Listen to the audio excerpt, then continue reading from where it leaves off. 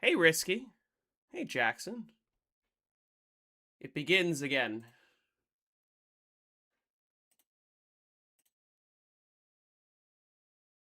Hey, Noah. The fire sale.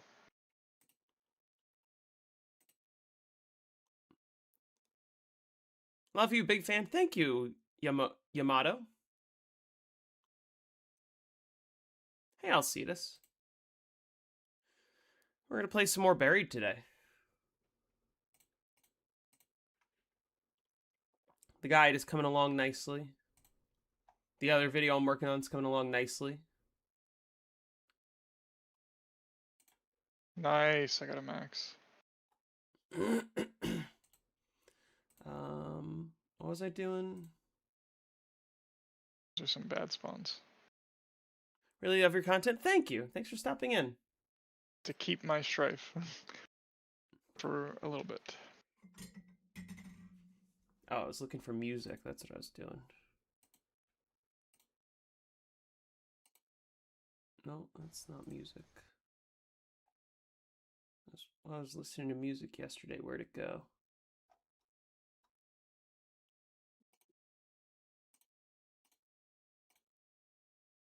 This seems to be the map you're having the most fun with these days. I mean, I want to play some Moon again, but I'm having a lot of fun with this. You can tell that I'm having fun with a map when I already did round 119 a few months ago. It got voted for, and I said, oh, I could just use the old footage for the guide. I don't need to do it again. And then I said, but let me do it again anyway. Had my game end, and then I basically started another one immediately. When I'm playing a map that much, that's how you know. It's a good map.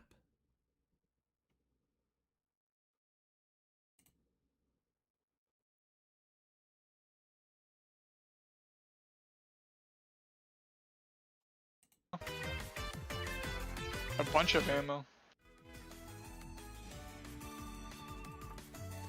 Alright.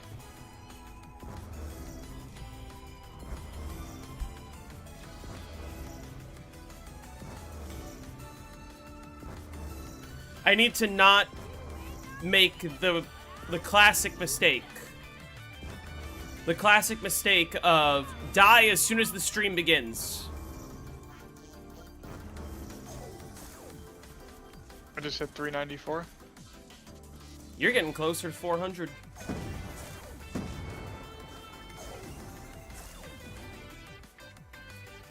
Really hope you have as much details as you had in the Mob of the Dead one. Oh, yeah, the Buried video is very detailed. Kind of suffocated the original in time to do some personal gigging. That's all good. Yeah, I try to make them packed with as much information as possible while also being relatively, Still watchable. like, relatively appealing to, you know, if you're someone who's never been past round 15 before, you might be overwhelmed. But if you can get to round 20, 25, 30, like, these tutorials are meant to propel you from that level to you can get to round 100 in a few tries. Bless you. Hey, Jathandler. Jonathanler.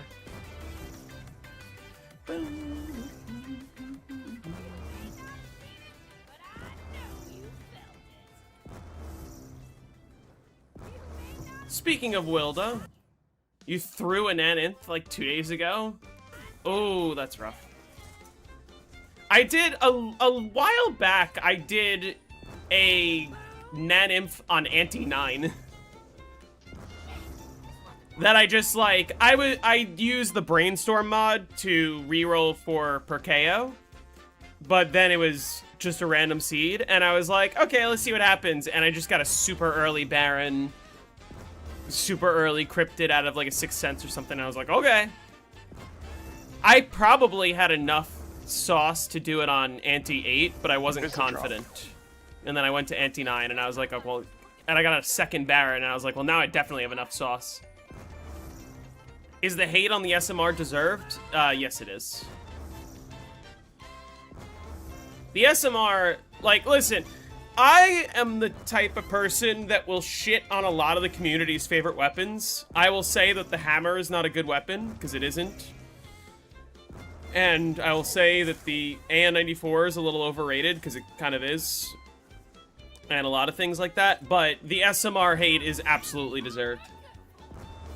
Oh, I'll definitely get to the non-Treyarchs, for sure. I'm looking forward to IW. I can't say I'm necessarily looking forward to the others, but... What's the next map? High round guide video? Well, it's gonna be Buried, which should be out within the next week or so. And then after that, to be determined. I think my 9 video will probably be out in about a week at this pace.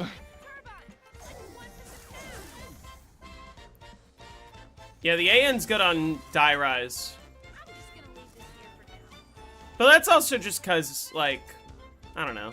A lot of weapons would be good in that scenario. Do I think the RPD is good? Not really. RPD is like a worse hammer.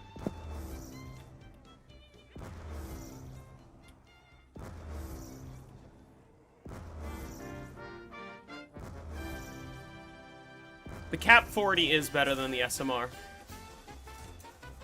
But also, like, shit's better than Diarrhea. Pretty sure you use Exoslam for high rounds. I don't know the first thing at all about high rounding Exo Zombies. Like, when Exo Zombies eventually comes up, it's definitely gonna be a struggle because I know nothing about it. I really, like, that's technically true for all of the non-Treyarch games. Like, when I finally get around to Infinite Warfare, I've only booted into that game 3 times. I'm gonna have a lot to learn. That being said, Spaceland strategy is relatively easy. Rave, at the very least, I'm gonna have somebody, like, coach me on how to build the correct bows and whatnot. But how do you vote for the next map? As soon as the Buried video comes out, which should be within the next week or so, as soon as it's done, in the comments of that video, comment the map you want to see next, and the comment with the most likes will be the next map.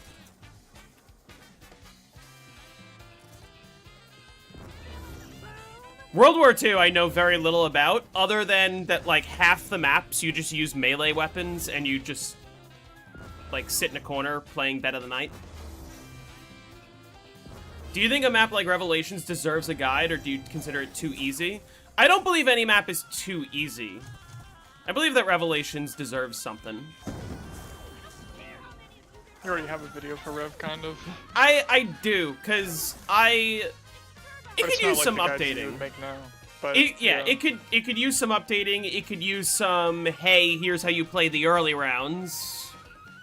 You know. Or I guess, you know, how it's set up, rather. Yeah. And I gotta, like, I've already been to 255 on Rev, and I made a video about my 255 game where I talked about the strategy and things to know. It could be a little more, slightly more beginner-friendly. It's an easy map, but it deserves a tutorial. How difficult 255 no perks on this map? It'd be kinda difficult, in the sense you want to avoid downing. Buried is one of those maps where, yes, it's easy, but it's also surprisingly easy to down if you have a lapse in attention, which I have 1 down so far. Is it possible to get round 100 on Die Rise training with 1 Slickfire? Yeah, there's a few spots you could train. Camping is better than training, but you can train in the sushi room, and you could train in the room with the hole below the trample steam. Those are the best spots. No traps, no jug, BO1. No traps, no jug, BO1 for Rooked? Oh, that's just a disgusting survival map at that point. That's just no power. Yeah, it is just no power. Basically. That's basically just no power. That's... If you play no power, you're achieving the same thing.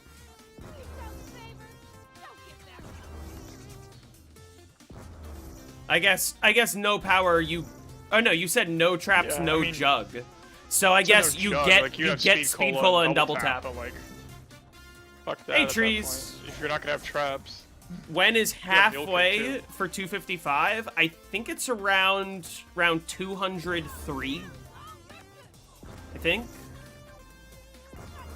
I don't know.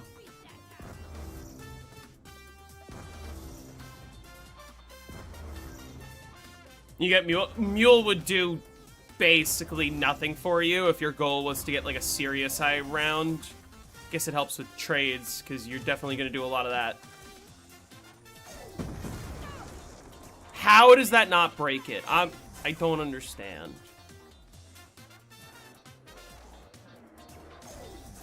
There's gonna be a zombie on this. Oh, nope, there isn't. Like, the grenades land right at the foot of the turbine, so why is it not breaking it? And then it breaks in one hit. All the maps on BO3 with no jug would be interesting? Some of them would be interesting. Some of them would be very similar. Because a lot of BO3 maps are quite easy. You know, like Shadows, Rev, and Ascension, no jug are basically the same. And Moon. I felt like no one would say that it's impossible to get power-ups if the game was made to drop any power-ups to make the game better. Oh, you mean like if the Thundergun and Buildables gave power-ups? I don't think it would be that egregious of a change to make things like that drop power-ups, but I like that it doesn't. Thundergun was going to on BO2. They made Wonder Weapons on BO2 give drops. Yeah, I felt like the Thundergun giving power-ups on Revelations is fine. It feels weird that it does that on Ascension and Kino and Noct BO3, you know? Would I ever go for a BO3 no AAT record? Maybe. I'm not super interested in no AATs. But it'd be kind of fun.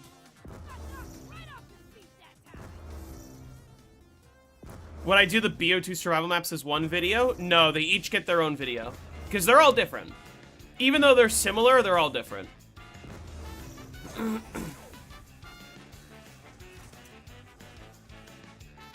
Oh, that's far forward.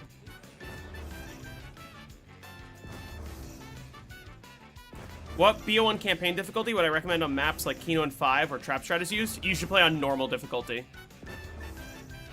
On maps without traps, it actually depends on preference between normal and hardened. Because some people prefer the faster health regen, some people prefer not having 3-hit red screens. So it's preference.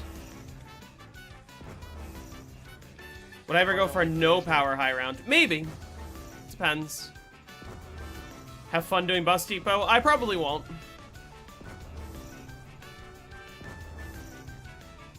Most Tipo 50 isn't horrible, but it's pretty tricky. Rough.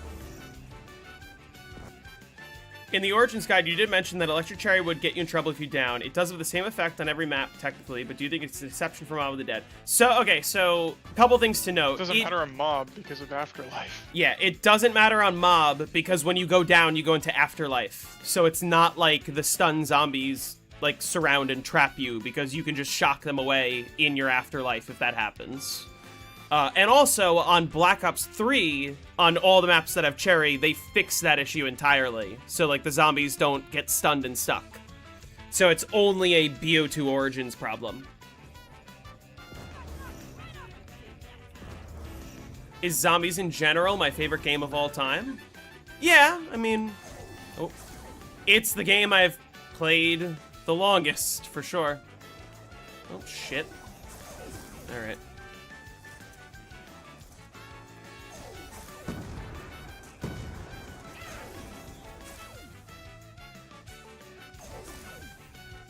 You just completed round 100 on BO15? That's awesome. Is that why when I played the campaign on Harden and played Varrook to use the trap to went down? Yeah. It makes the traps do a lot more damage to you, so you need to play on normal on maps like Varrook and 5. And Kino. Hey, Himas. Probably gonna vote for Town. I wouldn't be surprised if Town comes up sooner, especially if we end up seeing Slew, you get to at least round 100. Did I see the new 5 world record? I did.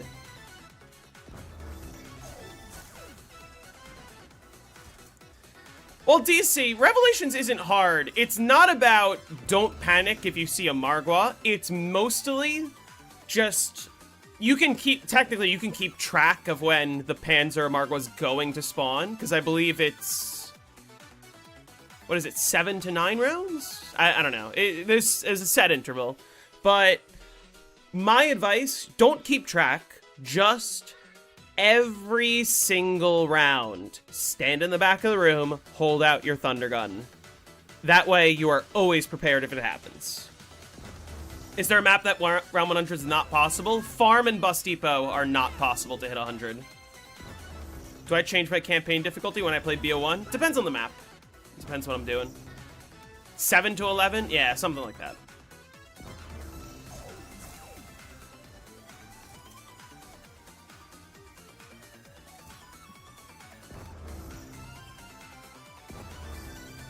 Mostly 2.0. That's fair.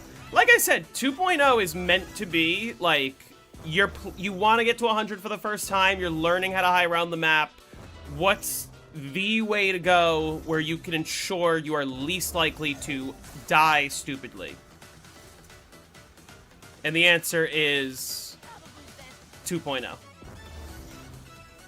2.5, I heard, is not that difficult. 3.0 is a bit of a step up, but it can be very fast. I gotta learn 3.0 for the next time I play 5. Can you cancel the ceiling spawns on BO3 Shang? You can. And supposedly there's a strategy inside of the tunnel by the waterfall that involves canceling the ceiling spawns. Hey, Anti-Gravity Sandwich. You like the blue paralyzer? I feel like it's really nice.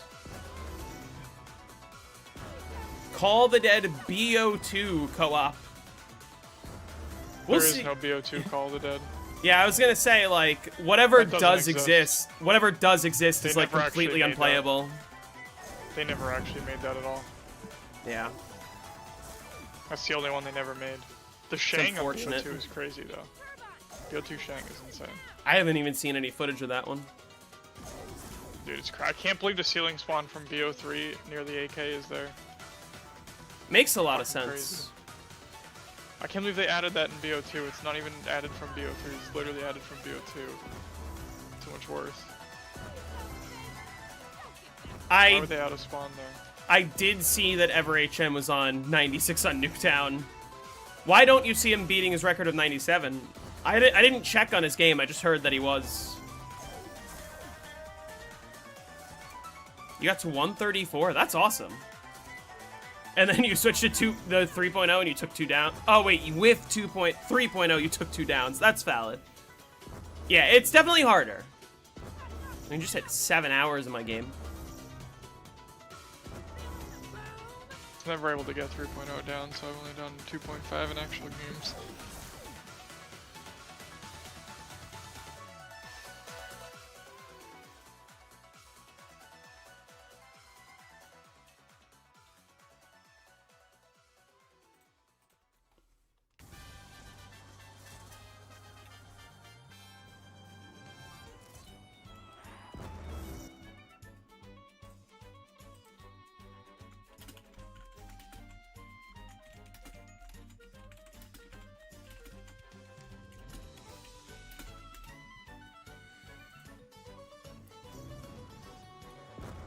Yeah, we are on Call of the Dead.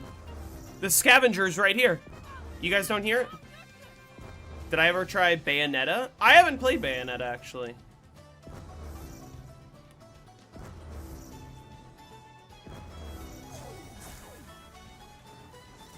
The reset can be like 180 hours if you never grabbed a fire sale.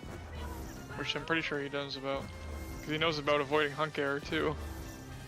How long is reset on Buried? With optimizations, it's like 130 hours, which you don't need to be that optimized, because it takes less than 90 hours to get to 255. But, like, the way to make the reset longer on Buried, build all the buildables, pick up all the parts, open all the barriers. Like, make sure you're interacting with all the stuff. And you'll get like a 130-hour reset. But again, you don't even need to optimize it that much. I mean, you open the couch in the tunnels when you go to leave the camping spot.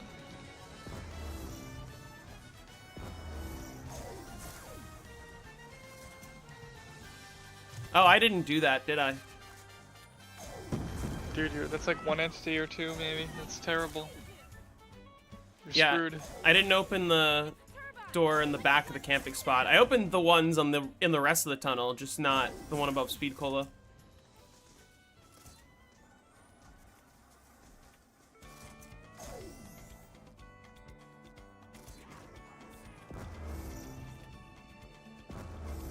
It's cool usage of the War Machine. Thank you.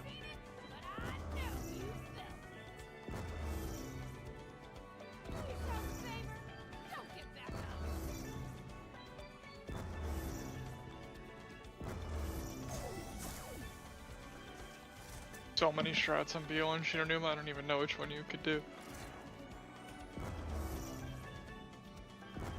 Wouldn't know if someone does a tutorial on BO1 Shinonuma since he did Verrucht into Reese. I'd imagine BO1 Shinonuma will happen soon. We'll see. It's weird because I feel like that's not a popular map. No, it's especially on BO1. For high rounds, like no one really likes it except Tsuya. Yeah. And like some other. If you're really good at it, it's probably like a pretty interesting map because the strats like can actually get kind of crazy, but for so my difficult. game, what am I Just gonna such a do? weird- Am I gonna do drop down, or am I just gonna do like the yeah, you 5 gotta play and like 5? 45 SPH fucking drop down. That's gonna It's like a suck. 10 hour 100. 11 hour. Isn't there a 32 SPH strat that's like not terrible?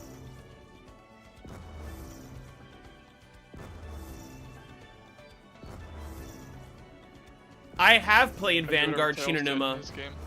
I will always defend Vanguard Shinonuma as way underrated and better than most modern zombies maps. Not to bring it up again, but very few people are aware, I got the first ever round 400 on Vanguard Shinonuma when I had the world record. And then somebody just smoked me by over 500 rounds.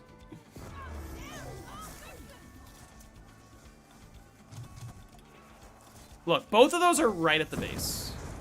Okay.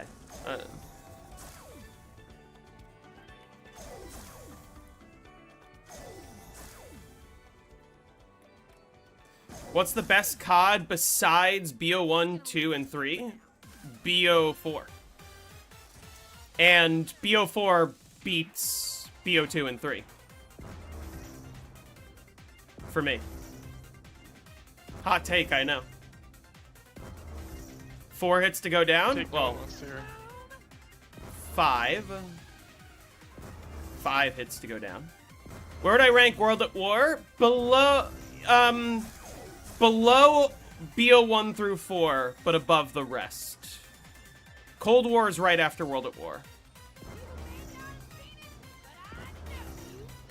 What round did I finish my last run? Oh, I forgot to put the last game in the title. 133.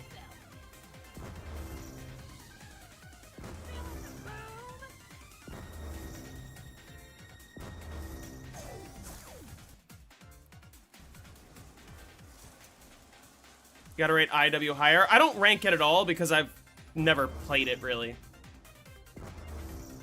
I don't include the non-Treyarchs in my rankings.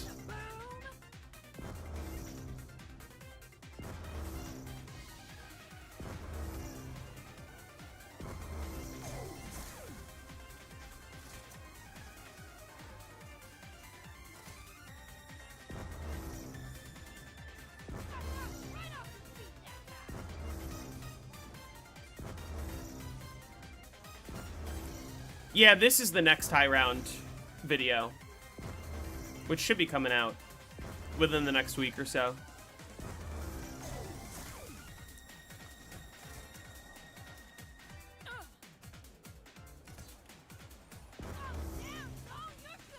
About to start the Shadows of Evil high round strat. Good luck.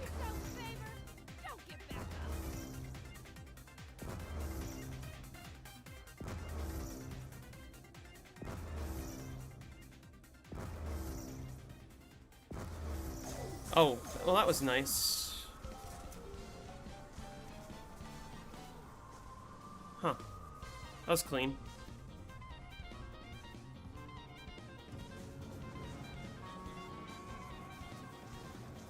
I'm just gonna have this guy break it.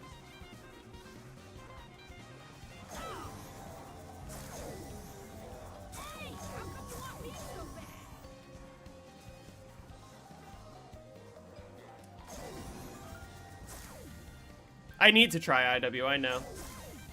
I'll get around to it, but I'm sort of... I'm covering the other things I need to cover first.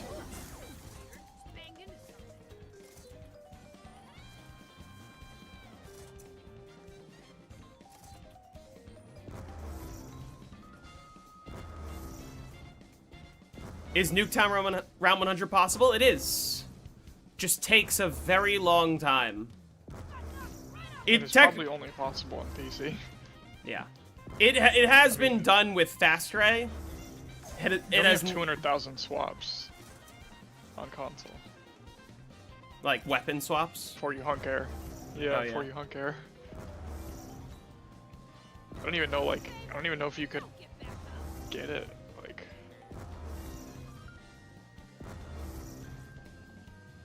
and you still gotta be fast. Like, to get 100, you gotta be pretty fast. So you gotta actually be playing well. What's the projected max round for Nuketown? Probably 101, 102. Depends on box hair. Yeah, like 101 Yeah. probably is about as much. Maybe 102. Thank you, Years Past. I appreciate it. There'll definitely be plenty more to come. Wonder if it'd be worth trying to use the Master Spawner instas in like the last few instas of the round, you know? Like, since it's gonna build up to G-Spawn so much, maybe like on 98, 99, and 100, you could like use your insta in the Master Spawner. If you get an insta in 3 rounds in a row, I guess, because you have 5-drop cycle on that map. Yeah. That's So rough. you might only get like 2 instas in those rounds. It's actually crazy how just one thing, oh, fire sales are enabled, makes it Fucks you so bad. And no like, lava. like, oh, you're gonna have a couple rounds with no insta kills, which costs you hours. Is 98 possible on farm? I don't know. 100 is probably impossible. I don't know what the max is. Same for Bus Depot. The despawn method for BO2 maps without instant damage wonder weapons? That's What do you not mean? what Nuketown takes, but okay. There's a lot more that goes into optimizing Nuketown than just being good at training. That's not. I need it. Can I show how many kills I have? Yeah, one sec. Now, one thing you'll notice, this is the number of kills that's on the scoreboard. It's not gonna increase. Because the traps, the resonator does not grant kills. Yeah, Transit 255 will happen soon, I'd imagine. People Yeah. are going for it. Nuketown does have a lot of RNG. You want the Pack-a-Punch to spawn in an ideal location. Transit errors fixed? Yes. BO2 error was fixed, which allows transit to go even further, but all the other things that made transit crash were figured out. And then we patched out a global thing on BO2 that allowed it to go much, much further than it otherwise would have. I've heard it does count as killing zombies for the round. Well, yeah, it does progress the round. It just doesn't. It only kills the last 20 zombies of the round if they're damaged and run away. It only kills the last 20. How well do the transit traps actually work? If you're talking about the electric trap or the turret trap, both of those suck. Ignoring the fact that they need a turbine and that's already a pain in the ass, like I don't even think they do infinite damage. Zombie screams crash the game on BO2. Having multiple ray guns is allowed on Nuketown.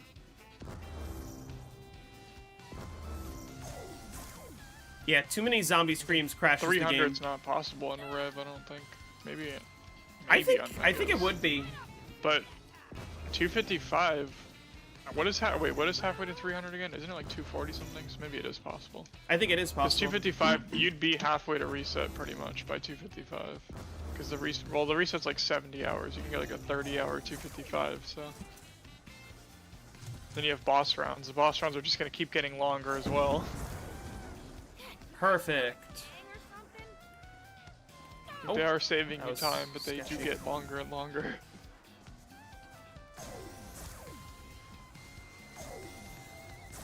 Hey, Chili. Yeah, Jimmy did make this map.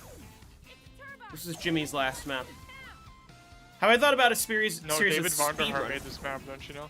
Oh, really? I'm just gonna leave it here for now. There's no, I've seen people try to say that. Like, dude, Vonderhaar made this map.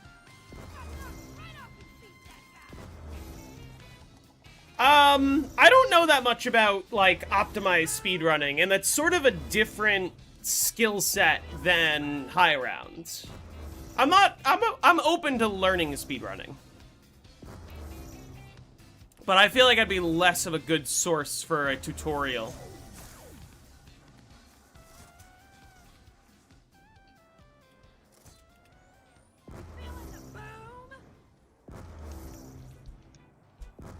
My 9 guide is basically a guide to beating my 200 speedrun. So I'm pretty sure you could probably do it. If you can do the Easter egg pretty fast, you could probably beat it. It's like playing with no catalysts would make you a lot faster. Just like A, not having transformations, but like B, not having catalysts would let you play in the crypt a lot easier. You could stay there much longer without your shield breaking. Why War Machine? You'll see very shortly. Trust.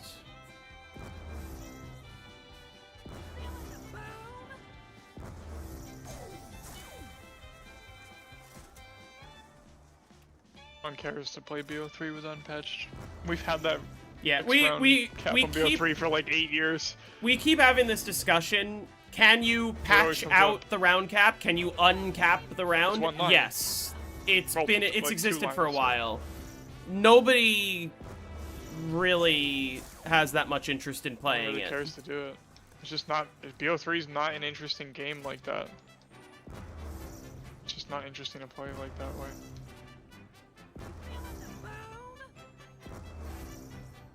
It'd be like BO4, except the maps have normal resets, but they're still, most of them are still pretty long, or they're like way past where the 255 was already. So it's like no one wants to replay for that, or oh, I'm gonna learn Ascension to go for a 280 on it. Like, actually, you probably get way higher than that Ascension, because the reset on Ascension is like 100 hours. BO3 Ascension's reset is very long. No, Chili, I'm on PC.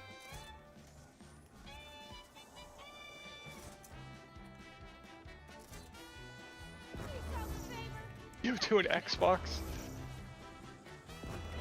That's a With- weird looking BO2 and Xbox with all the different things. Without the 255 round cap, what would be the highest possible round on this map?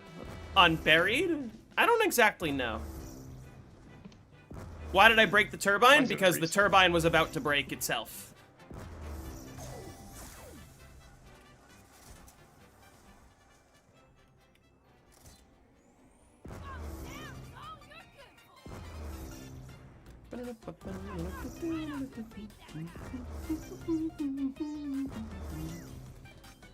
I'm getting hungry.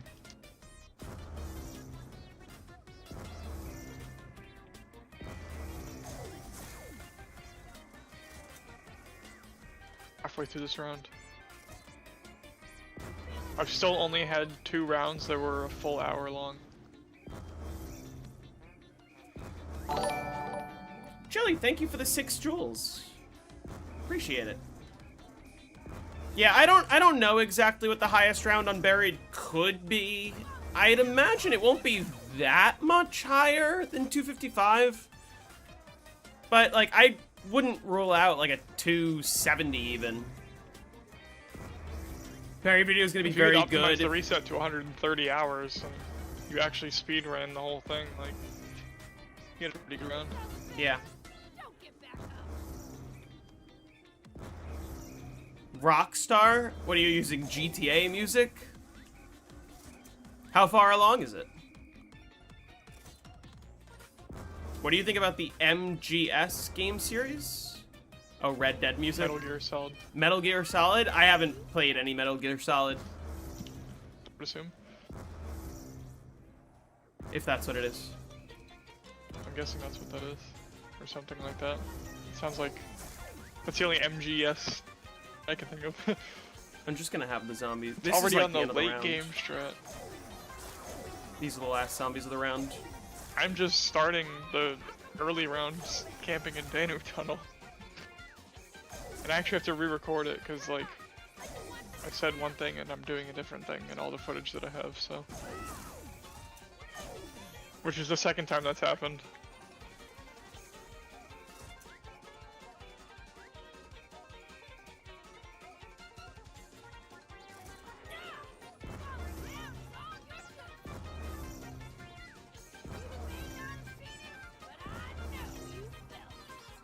Trying to run 2 instances of plutonium online to play with yourself? It's giving, you ever see that clip of Magnus Carlsen going, oh, one of the best ways to learn, just sit at the chessboard and play with yourself. Aw, fuck. Who's the other YouTuber? In the call with me is my friend Jake, otherwise known as the Zombie Guru. And he's streaming Ancient Evil right now, getting closer and closer to beating the world record. Much closer than I am to getting the buried record. I still have, like, over 60 hours. Yeah, but you're also in 3rd place. You also, I mean, you also have more than, you have I like have- 70 I have- hours, so. 80 hours. Or 80 hours, yeah.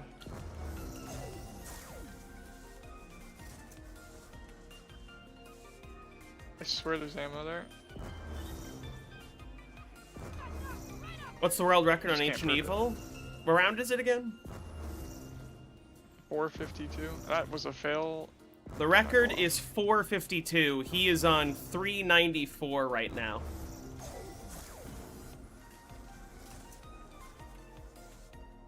Probably best to just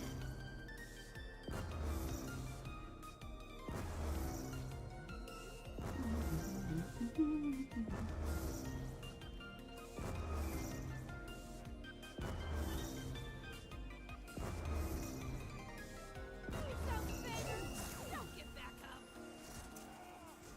Pretty much a race to reset for Ancient Evil? Or... Hey, Cody.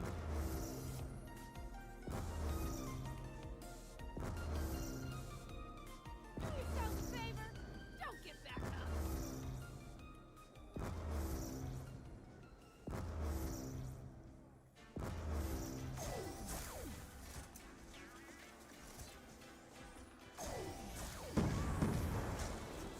How's the run going? It's going very well. How are you? Ancient Evil, nobody has hit reset yet, because on Black Ops 4, reset is 521 hours. So it's actually not a race to reset, it's mostly just survive longer Avoiding the error. and avoid the error. Two More errors. avoid the error, but... Both errors. Maybe 3, because I still can't explain Kill Will planting a Pegasus strike and just fucking crashing. And like, I don't have that footage anymore, but when I looked at the script for it, it didn't even say the Pegasus strike, so I don't know what the fuck that was. It was weird. He just planted a Pegasus strike inside the temple and just crashed. What's the purpose of the turbine up there if I'm only using the trap? The turbine powers the trap. The resonator does not work without a turbine. It needs a source of power. I saw an interesting post on the Reddit earlier. Someone was like, I miss how overpowered you feel on some of these BO2 maps. And it was a picture of them in this hallway unburied, with a turbine and a resonator and a trample steam all right in front of him. And all the comments were like, yeah, Buried's really broken. You could just sit there and go AFK. To which I was like, that doesn't make sense, but, you know.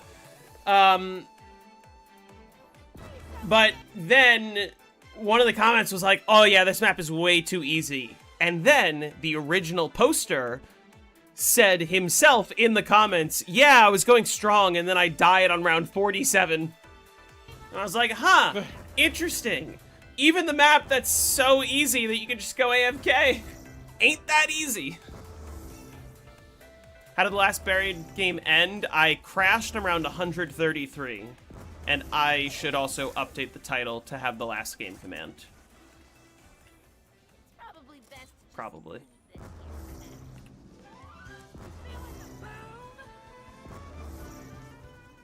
Most people, yeah, it's true. Most people don't think past round 50. Most people think, oh, I can get to round 40 just sitting in this tunnel with all 4 of the players and all of us spamming Mark IIs. And that's a high round, and at that point, it's basically the same thing for the rest of the game.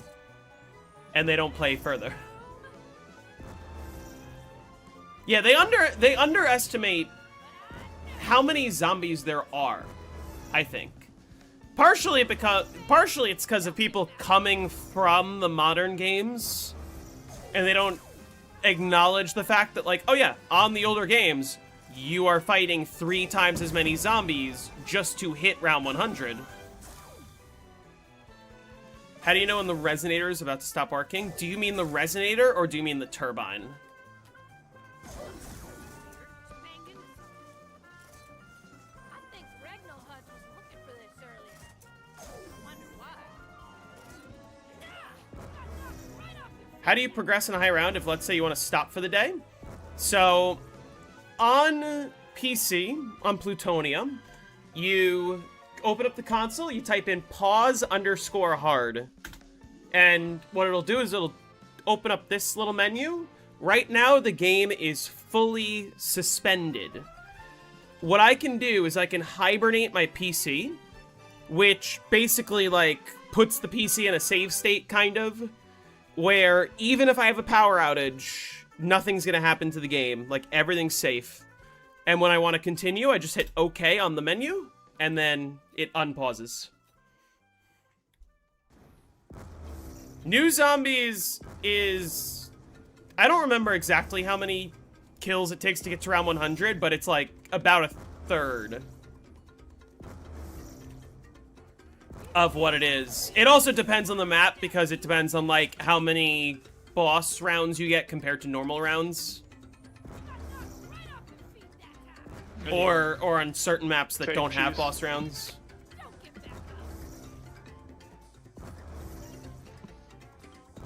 Does that work on BO3? It does work on BO3 if you're playing on the Boy Community client, which is the best way to play BO3 on PC. It also works on BO1 and World at War on Plutonium.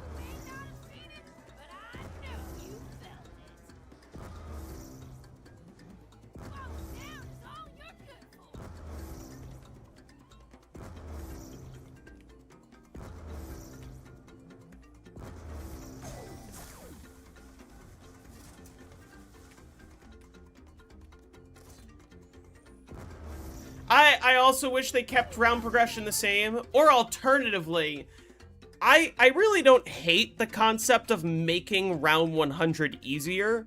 My problem is they didn't just make round 100 easier, they made everything past round 100 also easier. Getting to, like, for example, getting to round 935, or even round 999 on BO Cold War or BO6 or BO7, is about 1/24th of the number of zombies that it would take to get to round 935 on the older games. If we compare, the better comparison is comparing round 999 to round 255 on, like, Black Ops 2, 3, 4, but still you're killing kind of a similar number of zombies to a certain extent. and doing so in less time most of the time. Oh, what am I doing? What camo mods do I use for BO3? Oh my god. I use a patch called DS4C. Spelled letter D, letter S, number 4, letter C. What's going on?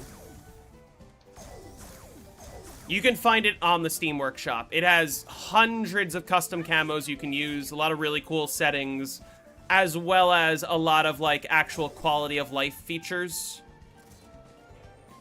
In-game timers, certain patches you can turn on and off, etc.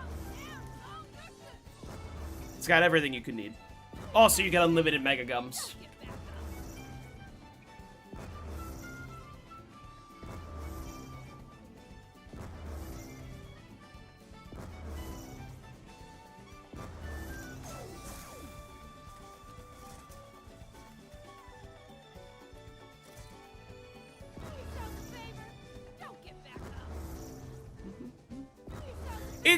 It's weird because the newer games you would think the older games you would think in some sense it'd be easier, because on the older games the player is always faster than the zombies, even at walking speed. Right? Understanding that fact alone helps a lot of people to sort of get more comfortable with hoarding and with training and with all that stuff that goes into learning the older games, is that you are always faster than the zombies, even when you are walking, even when they are sprinting. Black Ops 4 on high rounds was actually the first to kind of change that, and then Modern Zombies really embraced it, and now everything's faster than you. Which, when everything's faster than you, it makes it more difficult to train and do the normal strategies that people are used to, for the most part. But what that does is it actively encourages camping.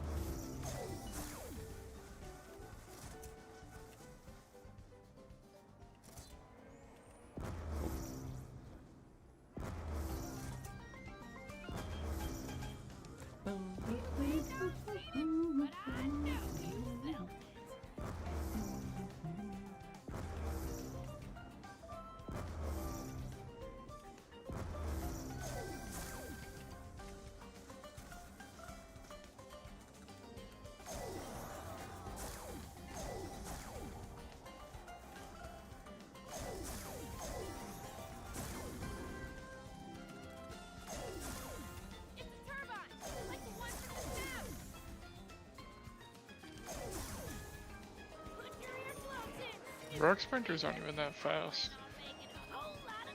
I've seen videos of people trying to fucking show that, and they're like literally playing on PC without fixed back speed. I'm like, well, you're exaggerating it because you don't have fixed back speed. It's not that bad.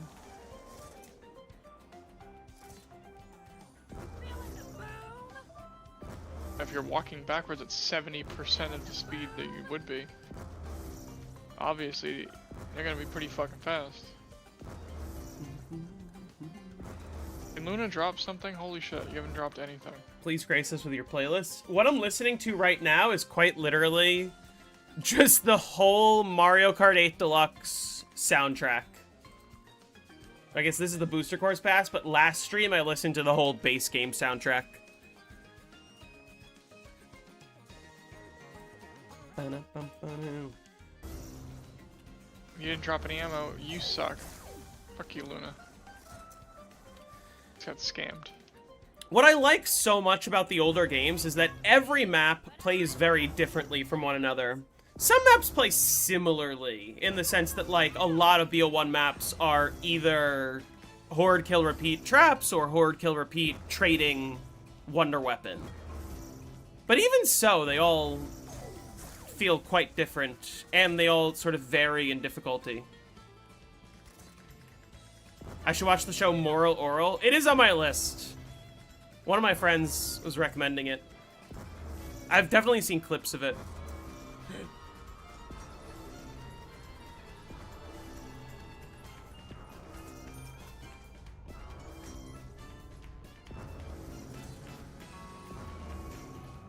Snipers galore. I like it. I haven't seen enough to be able to judge. I've just seen minute-long clips. I haven't seen a full episode.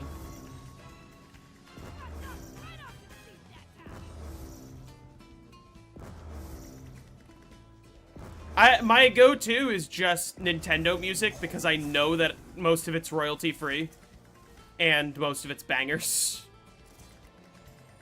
Like, when I'm on stream, that is. I can't listen to the music that I would listen to because copyright. Shatter their will. Bent Well, Leet, now I thanks for just the have sub. to take this. Okay, it wasn't a max. Today's your birthday. Almost Happy dying birthday. wished. I was at 50 health. It's close.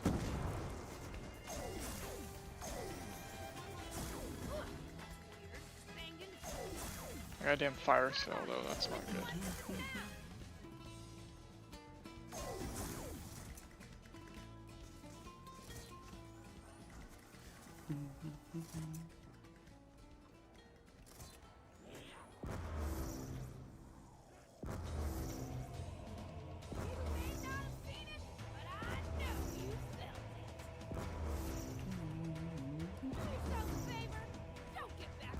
The gun is back. Motherfucker. From Sir Kent. Whoa! I'm cycling. Thank you for the $5. I appreciate that, Death Inmate. Thanks for stopping in. Thanks for saying hello. That's very kind of you. I really appreciate that.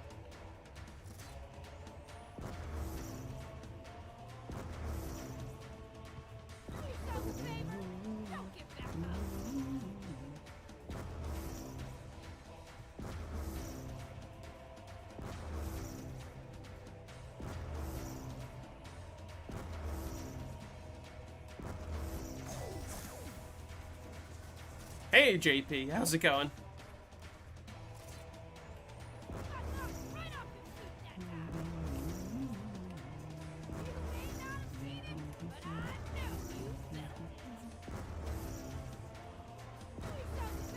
My ammo, my Helion right now is 420. Nice. Tell that to JP. What the hell did I just accelerate off of? Also, look at the bushes, dude. What the fuck is that? That happens on PC too. That shit's funny. Wait, let me see. They're just fucking giant blobs. Yeah, go back further. Look at the bushes when I'm going past the bridge. They're just fucking Oh my giant God. blobs. That's crazy. Hell are those? Black Ops 4 is so funny when you push it to the limits like that. This will be a long journey indeed. We are not even 10% of the way there. Just internalize that. Probably best to just leave it for now. Oh, damn, it's all you're good for. Let me have a sip of my coffee.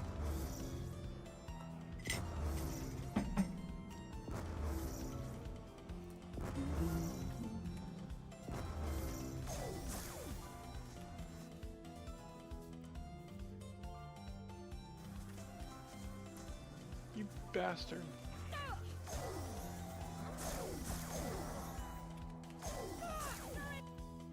Thank you, the Monomaniac. Been loving the How to Survive series. Super helpful. Glad that you're enjoying. Are any of them? Okay. I was gonna say, I'm like, fucking none of them latch onto that turbine. It's a turbine, like the ones in the town. Not War Machine.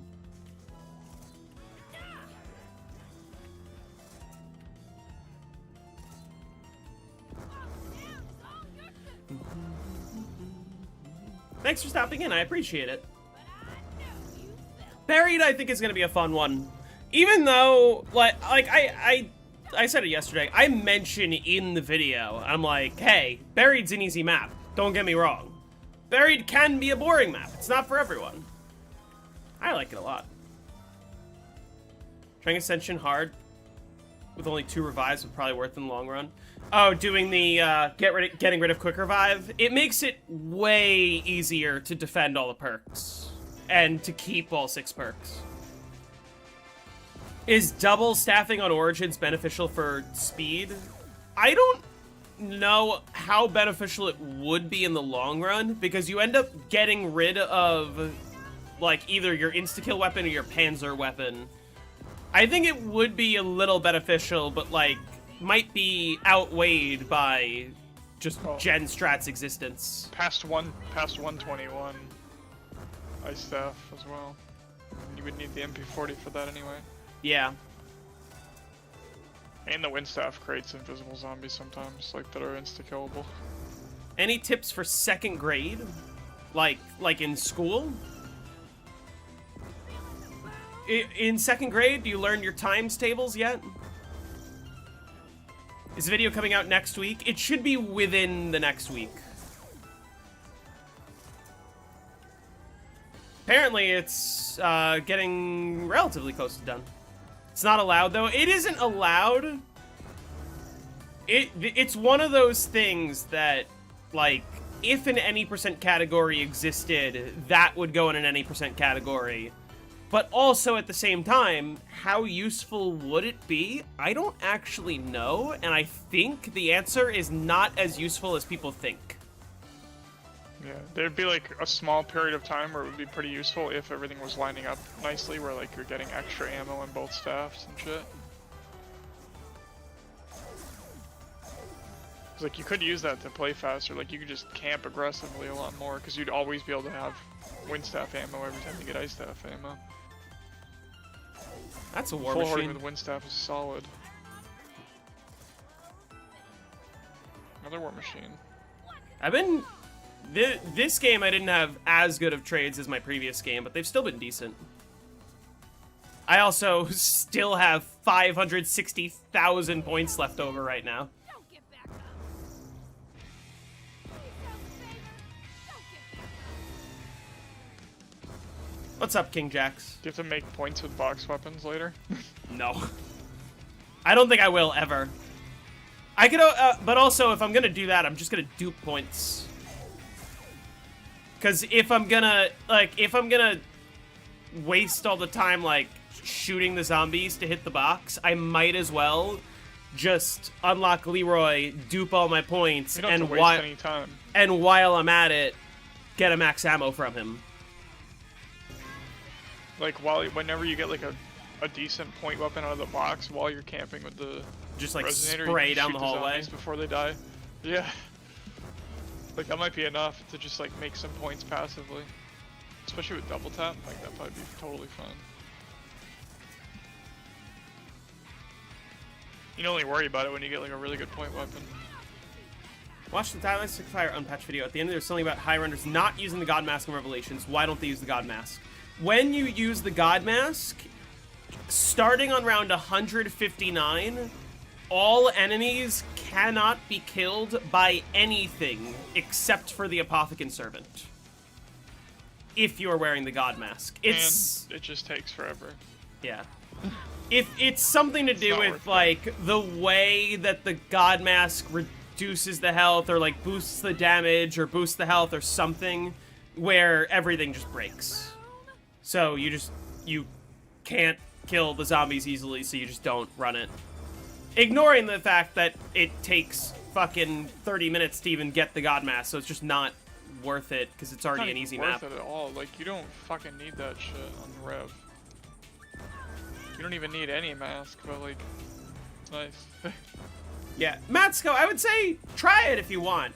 Again, you're sacrificing... If you're on 112 plus on BO2, you need a weapon to kill you need a weapon to help you kill with the Ice Staff.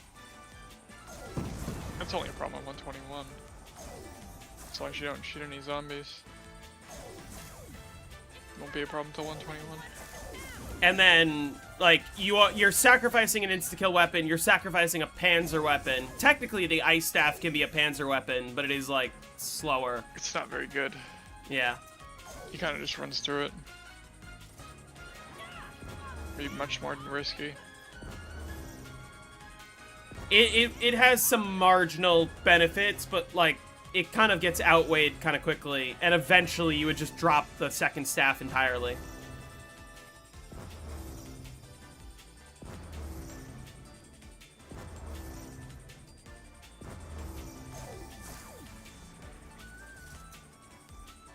Ammo, Luna. Probably best. Origins is overrated. I agree. It's a take that people how don't random like to too. hear, but it's like it's just so much involved with the setup. I'm not saying it's a bad map, but it's like B tier, maybe low A tier. Definitely not S tier. Definitely not like top 4 of all time. Why is it so stuttery? Like the stream? Is that everyone or is that just you? Anyone else having I thought issues? there was more ammo. I think this round might be an hour.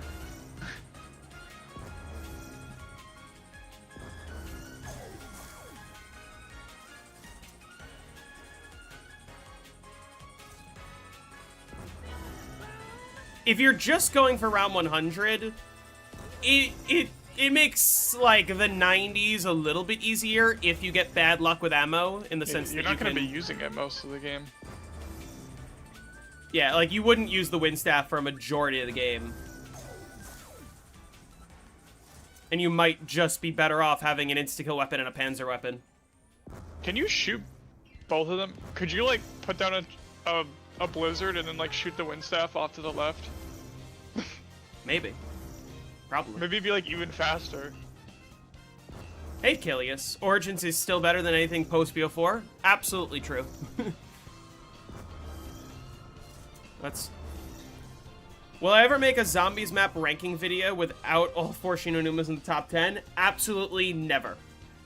I generally think that, like, tier list and ranking content is very lazy content. And also, I just It's been played hate... out. I just hate having the conversation where I put the maps that I like in my top 10 because I like them and because they're fun to me. And then everybody in the comments goes, what? How'd you put this map in this ranking? How'd you put this map above this? I'd like... And the conversation just goes in circles. And it's not meaningful at all. Because I'm not going to convince people that I'm right because it's an opinion. Because everyone likes the maps that they like. Like, This round's an hour. I like the maps I like for the reasons I like them. And people like the maps they like for the reasons they like them. The point of the mode is to enjoy all the maps and have fun, you know? I'm not saying every map is perfect or even good, but like, I think the mode is best enjoyed when you try everything. How'd you put Moon above Origins and Kino? Terrible list.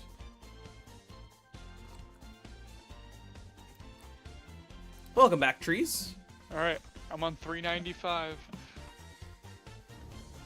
I just think it's lazy content, first of all, and ignoring that, like, I just don't want to have that conversation with people. I just don't care to defend all of my opinions, because I don't care to try to convince people that the maps I like the best are the best objectively, because it isn't objective, it's subjective.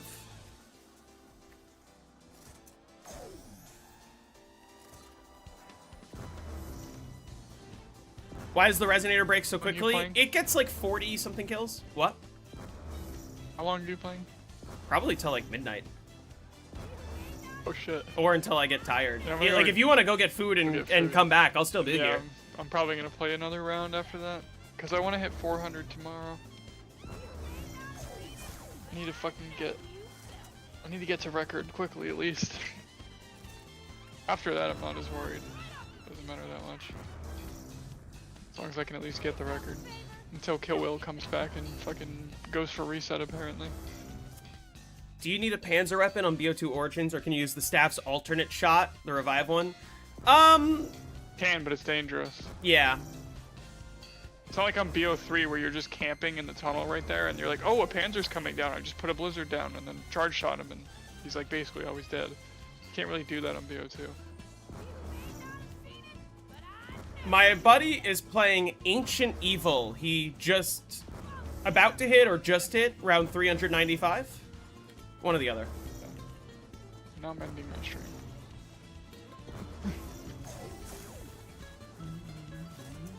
Gonna leave it on for like an hour or whatever. Yeah, that's fine. No point.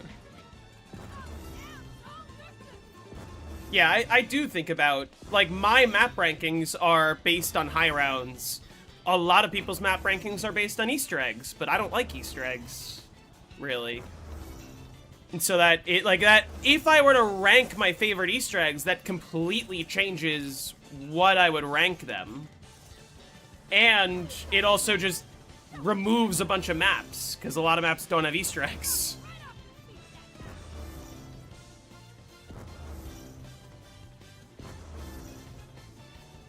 Dang, Blood of the Dead's pulling away. Ancient Evil hit 1,200 views already, wow. Do you go shopping or order in and go shopping tomorrow?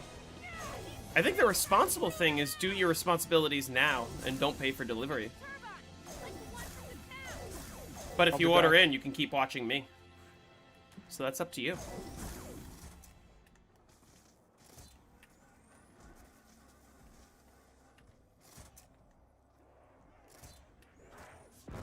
All right, what do we listen to now?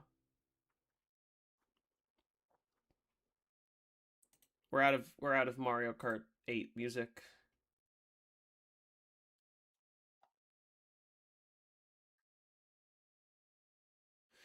Der complete soundtrack.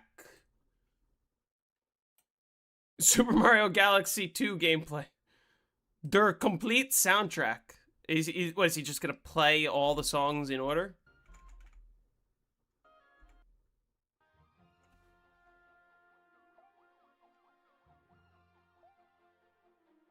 This is so weird.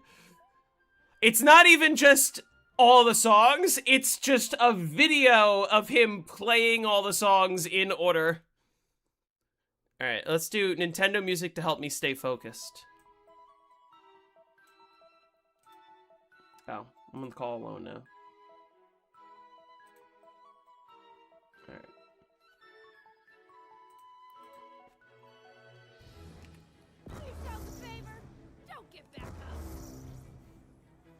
Put a trample steam to fling to or from Speed Cola.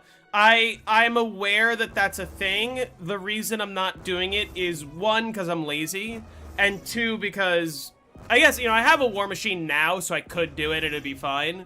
But when I don't have a War Machine, I don't want it there, because I want to be able to hit the box. Mostly, I'm just lazy, though.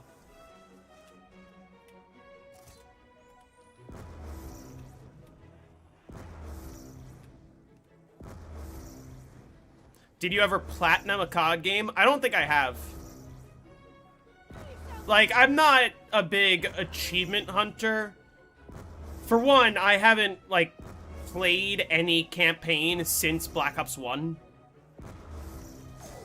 So, I can't platinum if I don't complete the campaign. But, like, even on a game like Black Ops 1, like, I don't think I've ever done the Sacrificial Lamb achievement. Or the one where you buy every wall weapon on Kino or something.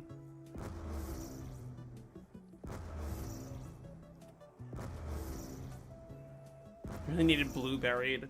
I don't like map textures. Cause I don't want the whole comments to be filled with like, oh, what texture is that? Are you cheating? Are you modding? What mods are you using? Custom camos on the weapons is fine. But I like the map to look default. It's a little to the right. Oops.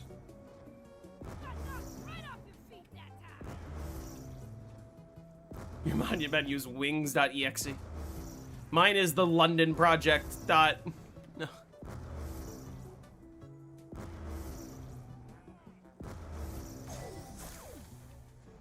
Oh, okay. I didn't realize it was cutting out. Is your strategy now? Fucking swarm all over me? It's a turbine, like the ones in the town. Ah! I'm just gonna leave this here for now.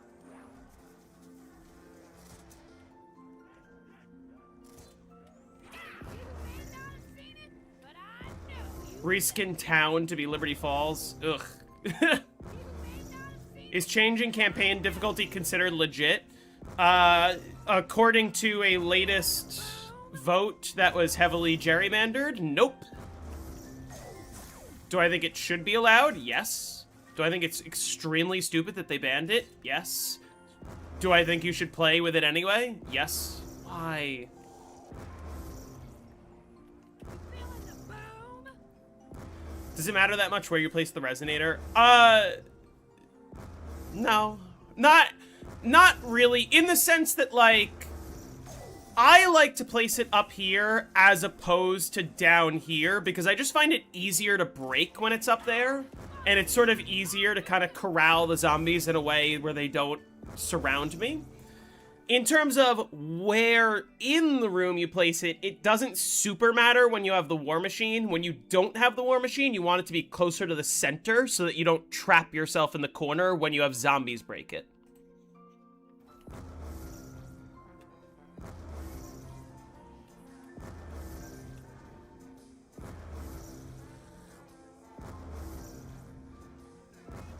You mean the turbine? Oh. Wait, resonator. I think Regnal for this, sir. Okay, well, what I just said was all about the turbine. The resonator, it doesn't super matter. Like, anywhere from this line here all the way to, like, here is fine. It doesn't really matter. You just don't want it too far forward, because you don't want to be in a situation where the zombies run past it and start hitting you without dying. That's it. Do you have to start a campaign on Hardened before every Zombies game for the effects? I don't know if it carries over between sessions. Meaning, like, if I load into campaign and then load into zombies and then I die and then I load into a different zombies map, it will stay. It will stay on the campaign difficulty I set. The one thing I don't know is I don't know if you close your game and then reopen the game, if it keeps what you had or if it resets back to normal. What's my record on Nuketown zombies? I don't remember, but I don't think it's much higher than 50. Like, I haven't spent a lot of time on that map. Right off your feet that time. 97? Yeah, I wish.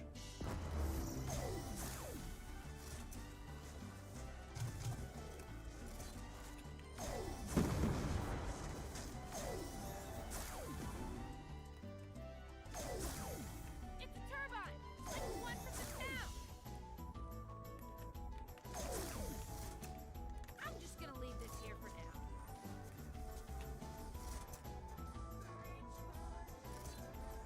You may not have seen it, but I know you felt it. What round 100 requires the most skill? Will.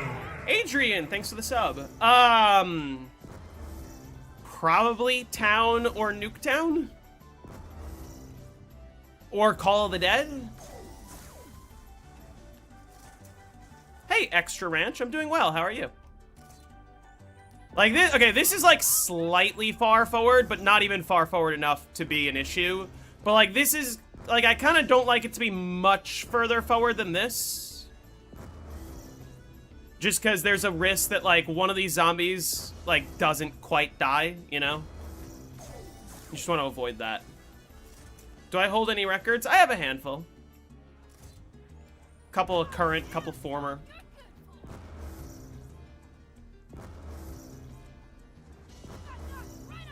What's the hardest normal size map 100?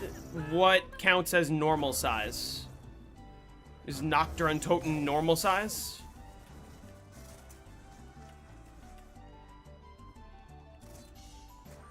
Like, this is a little far forward. You just gotta watch out if this happens. Which am I most proud of? My Tag der Toten record, which isn't the current world record, but that was my first ever major world record. So that sort of holds a special place in my heart. It is the longest game of zombies I've ever played, which was 95 hours in game. And it was the first ever round 400 on the map.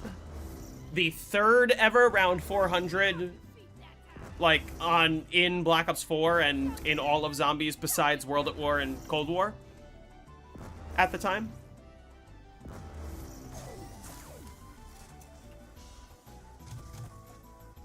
Like, how does this not break it? Never mind. For BO2? Oh, like hardest, are you saying hardest between Transit, Die Rise, Mob, Buried, and Origins? They're all kind of easy. Shatter their will. Digital Mix, thanks for the sub. Probably Transit? It's not very hard. It's just, like, the jet gun. But also, Transit 100 I did on my first try. Origins took me 3 tries. Or, no, it was like 5 tries or 4 tries? I don't know. In some sense, it's Origins. Origins is also quick. I don't know. It's not Mob. Mob is, like, difficult in the sense that, like, it's kind of easy to go down, but you also have unlimited downs, basically, so it's not difficult in that sense. Like, when I did my most recent Mob 100, I had 25 downs by the time I hit 100, which is kind of shitty, but, like, in that sense, it's difficult because I died a lot, but also I had unlimited downs, so it doesn't matter. Yeah, Origins is RNG heavy. Like, if you don't get a good drop cycle, you can end up in a bad situation, and I think that kind of makes Origins more difficult in some sense. Mob is just long. Mob is the longest one. Die Rise is the easy. Transit, once you learn how to use the jet gun, it's easy. I guess Transit's the one where you actually don't get unlimited downs, but... yeah, it's not unlimited downs, it's just a limit of once per round, which, if you're downing more than once per round, something's already wrong. BO2 is overrated? BO2 is overrated. The maps aren't bad per se, but it's an interesting game.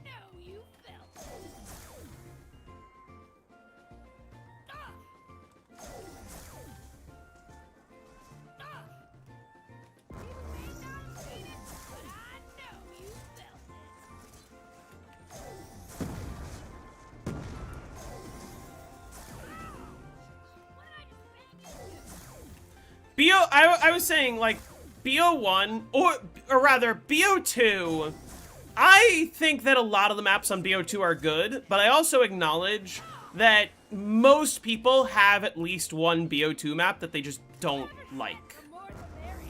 Like, most people can pick out, oh, I don't like Die Rise, I don't like Transit, I don't like Origins, I don't like Bus Depot even, you know. I think that BO2 has the benefit of, like, there's different experiences, so there's something for everyone, right? But my take, oh shit, where do you come from? Are you on my turbine right now? You're not, okay. But my take is BO1, yes, not everyone's gonna enjoy every single map, but I truly believe the worst BO1 maps are still, like, B-tier maps. There is not a single bad map on BO1. Whereas, like, not everyone likes Bus Depot, not everyone likes Nuketown, not everyone likes Die Rise or Transit, or even Mob or Origins, or Buried. But BO1 is, like, consistently, they're all good maps. Thought people hate 5? People don't like that 5 is difficult, but I don't think a lot of people say, oh, 5 is a shitty map. You know? People hate Shang? I think Shang is arguably the weakest link, but it's also, like, Shang is still a good map. It's just a difficult map. Which game do I think is better high rounds? Between BO1 and 2? BO1 easily. Ascension is overrated. I agree that Ascension's kind of overrated, but also it's one of those, like, it's fun because it's simple. That's what Ascension and Kino and Darius really have going for it. Shadows is the only good BO3 map. Shadows is a phenomenal map, but also polarizing. That's a hot take. Shadows is polarizing because a lot of people, especially people who might have just bought BO3 for the first time, who may or may not have played older Zombies titles, aren't going to want to have to learn how to do every single ritual just to unlock Pack-a-Punch. There's a lot of, like, memorizing where shit is, memorizing beast mode optimizations and whatnot that goes into just setting up. And that doesn't even factor in the sword or the Apothecant Servant or... Like, if you can get the Apothecant Servant out of the box, that would already be a step up. If you didn't have to build it first, that is.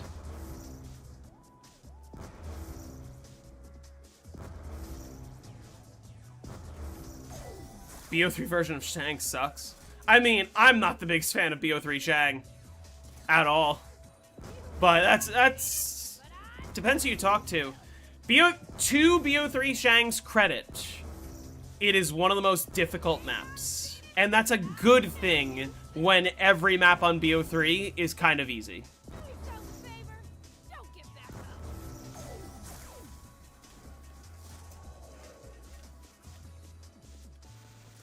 I mean, yeah, Mega Gums, the problem with BO3 is just Mega Gums are one of the most game-ruining features that has ever been introduced. Full stop. And a lot of people, when they talk about BO3 being the best or whatever game being better or worse than BO3, like, they don't acknowledge that, like, oh, when we talk about whether BO3 is good or not, we're ignoring Round Robin and Power Vacuum. And for a lot of people, they're just ignoring all the Mega Gums. Because you factor those in, like, let's say every game was played with round robins and power vacuums, BO3 is easily the worst game ever introduced, if that's the way you play. Even BO4 is, like, not nearly as egregious with the Mega Elixirs, and you can hold 4 of them at once. What's the hardest round 100 in each Zombies game? It depends. It depends. It's like, it depends if we're talking about hardest to not die, or hardest to play fast, or hardest to, like, get there. Because, you know, for example, fucking hell, man. Why? Why does that always happen? For example, like, BO1 Noct is a map that takes 30 hours to get to round 100. And in that sense, it can be very difficult for a lot of people. When Buried video, it should be within the next week or so. It can be very difficult because it's just the mental grind of hitting the box over 1,000 times, of putting in the 30 hours that it takes. Like, that in itself is just going to be difficult for a lot of people to handle. You know, and that makes it difficult. But how difficult is it to not die? Not, like, it's not that you're gonna die. It's just a mental grind, you know?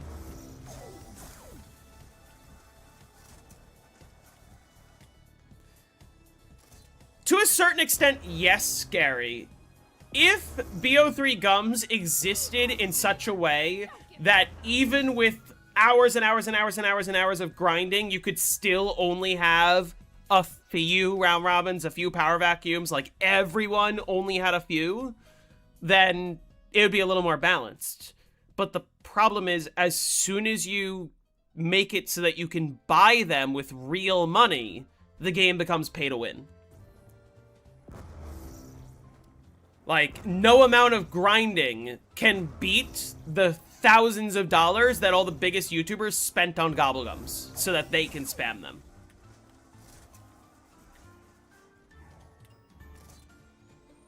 Feeling the boom?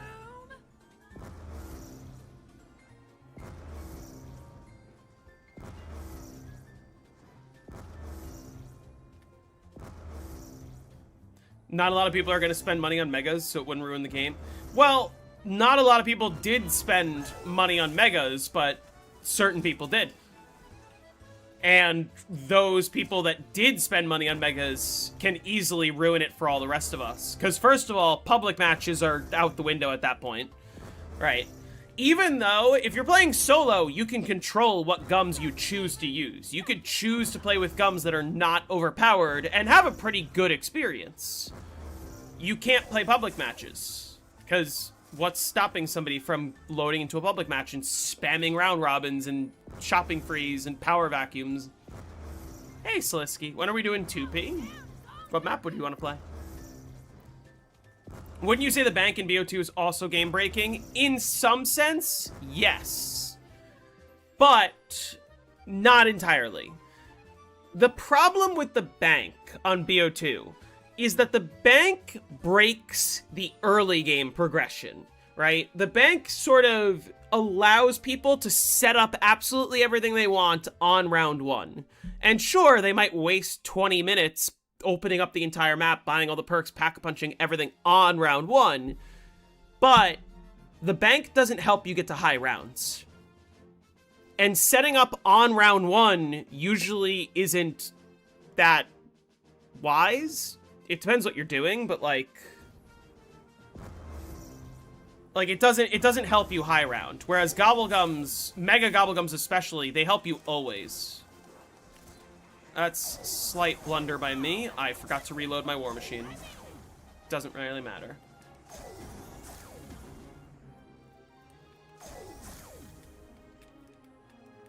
It's a turbine! Like the one from the town! I'm just gonna leave this here. You may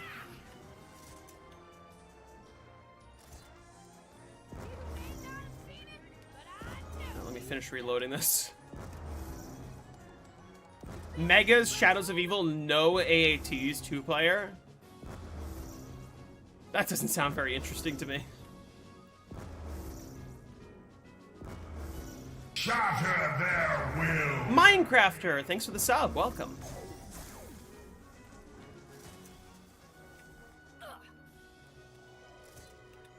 You may not have seen it, but I know you felt it.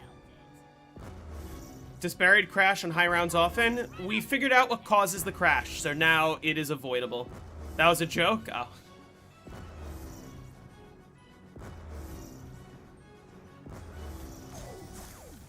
BO1 PhD is game-breaking in your opinion? It's really not, though. What does BO1 PhD actually help you with? The answer is using explosive weapons, but all of the explosive weapons that you would care about drop off pretty early on. Except for the scavenger.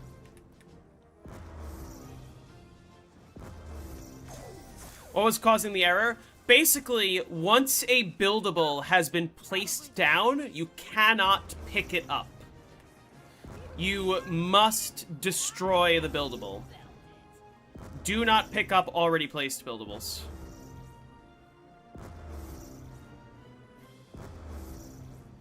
I think that Zetsubo is infinitely worse in that regard. It is. That's kind of a problem with all of the BO3 maps, or rather, all of the base BO3 maps except for the Giant and Revelations, is they're not beginner-friendly. There's way too much to learn.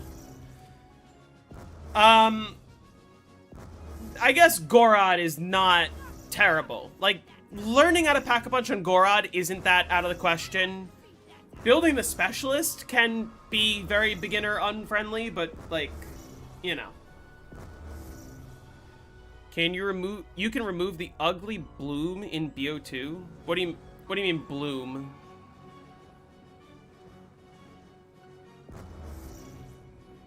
Do yourself a favor. Don't get back up. Falling down is all you're good for.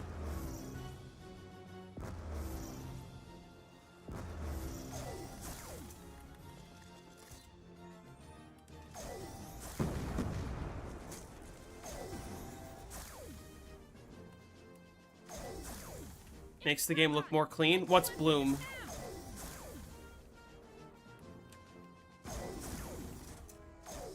I don't know what bloom is. What would it change?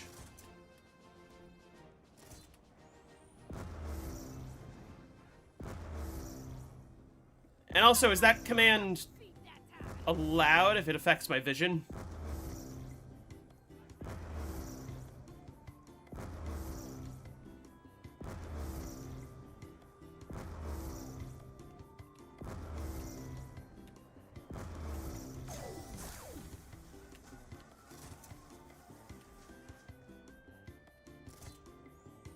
Feeling the boom? Packed Punch, thank you for the slightly less than 70 joules. I appreciate it. How's it going? Not seen it, but I knew. Why did Call of the Dead get 2 Wonder Weapons and the other DLC maps didn't? I don't know. It's a question for Treyarch. Don't get back up. Rossman doesn't crash as much, apparently. That doesn't affect anything, actually. I wonder what At least not in a way that matters. is all you're good for. It's not cheat protected. I'm not gonna change any of the visuals right now. I have no desire to.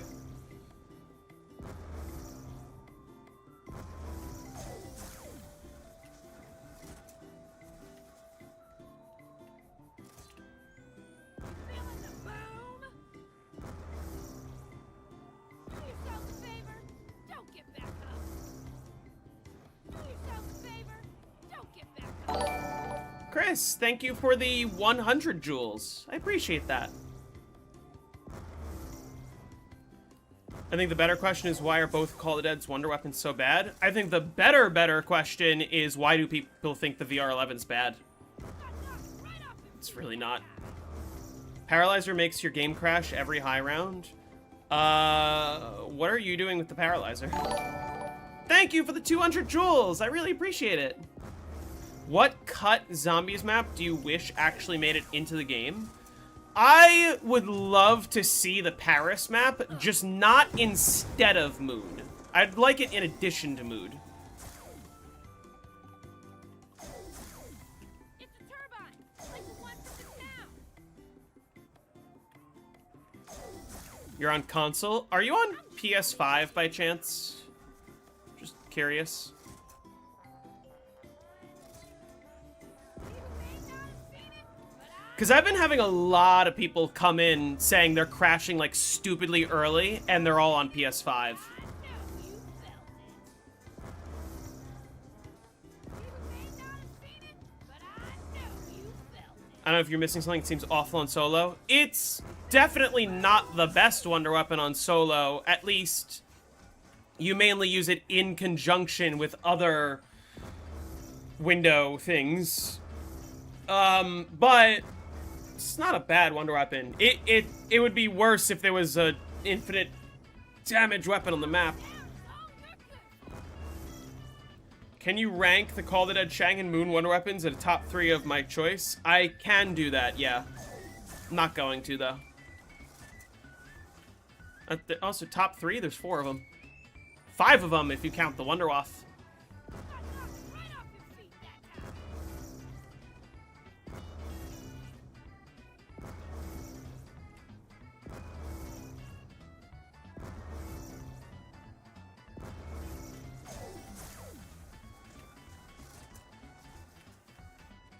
It's probably best to just leave it here for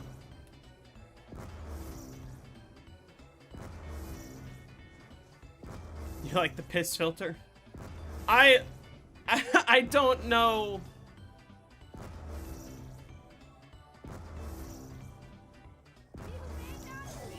Yeah, people are patiently awaiting. I'm still getting people messaging me saying, when's it coming out?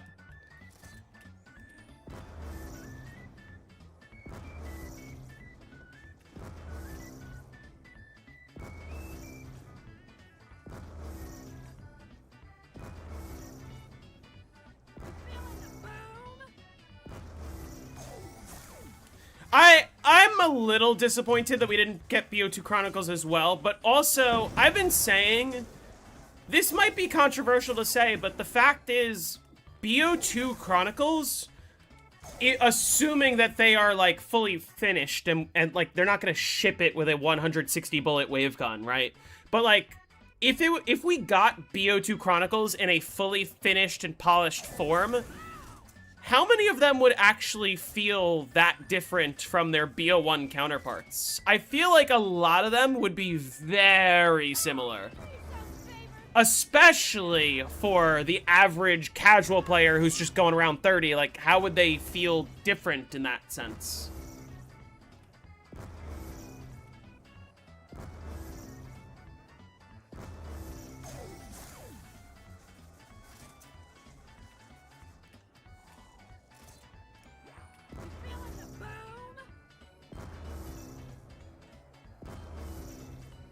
What's the next zombie science video about? I'm starting to work on it. It's kind of less zombie science, more another one of my rant videos, which kind of fits in with the zombie science stuff, which is, the title of the video is going to be, There Was Never a Perk Limit. And it's basically going to be a rant about how the perk system from World at War through BO3 is better than anything that came later, and how changing it so that there is no perk limit on the modern games is actually a bad change.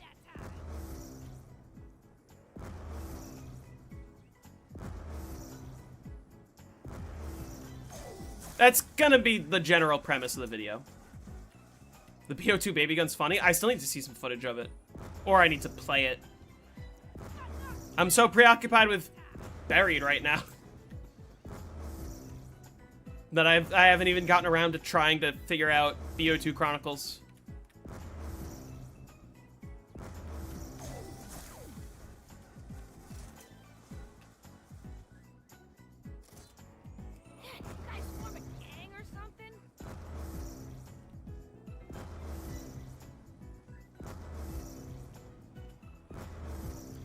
When it comes to the perk system, BO4 is just out. Well, I haven't decided if I'm gonna, like, explicitly address the BO4 perk system in that video. Because it's mostly the rant is gonna be why getting rid of the perk limit was a bad change. That doesn't necessarily apply to BO4.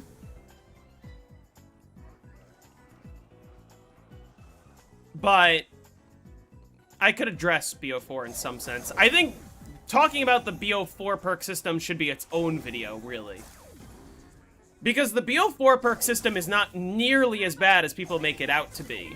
The real problem with it isn't... Like, I don't have a problem with the concept of get rid of Juggernog, get rid of Speed Cola, get rid of Double Tap, and just incorporate those into the rest of the feature, and get rid of Solo Quick Revive. I think that those are not bad changes, trying to just incorporate them into the rest of the game and allow you to use your perks on other things. My problem with the BO4's perk system is two things. One, the amount of, like, menuing you have to do. People don't want to load into, or have to create a class before loading into a game. People want to just load in and see what perks are on the map and play based on what they want, right? Having to create a class is a clunky thing that confuses more people than it actually supports the system. Number two is the system was designed to get rid of the crutch perks, right? But then they added crutch perks. You can't say, oh, we got rid of Double Tap, Speed Cola, Juggernog, and just incorporated them into the mechanics natively. Those are good changes, actually. I really don't hate them. I really don't, right? I don't hate not having to buy Speed Cola and just automatically having Speed Cola when I have 4 perks. That's fine. I don't need Double Tap. I already hate Double Tap. You guys know that, right? I don't hate the change of just spawning in with max health and not having to buy Juggernog. The problem is, you can't design a system saying we got rid of crutch perks and then add Dying Wish to the game. Dying Wish is the most crutch perk that they've ever crutch perked. Right? You can't remove all of that and then have Stone Cold Stronghold be as overpowered as it is. Because what ends up happening is, despite the fact that there's 17 perks in the game, only 7 of them are useful, on average.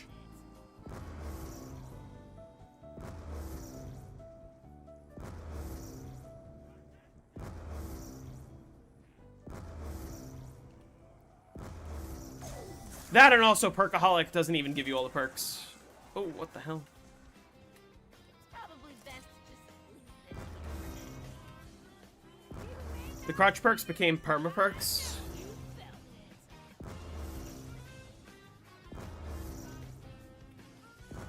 it. Nah, I mean, double tap is better than I give it credit for. I still think it's not nearly as overpowered as people think it is. I still feel that when people, like, load into every single Black Ops 3 map and they go, oh yeah, I just run Quick Revive, Double Tap, Speed Cola, Juggernog as my 4 perks every single game, every time, they're just playing poorly. Like, that's just a poor choice, right? The Black Ops 4 system was designed so that people didn't rely on Juggernog, Quick Revive, Speed Cola, Double Tap every single game. But those, like, running those 4 perks on every single map is not the best setup. Juggernog, yes, is overpowered. Solo Quick Revive, generally, yes, overpowered. There's a few instances where you don't run it. Shadows, Revelations, Origins, right? Other, you know, there's reasons not to run it when you're at the highest level. But, like, Speed Cola and Double Tap are not crutch perks, and everyone acts like they are.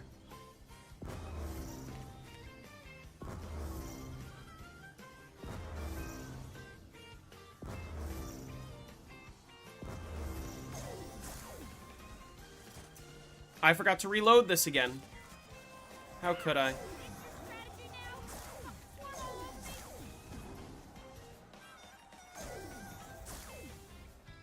Thoughts on the Mob of the Dead playable character choices? Are you asking if I like the characters on Mob of the Dead? Because the answer is yes, I think they're all really good. Banged into something.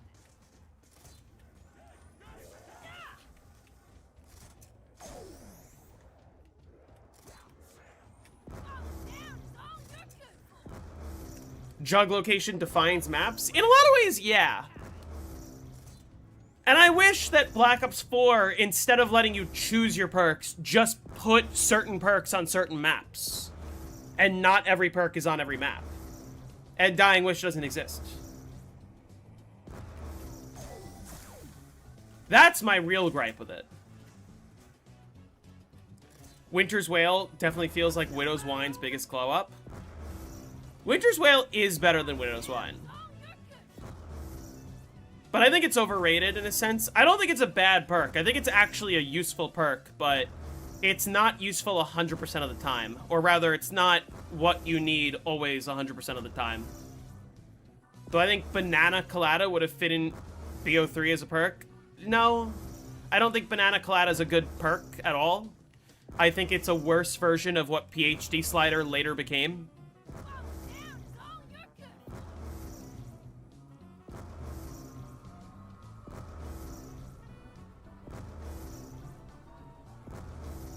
I never understood the obsession with Banana Colada.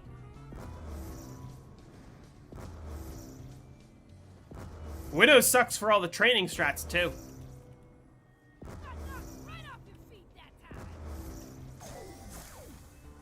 I think Regnal Hunt was looking for this earlier. Like, Widow's is worse for training than it is for camping, I would say. On Horizon, it's not useless.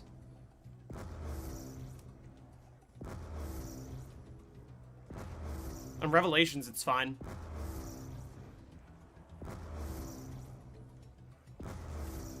I did have Widows in my Shadows game.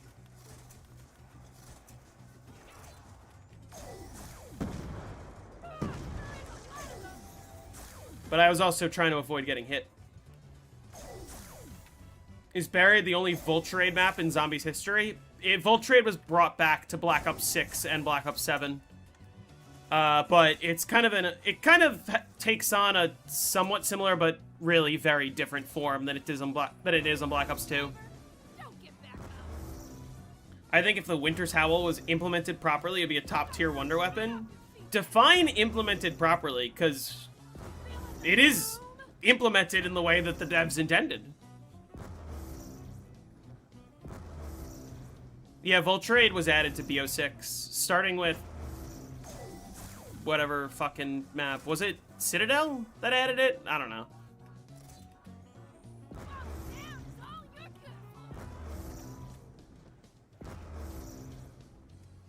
Don't we all, Kilius? I saw that the #1 selling game on PlayStation in all of July were the Black Ops 1 and Black Ops 2 ports. And apparently they're selling just as well, if not better, than Black Ops 7 did. Feeling the boom? And that's only one platform. Thank you, Plastic Pinocchio. Citadel, I think, is a pretty good map. I think it's really not a good map at all. Citadel, I think, is an awful map. Got knocked right off your feet that time. You may not have They did the same shit on BO6 where double tap is not on all maps. Well, the machine isn't, but the perk itself is always available in the Wonder Fizz. That's another problem I have with modern zombies. They add new perks to old maps all the time.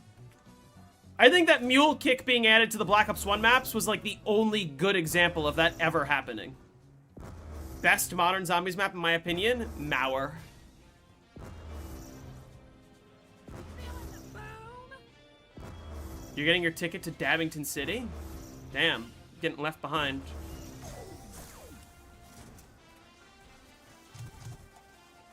If this doesn't break it, I'm crashing out. Okay.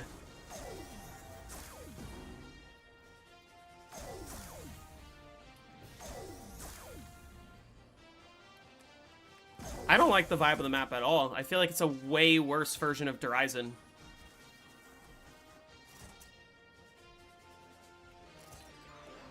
And high rounding it just sucks.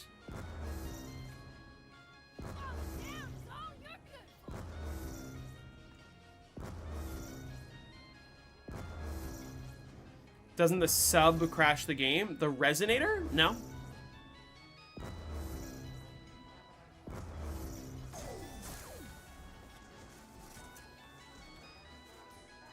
Probably best. Yeah, that's another crazy thing. People talk about, oh, Black Ops 7 has some of the best maps we've seen in a while. And then Paradox Junction. Oh, I'm sorry, Ping Crimson. What did I say an hour ago that you wanted to respond to? We can bring that up again. Well, let's see. Nuketown Zombies, Alpha Omega. You could argue Nuketown was on the what was the mode called? Onslaught on Cold War. And then are you counting Paradox Junction twice because it's 2 Nuketowns?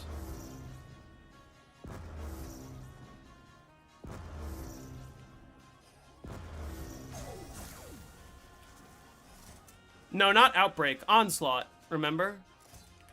The mode where you play it on the multiplayer maps.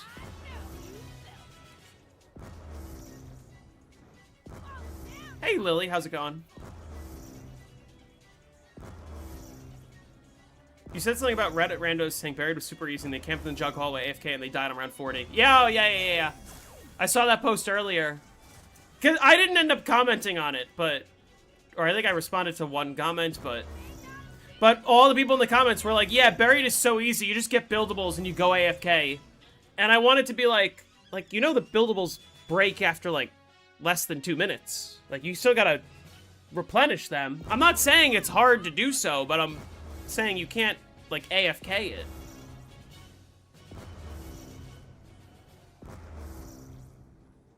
Yeah, that's true. I'm in the lead. Bro, why is Wonder washed at his own map? Banged into something.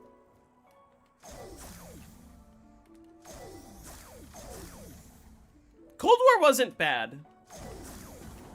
I wish it had more zombies maps. I think that they really wanted to invest a lot into Outbreak, and people just were not enjoying it. That's all you're good for.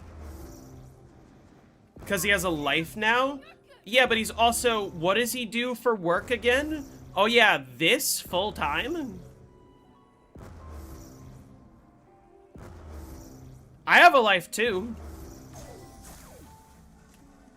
And I don't even do this full-time. Probably best to just leave this here for now. Not exactly. I mean, yeah, I guess the editing and making videos, but, you know. Yeah, he is a lot better at editing.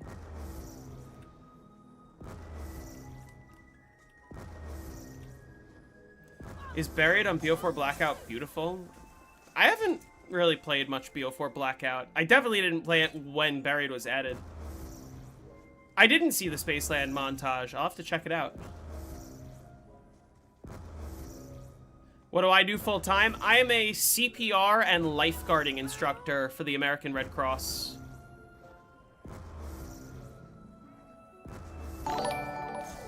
Routes, thank you for the 10 jewels. I appreciate it.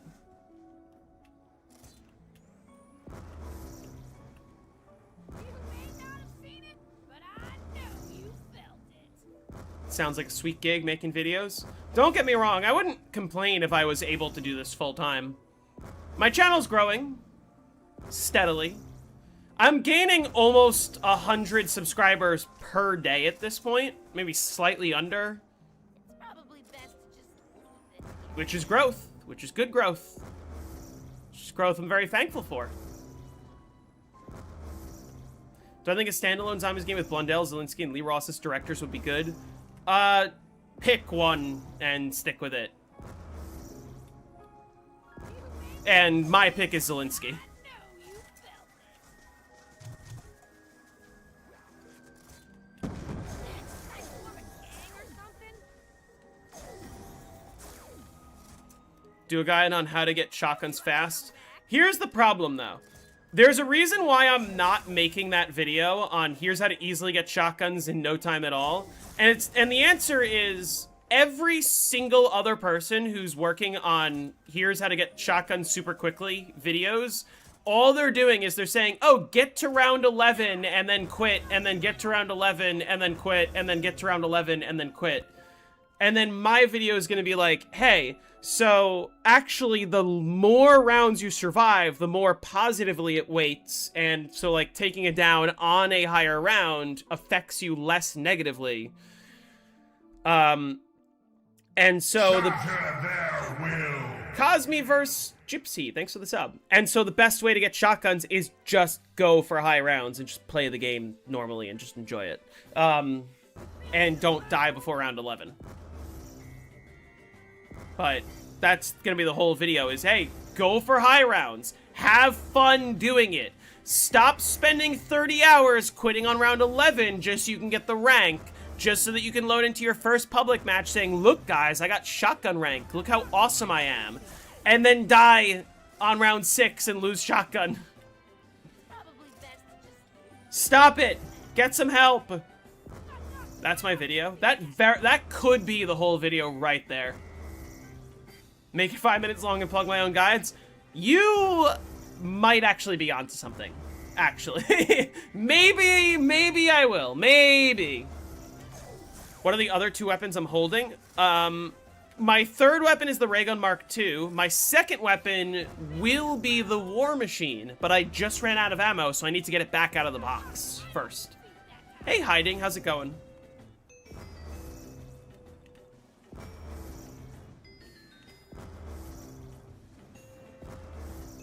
What's my favorite variant of the Blundergat? The Acid Gat. Or at least on BO2, it's the Acid Gat. On BO4, it's actually the regular Blundergat. Just upgraded. The Sweeper. The regular Blundergat takes out Brutus in 2 shots. No Magmagat love? Listen, I recognize that all of the best Blood of the Dead players love the Magmagat. I don't like the Magmagat that much.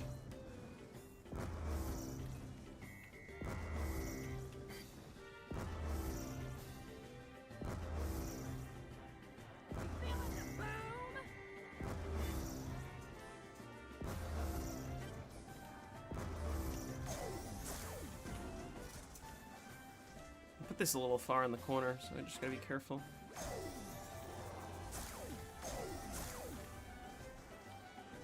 There's only one zombie on that turbine, so he's gonna take a little bit.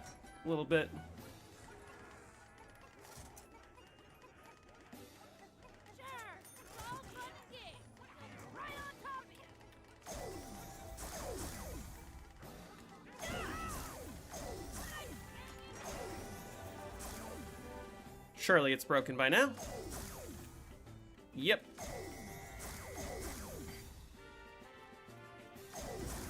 That's not War Machine.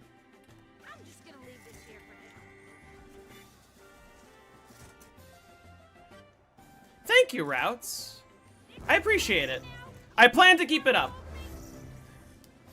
For those of you that enjoy the guides, for those of you that enjoy the videos, the only thing I ever ask, if you want to support the channel, if you want to support what I do, I will never ask you for money. I will never ask you for donations. Of course, those things are always helpful. A lot of that goes towards the editors, goes towards the people that make the thumbnails, goes towards the people that actually help me behind the scenes in running the channel. And I don't keep a lot of the money that I make off of YouTube. I give it to them. But if you want to support the channel, if you love the videos and you want to help the channel grow, the only thing that I will ask is share the videos with your friends. Tell your friends that you can use them to get to round 100 on any map. And, you know, play the game, enjoy it. Like the videos, comment on the videos. Would you like a Transit remake with a full bus route B and fixing all the other problems? I'd rather just a different map. Something insane happened. My friend got banned from the university Wi-Fi for quote-unquote frequent visits to website with explicit content. That's wild. Hey, Wigwow. Wigwow. How's it going?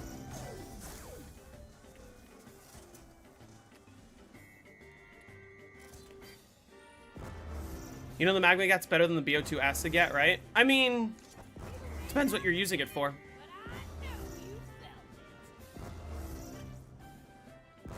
5 rounds an hour is massive.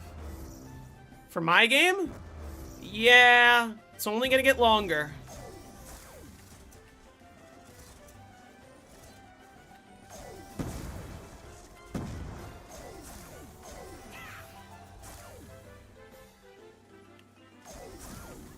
Any crazy or funny music school stories? I mean, I've got a lot of great college stories. Not all of them are necessarily specifically about music or things I did musically. The question is, what am I comfortable admitting on stream? I guess the answer is quite a bit. There was the time where I accidentally... I shouldn't use the word accidentally. There was the time where I borrowed a fire alarm. Meaning, like, you know the red things that stick out of the wall with the lights and the alarm, like one of those out of the wall. And then, so here's the funny thing, I had this fire alarm just like sitting in my dorm on the table, and my suite mates and I. Of course, we smoked marijuana, right, when I was in college. Because I was in music school, of course, what else did we do? And we were generally very good. Yeah, I borrowed a fire alarm. They got it back, they took it. So we were generally very good about making sure that we didn't set off our building's fire alarm. We made sure that all of it went out the window, that we kept the smell to nothing, made sure to, like, fucking tape up the smoke detector and whatever. All the stuff that you're not supposed to do. Funnily enough, we never, ever got caught smoking weed in the dorm. What did happen one time, literally at 3 p.m. on a Tuesday, middle of the afternoon, I'm just sitting in my dorm. I have to go to rehearsal in like an hour or two. Out of nowhere, the building's fire alarm goes off. Right off your feet that time. Me and only my one other suite mate were in the dorm. And I should mention, my other suite mate, his first name is Arson. That's the name he was born with, Arson. So, not that it matters to the story, but it's just an extra detail that I always found hilarious about this. His name is Arson. He comes out of the bedroom and he looks at me and he's like, yo, bro, I might have fucked up. And I was like, what? And we start walking outside because the fire alarm goes off. He goes, dude, I was just hitting my pen and I accidentally blew it right into the smoke detector. So I was like, listen, it's probably fine. It's probably nothing. We're waiting outside for like 10 minutes because the fire alarm is going off. Eventually the fire department shows up and they're going to investigate. They turn off the alarms. Everyone starts going inside. I get in the elevator. Arson gets in the elevator with me. 2 fire marshals get in the elevator with both of us. And I see what floor that they hit. And I was like, oh, that's funny. They're going to the same floor as us. And then we get out of the elevator. And we start walking down the hall towards the room.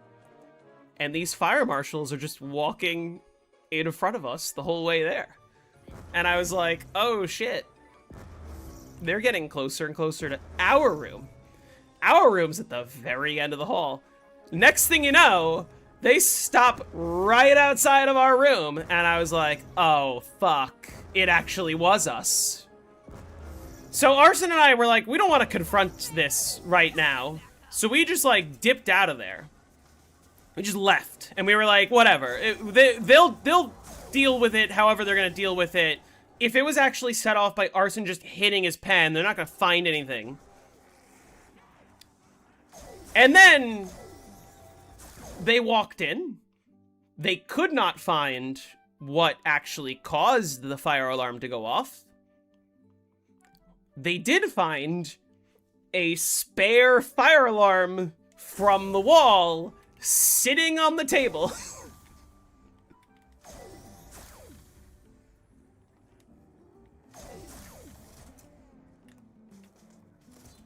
And so the RAs were there. And all 6 of us got in trouble. But this is what pissed me off, right? All of us that were living in the suite got in trouble. But they got us on a bunch of other shit. So, 2 of my roommates got in trouble because they had scented candles in the room. All of us got in trouble because they were like, whose fire alarm is that? And I was like, it's nobody's. My friend from a different school gave it to me. Or I bought it off of Amazon or whatever. They didn't know where it fucking came from. And... and... okay, but the problem was, this is what pissed me off the most. A couple of my roommates got in trouble for, their scented candles. We all got in trouble for the fire alarm. They also found 6 empty bottles of alcohol in the living room. Right? 6 empty bottles of alcohol. Here was the thing. It was my senior year. All of us in that suite were either graduating that year or 1 year later. There are 6 of us living in the suite. It's 3 bedrooms, 2 to a room. 5 of us were over the age of 21. The last person was 6 days away from his 21st birthday. 6 days later was his 21st birthday. So all of us would have been 21 a week later. The one person who wasn't 21, he hangs out in my chat often. I don't know if you guys recognize, but like I'm still close with him. I'm gonna see him on Friday. The one person who wasn't 21, he didn't drink. Like we would offer him alcohol. He didn't drink.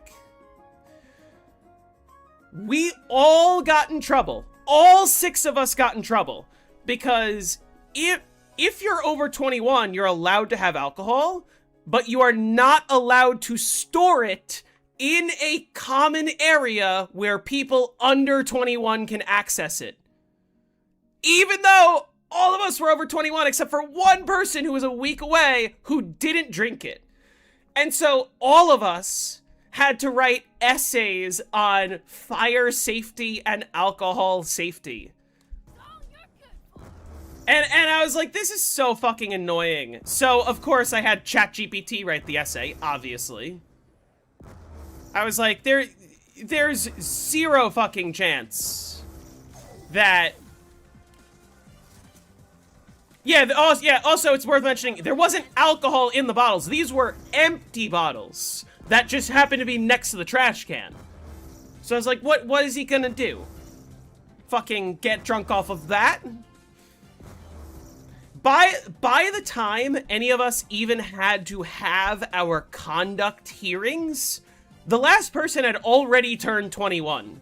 So he had to go onto a conduct hearing call at the age of 21 where they were like, you weren't 21, you couldn't have alcohol. And he went, it wasn't mine. And I didn't put it there. And I'm 21 now. So you're getting us all in trouble for something that is now allowed. Because it wasn't allowed 6 days ago.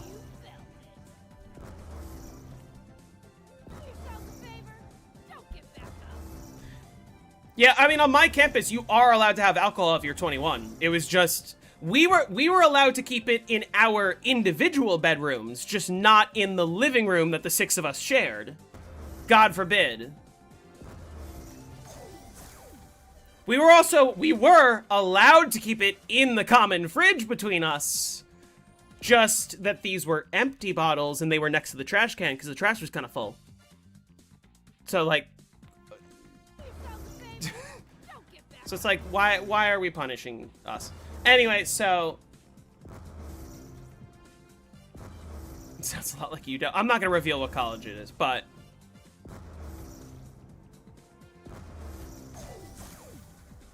I mean, I only drink socially. I don't drink when I'm alone.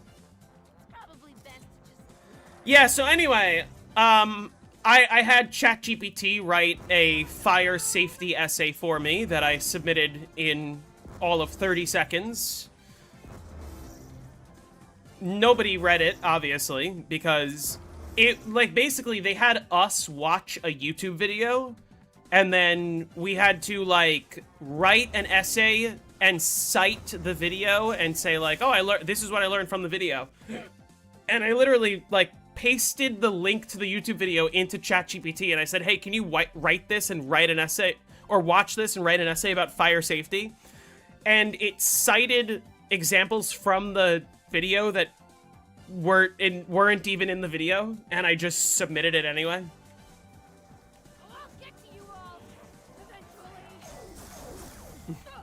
So, you know. And then what did I do immediately after that? I went back and I borrowed another fire alarm.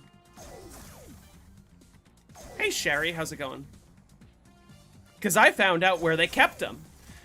I should mention the ones that I borrowed, they didn't come off of a wall. They came from a box full of unused fire alarms. So, it's not like they were using them. Anyway, and so I technically don't have it in my possession anymore, but I know the person who does, and he still has it.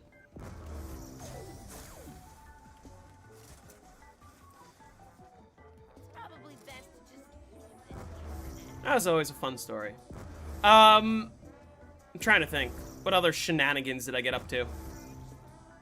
I got into a lot of shenanigans when I was there. That's the problem with, like, undergrad compared to when I went to grad school. When I was in undergrad, I lived in the dorms all the years that I was there, just because it was much more convenient than living off campus for where I went to. Oh, hey, Decal. You gave me several hours of watch time on my Origins guide. I appreciate that. I'm glad to see that it worked out for you.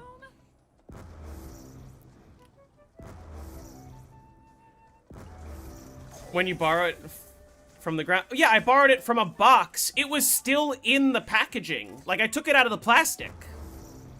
What did I get my degree in? I got both of my degrees in music performance. My bachelor's and my master's. I saw that you did it flawless. I'm glad that it worked out. What's gonna be your next round 100? It should be buried. Although buried is kind of plain, I don't know. You could try transit.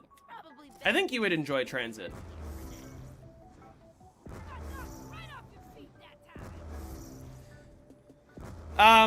Here's the problem. No, when I was in undergrad, I lived in the dorms all 4 years that I was there. And it was fun because I was with my friends, we got up to shenanigans, we would go to the dining hall at 2, 3 in the morning. It was great, you know? The dining hall right across from where I lived was open till 3 in the morning. So, and late at night is when they served all the drunk people food.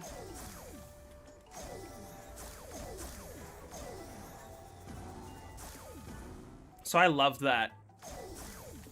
But then I went to grad school. I didn't live on campus. I just lived in Midtown Manhattan, actually. And it was, in some sense, less interesting. Because it was like, I don't have to worry about RAs anymore. And, like, I just smoke weed in my own room and I drink with people whenever I want to, and I'm friendly with my neighbors, so I don't have to worry about that ever, and nobody's coming to police me, and I can do what I want, when I want, all the time. And in some sense, that kind of makes it less interesting, not having to, like, dodge RAs or whatever. I went to a couple of the frat parties, or like a handful of the frat parties. The frat parties at my school were not very fun, and they were also, like, very selective. If you didn't go there with a girl, like, you were gonna struggle to get in unless you knew somebody. I always knew somebody, but, like, it was just kind of a pain. But I used to host my own parties when I was in college.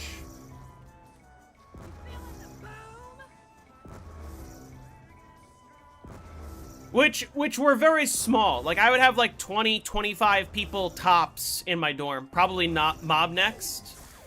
That one will be fun. That one's very chill. And I have another great study guide for you.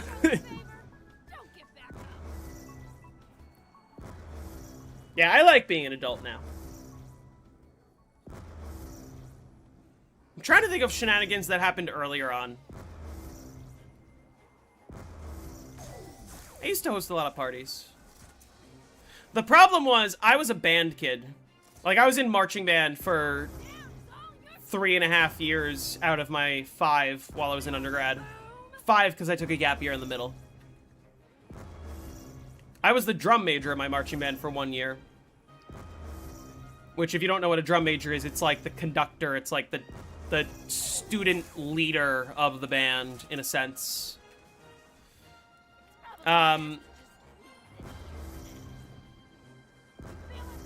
Which, what I'll describe, and if you ask anyone who knew me in undergrad, if my former roommate shows up in the chat later today, he will confirm. I was very well known. I was very popular on campus. People had what was called the unwritten rule of hanging out with Jordan, which is, if you ever went to the dining hall with me,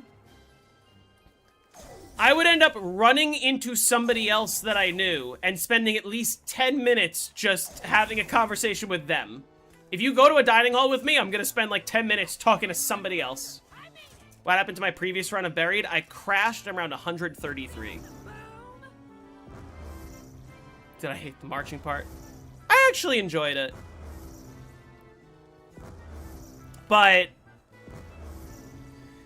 the problem with my marching band was my freshman year, we got a new marching band director, and he actually did a really good job of, like, to be fair, I didn't know what it was like before him, because I was a freshman, and it was also his first year, so I didn't know what the previous directors were like.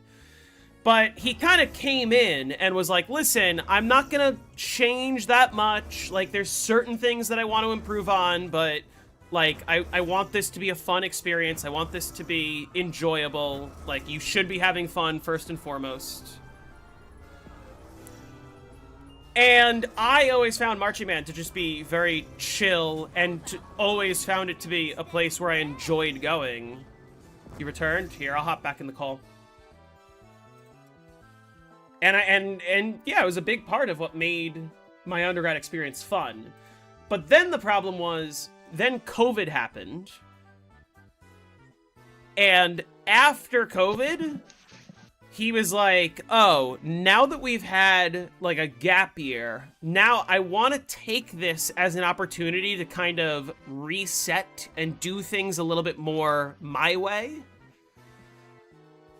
Especially because there was, like, in a sense, there was 2 freshman classes, because all of the current sophomores after COVID spent an entire year online, so it was their first year on campus, their first year doing things in person. You can hop on too. Are you in my Discord server? Are you in his server? If so, join up. I'll pull you in. Did I ever see DCI? I saw DCI in person for the first time last year, and I loved it. I went to go see them in Allentown, which was great.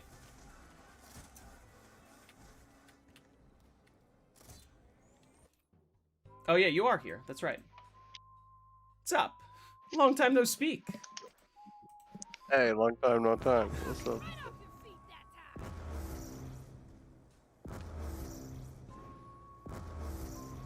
Hey, it's been a long time.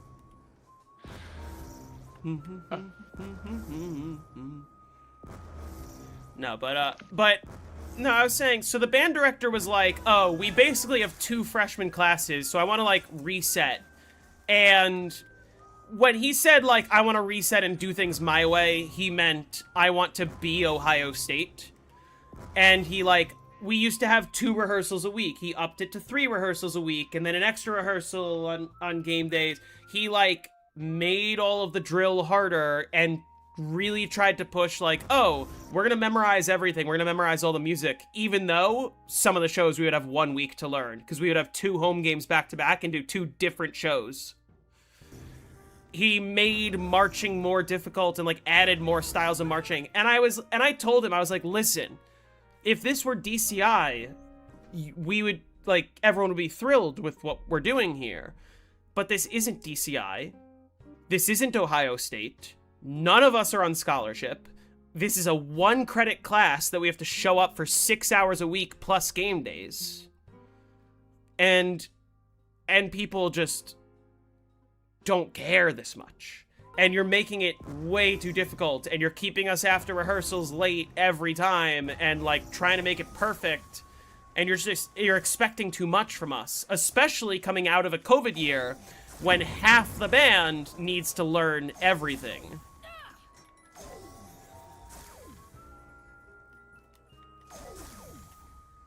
And I disagreed with him at times publicly quite a bit too much, and it got to a point where I was like, this just isn't for me anymore. My roommate did do drum corps and did do DCI, so he was much more versed in, like, putting a lot of effort in and trying to get a good show. And his problem was nobody's putting effort in, and people just weren't trying hard enough. My problem was, hey, you have to recognize the caliber of people that we're working with here. These are not DCI. Half of these people don't have, like, competitive marching band experience. You need to dumb it down for them. You need to make it so that we look good on the field, but also have fun. And none of them are having fun, and we don't look good on the field.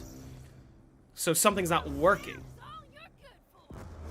I publicly disagreed with him a lot. It got to a point where I ended up leaving my leadership position, and then I just left the band.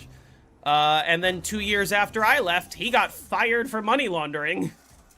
Yeah, it was a course. It was a course for credit. It wasn't a club. It was like people signed up for it for a 1 credit class.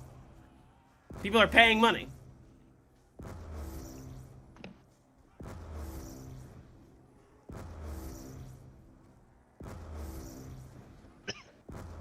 Anyway, enough rambling. Kilius, how are you doing? I'm doing great. I'm doing great. You been playing any zombies recently? I've been slowly getting back into it. I'm awful at it. I mean, dude, I booted up Varrock on Black Ops 3 and died like 20 times in a row. But Yeah. yeah. Nice. It is what it is.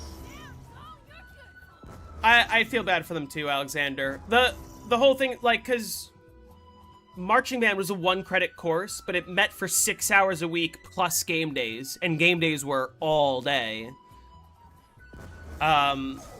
Meanwhile, like, orchestra was a 1 credit class, but it only rehearsed 1 day a week, 3 hours a week. Wind ensemble was a 1 credit class. Here was the big difference. I was in a leadership position in marching band, and I tried to use my leadership position to help the band be fun, help people enjoy themselves without making it such a chore to be there. And the band director very much disagreed.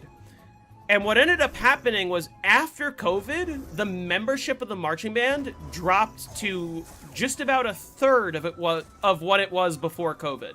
Right now, like today, I think it's like 1/5 of what it was before COVID. Like he just killed the band.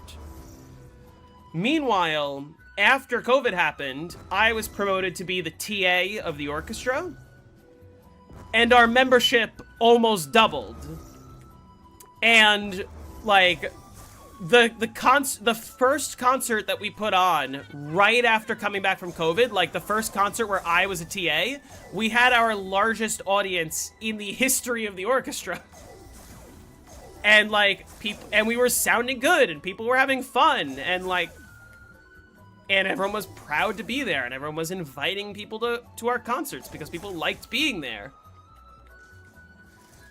Meanwhile, the marching band was the only one that was in shambles. Yeah, and it's always like that. Like, there's always a tendency for power tripping people to just take over spaces like that and just like ruin it for everyone. Yeah. It was tough because my marching band director had come from a much bigger school, like an actual Big Ten school. Yeah. Where he also got fired for like changing a lot of things and ruining the atmosphere of it entirely. Got 2 subs from the last stream, apparently. Not bad. Well, I see someone just posted 6-7 in chat, like, you're diabolical. Statistic. Like, what? I hope you guys appreciate how much I'm committing to the bit of any time somebody donates that many joules or whatever, or bits or whatever, I go, thank you for the slightly less than 69. Yeah, you can't let them get away with it, man, because otherwise... Oh yeah, how like, is Dinos doing? Yo, how you Dinos is been, on bro? 211, no Novas. Yo, Guru, can you hear me? Jake? What? Can you hear Killis? Yeah. Yo. How's your run going? What? How was your game? Good. Fucking boring. Yeah? Tell me about it. It's too easy. Hey, it's BF4, isn't it? Yeah, but a 9 would be very fun compared to this. I also wouldn't. If I try to play 9 on console, I think I'd fucking get destroyed, honestly. I don't think I could do it. Why is it worse? My last Dying Wish was on 371. I loved visiting Allentown. Here's a fun story. So just about a year ago, I went to go see DCI for the first time, and I was in Allentown. And so, like, there was a Friday night show and there was a Saturday night show. And we were going to go see both of them.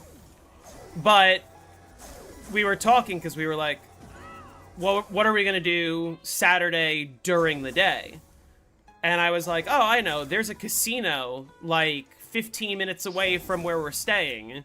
We can just go there during the day. So I brought a bunch of money. We went to the casino during the day. And I was like, listen, we won't stay long. Let's just play for a little bit, just kill some time. I think we were there for, like, 4 hours. I spent the entire time counting cards.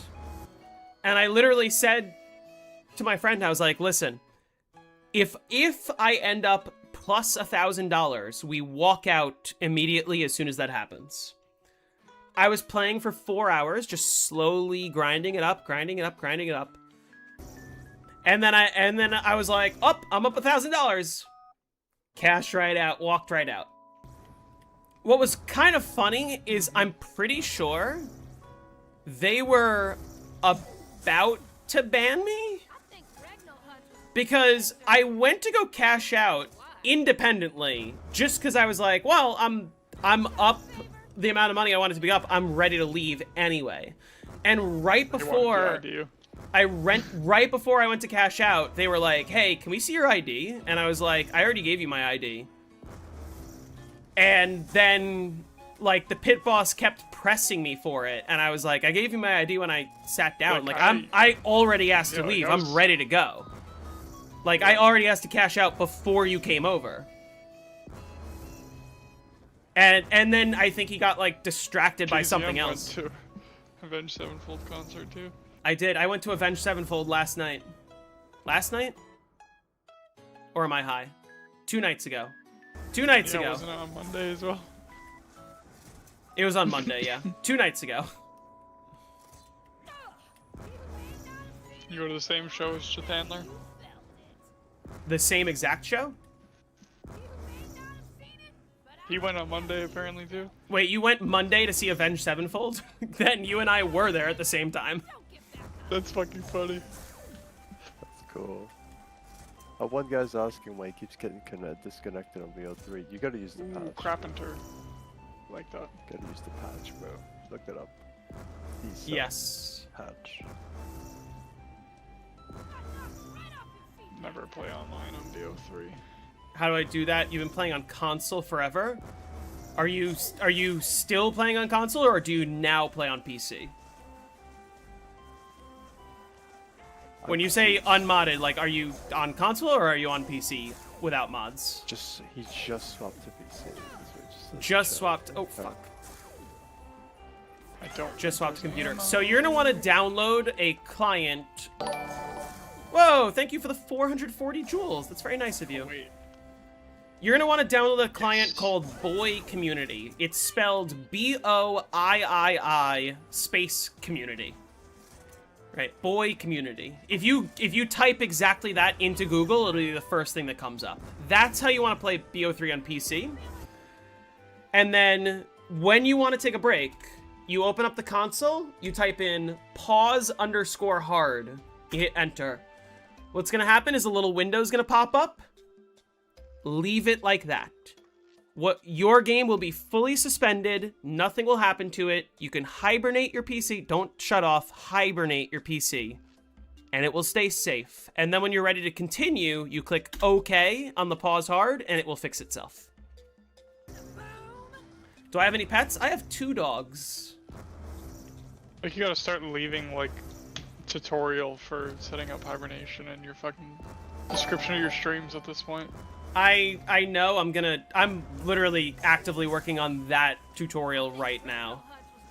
I need to just figure out all the co-op stuff to make sure I include that. That is a power up. Thank you for the 200 jewels. Oh. I appreciate it. Is that a nuke? That might be a nuke. The zombies are acting kind of weird. Yeah, that's the nuke. I love how it's so obvious. Even though the drop is completely invisible, it's obvious that there's a nuke right there. Because the zombies are doing weird fucking shit.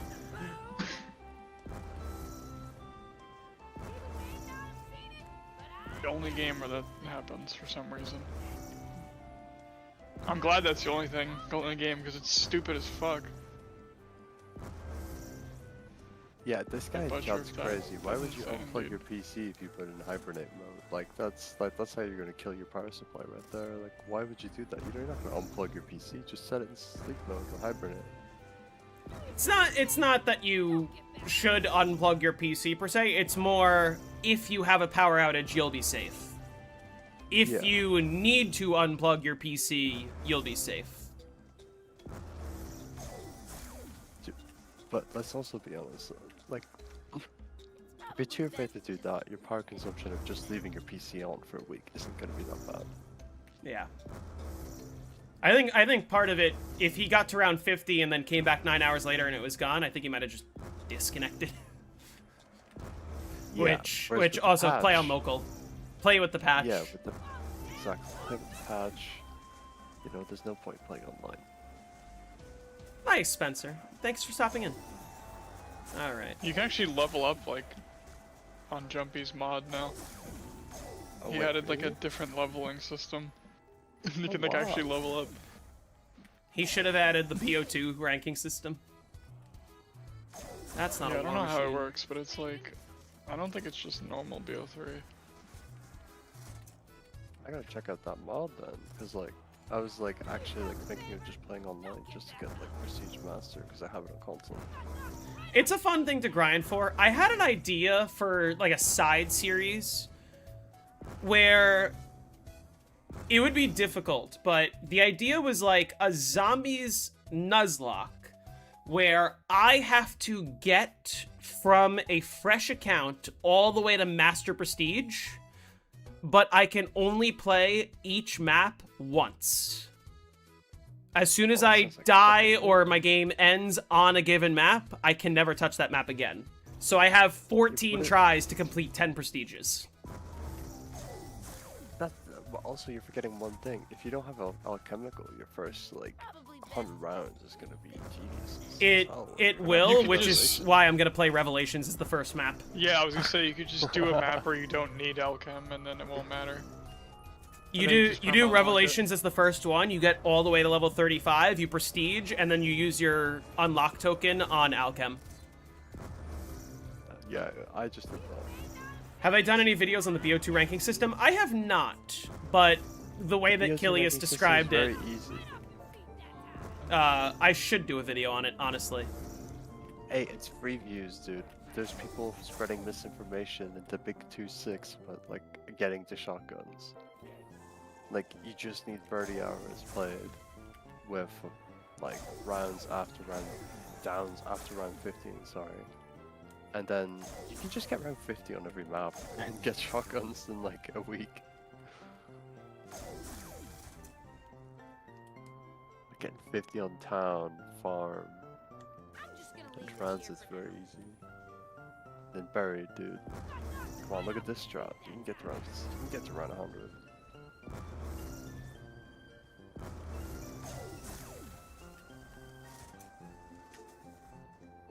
Should block whatever weapons you used in the previous map too?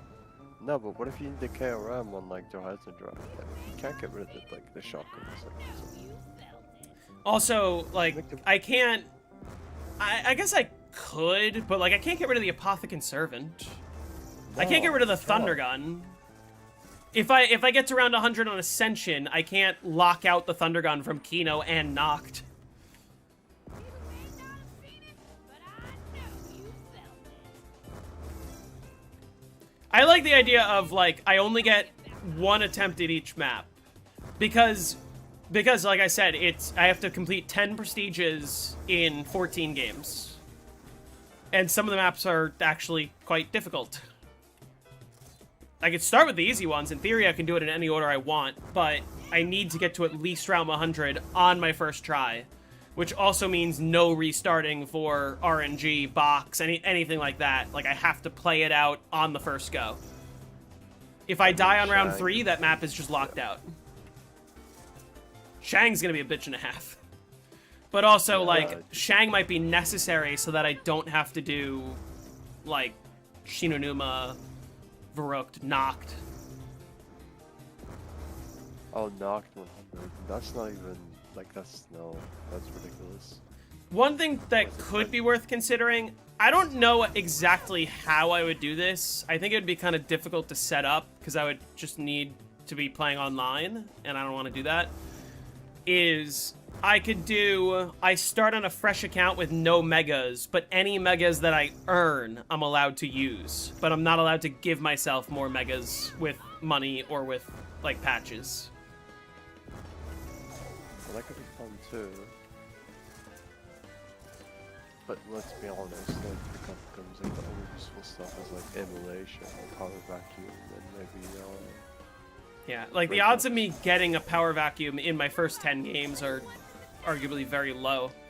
I might get like A raindrops. unbearable maybe. Unbearable, I think, prevents fire sales. I think. Yeah, it does.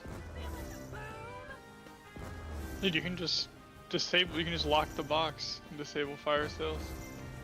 Yes, you can do that, but like if you do that and then like up do a bunch of other stuff, then it just ends up feeling mixing infinity. Like it's great for learning a strat, but like for an actual run, it can be a little boring. I like Yeah, I mean, in theory, the method would be, like, play normally to round 100, or, I guess, less round 100. It takes an average of 100 rounds to Prestige, but it depends on the map, because it depends how many special rounds you get and what you're using to kill, because, like, traps don't give XP.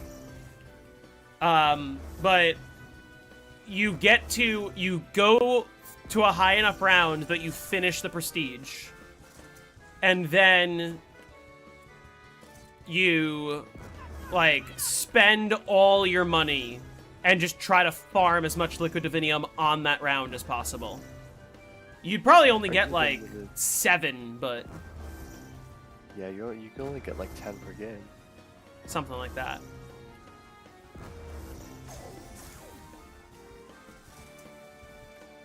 Dude, I watched this guy die like 50 times in a row to do a reverse rainbow challenge where he was doing Oh my Dragon God. Origin. Oh, is it, Okay, King and- Roberts? Yeah, he Yeah. like. He literally watched my round 100 speedrun on Ancient Evil instead of the fucking guide that I made for Ancient Evil.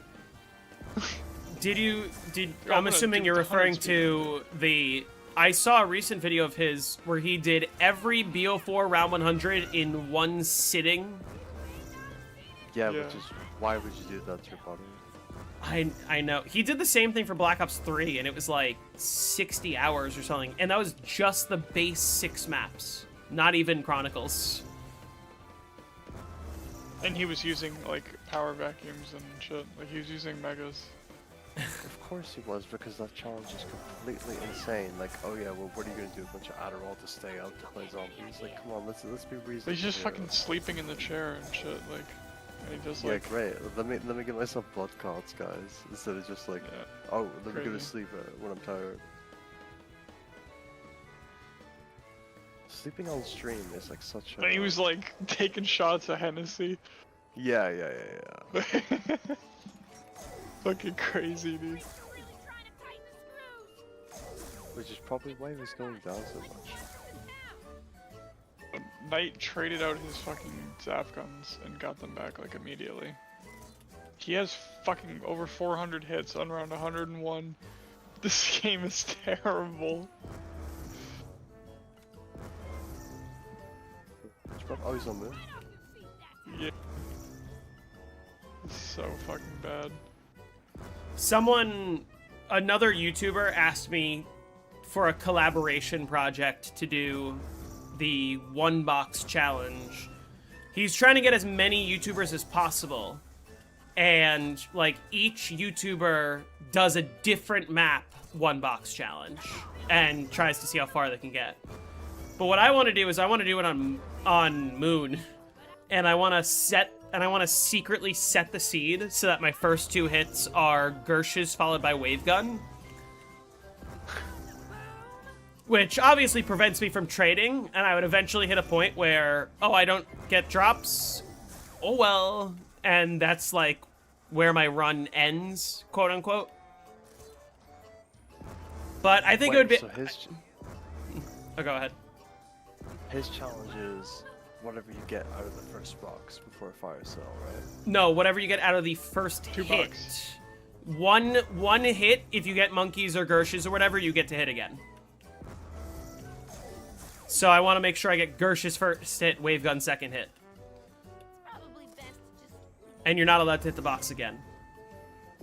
Which you could say, oh, that's cheating, but like, it wouldn't be cheating if I just got that lucky. Yeah.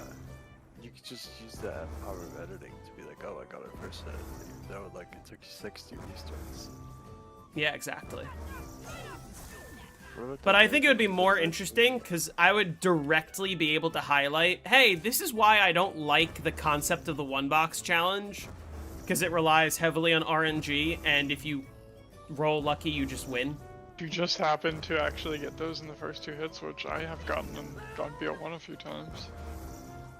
And I think it would be interesting to actually showcase in the video, be like, oh, so what round can I get to before I just run out of ammo? And then at that point, what are my options? And is the run dead, or like, can I keep going? I guess I could it's not farm very- nukes out of the biodome and insta-kills. Probably get Okay, past round asks. 100. One guy is like confused. He's like, the Ray Gun Mark II is weaker than the Mark 1? No, the Mark II is stronger. It Well- falls off way later. I think eventually, because the Yeah, Mark eventually One Ray Gun will be scales. better on average, but I it's don't. not I by don't 100. know at what round it would be better. I think it would be like. I think it's pretty high. Would it be over around Especially- well, 1,000? but it could depend, because like Let's say if we averaged On it out, average, or- round number times yeah. 50. Let's say. don't get back. What? How much damage does the Mark II do? Isn't it like 100,000 damage or something? yeah, So what? back punched. What round times 50? What number times 50 equals 100,000? 2,500? Is that bad math? That's probably bad math. Wait, so you're telling me the Ray Gun Mark II has a set damage, doesn't have a round scaling? I don't think the Mark II does. I think only the Mark I does. It just says 50,000 headshot and 100,000 if it's back punched.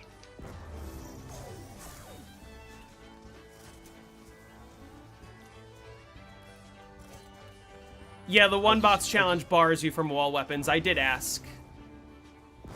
Because here's the thing, if you're gonna do a one box challenge, you have to define the rules. Obviously, I'm gonna say that maybe it's implied that you can't set the seed, but I don't like the one box challenge as a concept at all. So if I'm going to do the one box challenge, I want to flip the preconception on its head. Because let's say you do one move, like, and you get a HK and RPK. Where do you get into round 28?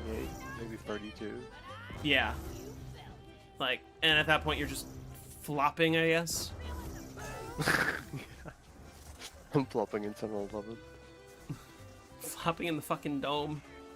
Just farming insta-kills. Yeah. Wait. So, who owns who owns ZWR now? Who do you think? He's still around? No, but also yes. He's not really around, but he owns it. He owns it and he kind of Still got shows it. up every once in a while. Yeah, he will fucking stir up some shit just to make it known, hey, I'm still here, I guess. Oh, That could create bad it's a blood. shame. It's a shame. I don't- It's a shame the Frenzy community one didn't catch on. I don't like the concept of the one box challenge because the way he described it was he wanted each player to play on a different map and see how far they can go. But if you have one YouTuber on every map, which one of them gets the wonder weapon on their first hit? They win. that's it. Like, there's nothing else. Who are the first zombies YouTubers I watched growing up? One of the first ones that I discovered was Steve. Or at least one of the first, like, high rounders that I cared about. I think I watched 2 Pro For You games way back in the day, but that was before I got good.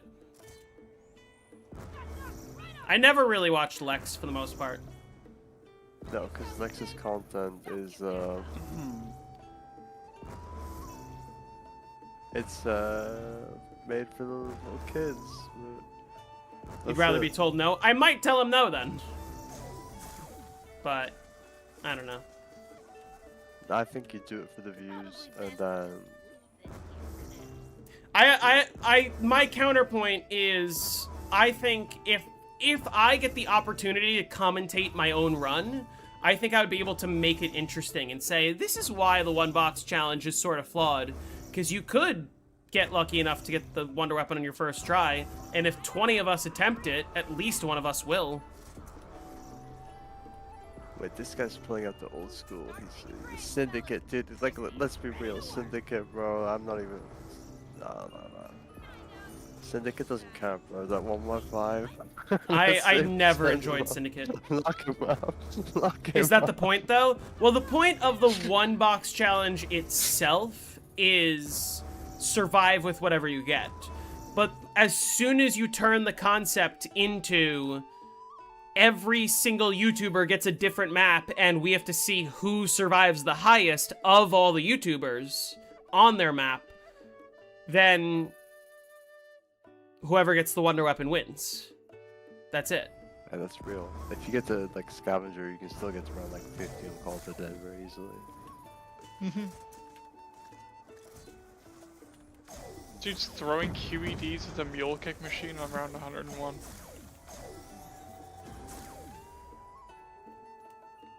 Listen, Syndicate, the reason I don't like Syndicate is because of that CSGO Lotto is scamming his own audience 10 years ago. Never forget, never let that go, you know what I mean? Deeds? Should I know who Deeds is? Hellish Deeds? Oh, Hellish Deeds. Yeah, Right. Yeah, okay. I forgot about them. I haven't heard that name in so long, dude. Bro, I still got him on Steam. He's the OG, Really? bro. Yeah. Don't get back up. Yeah, Deeds was a goat. He was like the friend with Smith Marine 360. I watched Smith Plays back in the day. I stopped watching Smith Plays, like, once I started getting into high rounding. But I liked his content back. What's up here, guys? Here's the Easter egg on oranges. Oh, please.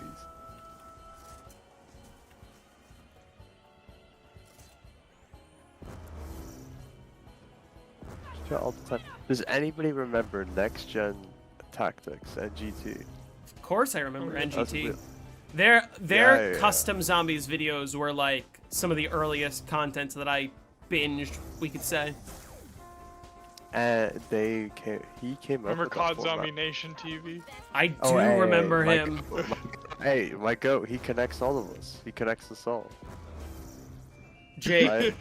Right? Without Ryan, there would be no Repo, there Dude. would be no Yeah. you, there would be no Guru, there would be no everybody else, bro. Jake, I'm gonna throw a name at you, and I want to see if you remember. Do you remember Mr. COD for Days? Mr. COD for days? Yeah. Oh, that's old. He was like a little kid who streamed on Twitch, who was very bad at the I don't game. think so. Oh, wait, do you remember Criminal 156? Who? That sounds familiar. Criminal 156. That doesn't sound familiar to me. He don't know was why, modding on Shangri-La for 6 months, getting to round Oh, 170 with God mode on. What? Just to try and get partnership with Twitch. Oh, that's so petty. Holy shit, Remember Mike got Greg his curses back. FPS? Isn't he still making videos? His Maybe. channel fell off hard. Like FPS, oh yeah. Does he still play? Thought he still played. Not Call of Duty. I think he's moved on to like Fortnite or some shit. I haven't spoken to him since Obey Undead was a thing. I don't even know how many people remember that. Because that was... Kilius, I don't know if you were even, like, around for that era. Obey? What do you mean? Of course I was around. For Obey Undead? Yeah, like when motherfuckers were trick-shotting still. Yeah. Oh, yeah. Okay, yeah. So, you're familiar. Of course.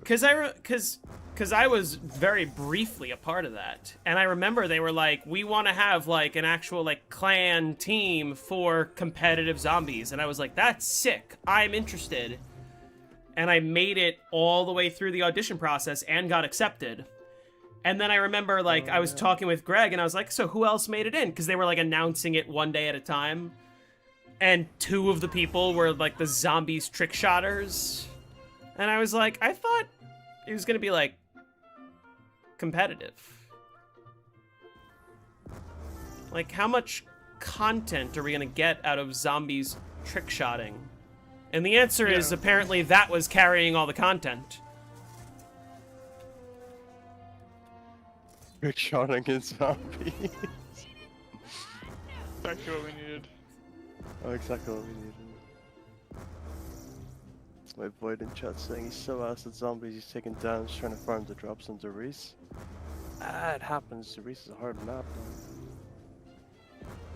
I was like basically the first member to leave Obey Undead because I saw the writing on the wall really early. I was like, this isn't gonna be successful. I think the worst thing is how YouTubers used to be cool back in the day to now like these dudes with mad chins or even like Mr. Beast, bro. Like, bro's plastic, you know what I mean? He's made out of like sitcoms. Dude, am I the only one that thinks that Mr. Beast is like absolutely dystopian now? Yes. Don't watch Like that. in a horrifying way, in a way that like I liked Mr. Beast's older videos when he was fucking tipping $10,000 for water or whatever. That was like, listen, say what you want about what it ended up leading to, but like 100 people to earn $1 million. But literally, like, what are his recent videos now? Hey, I'm gonna walk into a random grocery store with people who are just going about their day, living their lives, who have families and jobs and shit to do, and people that they are buying these groceries for. Hey, everyone! You guys are all gonna live in the grocery store for 2 months now. And I'm gonna give you $1 million. I sold my best friend for $1 trillion. And you're all gonna become feral and start attacking each other over the groceries. What? Yeah. And then- hey, listen, Yeah, I don't watch his videos, dude. That's crazy. And then he whittled it down to the final 4 people. And he was like, it was basically supposed to be the last person in the grocery store gets like $250,000. It was down to 4 people. And then he was like, okay, how about this? You guys can keep competing and the last person to stay here wins. Or I'll give all 4 of you a chance to get $250,000 each. But I'm gonna refill the grocery store, and you can't leave until you've eaten the entire store. That's like... yeah. and then he that's boarded up the psychological. windows! He fucking boarded up the windows so that they couldn't see their families! And fucking kept them in a cage! Mr. Beast has like some dirt in his closet, bro. Like, that's... Don't check the basement in Mr. Beast's house. Dude, if you have unlimited money, you could just steal people. Like, Yeah. like you could just trap people. And get them to agree to it. Am I staying there when it starts? Hell no, I'm running away and I'm running and I'm telling everyone. I'm filling up my Just be cart sure to with take that all the most expensive shit I can find. 2 months worth of food and then some and just walking right out of the store without paying for it. That's what I'm doing on the spot. I'm not staying there. Mr. Beast ruined YouTube thumbnails. YouTube thumbnails have been screwed forever, my dude.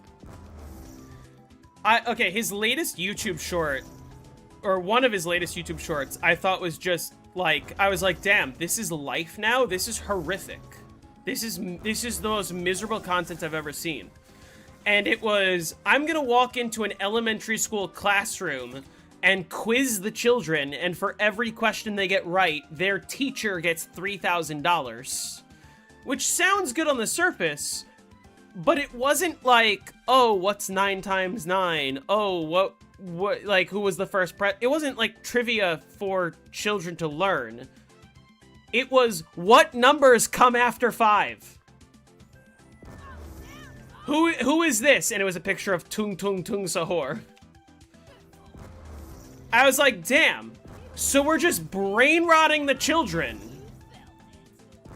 and paying the teacher $10,000 to do it. Listen, I'm Mr. Beast. I'm gonna pretend I'm a philanthropist. It's like, oh, money, it's great, you know, the teacher gets all the money, but let's not, like, actually do anything good for the kids here. It's the most It's the same dystopian shit I've ever he's heard. doing in Africa. In Africa, he builds a well in the middle of the desert. It's like, dude, it's a desert. Like, the well is gonna dry up. You know what I mean? They It's breaking like, that turbine. it's fake philanthropy. I still firmly believe that he's going to try to run for president when he's old enough. I would never vote for him at this point, to be fair. But I wouldn't trust Mr. Beast any more than I trust P. Diddy right now. So I would trust Mr. Beast more than Trump, but that's an extremely low bar. yeah, no, that's a little biased. No, I saying firmly is, believe he's gonna run for president one day. Solely because, like, every single one of his videos is, how can I do more content? How can I do more philanthropy? And you're telling me he wouldn't milk the fuck out of, I'm gonna become president of the United States and make YouTube videos about it? There's a member of the European Parliament, right? So, like, you know, like the Senate. Yeah. How's that guy not dead? And this guy is like doing clickbait on like fucking laws and stuff, and it's like it just ends up becoming like dog shit. It's like, listen, stick to your YouTuber, like make your content, like stay out of politics, because like you can't be doing the clickbait like thumbnails with the faces next to like things that affect real people. Like, what's it going to turn into? Like, I'm gonna ban homeless people. It's just like you remember like Prank Invasion. Like what if you end up someone that like turns your city into that? I don't want a guy like pranking people or like doing all sorts of awful things for media attention. It would be disgusting if that was the future we ended up in. I would say, And- like, honestly, nuke social media at that point. Especially when you consider, like, Mr. Beast is at over 500 million subscribers right now. Like, he has more subscribers than the population of the United States. So, Yeah, if they're like, if real. he actually tried to get involved in politics, he would have a massive influence. You're upset all the Mr. Beast. conservative Mr. Beast fans.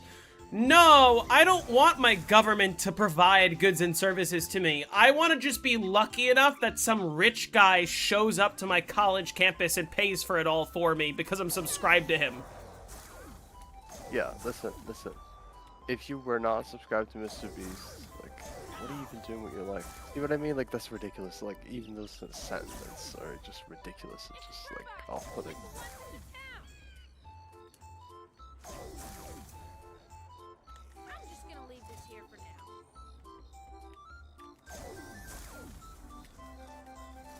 Also, like, the quality of YouTubers. Like, look at Logan Paul and, like, and Jake Paul. Like, how are these guys still around? Like, how are they still around? Like, I don't know, get it. man. It's such garbage. It really is. It's like, Everything about being a celebrity is just... It's dystopian. It really is. That would force him to make partisan stances? Not necessarily. I feel like he would, like, he probably would have better success running under one of the political parties, but he could run as an independent and have a ton of influence. And he could just run on the platform of, like, I will fucking make everything free. Like, Okay. he could run on the platform of, oh, I'll just pay for everyone's college tuition, everyone's healthcare, everyone gets free food, like... Say what you want about how effective the policies are actually going to be, but... Yeah, I wonder how that's actually gonna happen, but... Everyone will be like, oh, it's been proven, you know, he's... Alright, we're about to... I'm not saying that things like that can't be done. I'm saying that he's not going to be the one to do I it. have milk cake. Money-making methods. Take out. Influencers giving money to strangers. No, let's not do that. I have milk cake. Right there, because I just got the max. That's perfect. Probably best.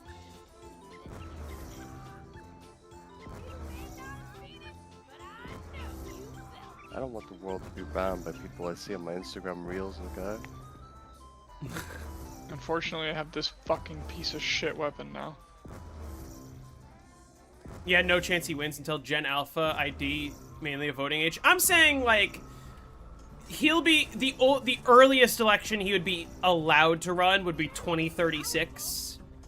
The real question is, do you think someone like Mr. Beast could be above 1 billion subscribers by the year 2036?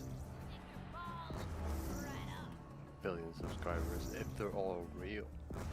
I mean, yeah, I mean, not all of his current subscribers are, like, real in the sense that there's probably tons of people with multiple accounts and or bots following him. But I would not put it past him to be the first YouTuber to reach 1 billion subscribers. And what kind of power do you wield when 1/8 of planet Earth is subscribed to you? I'm just gonna leave this here for now. Jimmy Zelensky. Make him president. Give me DLC 5. Of course he would run for president. Favor, don't get back up. Over under 2 million bot accounts following him? Well over. Don't get back up. Well over. Buddy. Probably at least 20 Hundreds million. of millions of bots.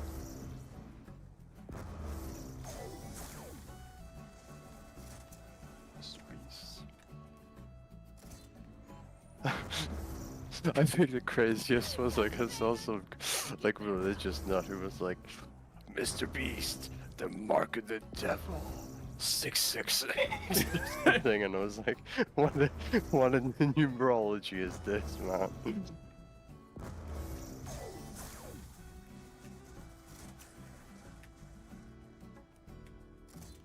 Okay, I think let's switch topic, cause like, Feeling the boom? sure. I got the Rift Breacher now with Cryo Freeze. Remember the big battle between... Patty and Jeffrey.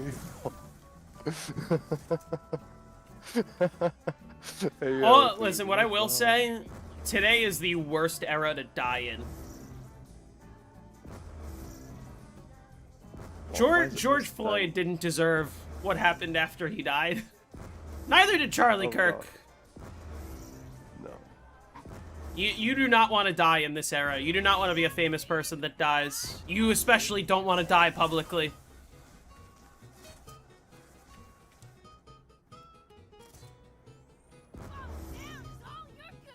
You gotta die of natural causes in your home.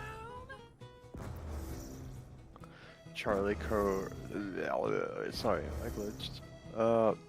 Charlie, like, literally, it's got soul colored. Like the Cyberpunk. Stuck in AI, dude. Hey, the people who use AI to generate videos are weird freaks. IRL, you know what I mean? Is that only one saying, zombie like, that latched onto that? Yep.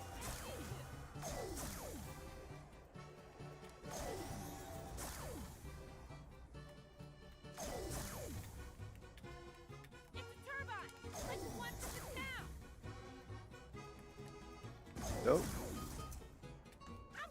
I've been saying this for some time. We all saw and still are seeing what happened to the internet after the death of Charlie Kirk, and also to a similar extent after George Floyd. Right? I don't think humanity is ready for when it happens to Donald Trump. I do not think we are ready for the memes and for everything that's going to happen. If you thought Charlie Fallout Kirk is gonna memes be were bad, crazy. dude, the Trump memes are gonna be off the fucking chart. People are not gonna hold back. It's gonna be the worst era of the internet that we have ever seen. The internet is already full of bots and disinformation and weird people with blue check marks. But this is gonna be even crazier. It's gonna be a Nexus event in reality.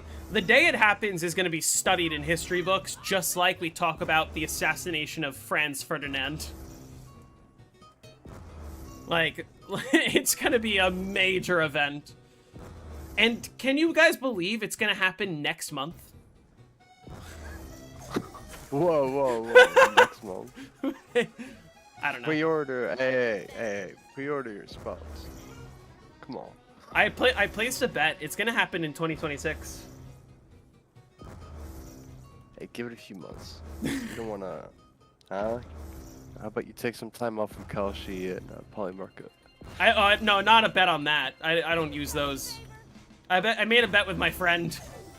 I bet him $10 it would happen this year. Last Oh, yeah. stream, GG. Yeah, they're gonna get me. Yeah, he's gonna get like teleported, like when you come back from the teleporter in Kino, and they're just gonna like send 60 trillion people to his house and drones.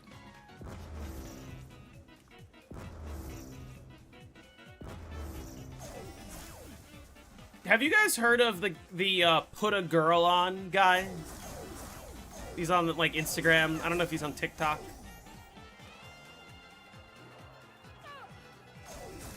Describe him. Because I think I know what you're talking about, but I don't think I'm quite there. He like calls up random restaurants and whatnot, and just says, "Put a girl on, put a girl on." And it's like all of his videos. Ah, I see. So he's still Um, acting like he's 14. Yeah, but he's been doing that to all sorts of different restaurants. He'll call up the same one over and over and over again until they get sick of him. But his latest series is he started calling APAC and saying, "Put a goy on, put a goy on," and then he literally he suddenly disappeared. And like he hasn't posted anything other than like one post on his account where it was like, "What's up? I'm his friend. He's been having mental health issues, and so he went to the hospital." Yeah, Mossad got him, bro. And I was like, "Bro, they actually got him. They actually got him." Bro, they brought him straight back.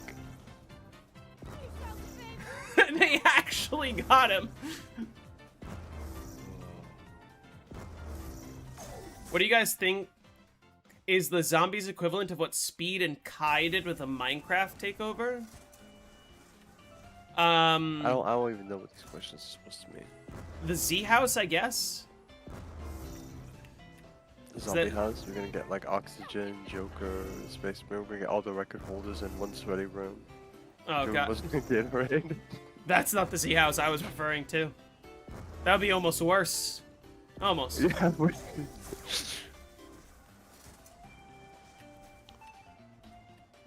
I liked him. Then they got him. What do you mean they got him? what do you mean they got him? Who got him? Do we all get that reference? That show's great. What's the reference again? Have you seen this TV show Ted? Yes. Yeah. No, yeah. We had an Indian kid, but then they got him. What do you mean they got him? The god. He was nice too. Shared his Dunkaroos. Did a hardcore streamer time to kill the Ender Dragon with the Guardian Award. Probably if I were to do one big stream where I hit 255 on each of the first BO3 maps. Well, I'm not going to 255 in one sitting. Yeah, Not even a King Robert sitting. King Robert sitting. Listen, I want to give props to that guy. Okay. I I'm just gotta not sitting my ass and getting blood balls all day. Okay. I gotta admit it's good content at the end of the day, even though he might not be nearly as Dude, he good said at the there's game. he said there's no good BO4 high round tutorials in that video for BO4. I was like, what the fuck? Cow, this What are you talking about? Ted is My amazing. Ancient Evil guide and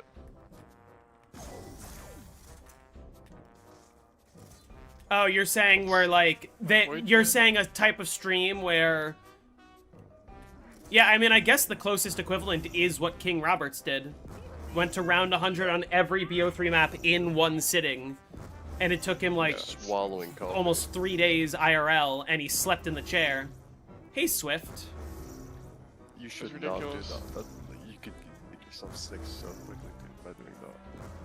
I would be more inclined to do like I have 1 week to get all of if I'm doing just the base maps, because that I can do that in 6 days. I can do around 100 on each of the base maps in one sitting. You know, it'd be more fun though.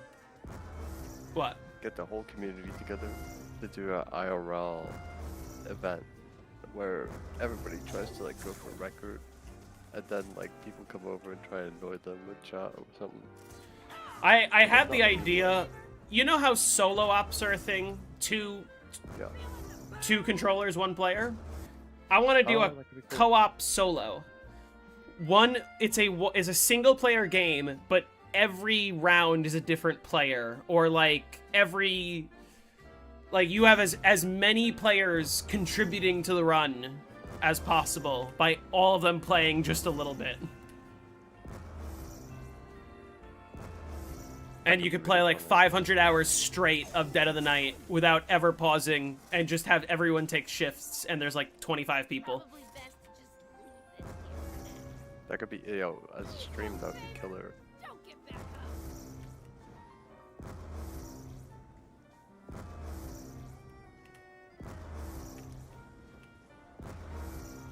and then it'd be Dead of the Night. Yeah. Well, I think what would make it interesting is everyone could choose to run different variants of the strategy.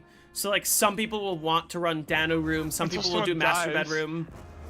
Yeah. You Then bring it's someone all who- on who, them. Like, who we think is better, and then they fucking die. No, but you gotta add. Listen, to make the video entertaining, you'd have to have like some troll guys in there that would go down on purpose and still know how to hold up. Like, otherwise it wouldn't be entertaining. The problem is, it's hard to... It's a 500-hour game. It's a 500-hour game, and it's hard to, like, intentionally have people who are spoilers when one of the strategies is just sit next to the table and spam infinitely and you never run out.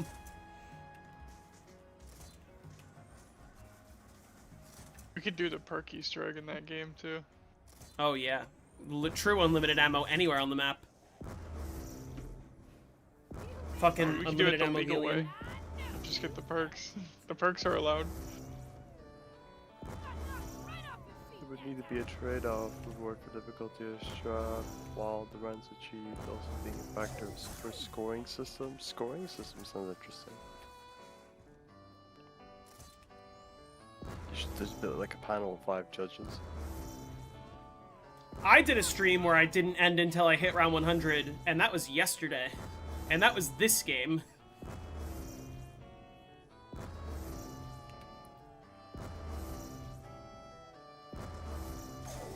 That ammo's gonna get me through the round, so that's good. And I'm not gonna lie, Like, Buried is kind of a chill map where I wasn't even that tired at the end of it, but I can't stream for that long. Don't get back up. I care more about I my fucking- physical and mental health than I do about content. Sorry. And 396 time is gonna be hour faster than IMZ's. Shatter their 390 will.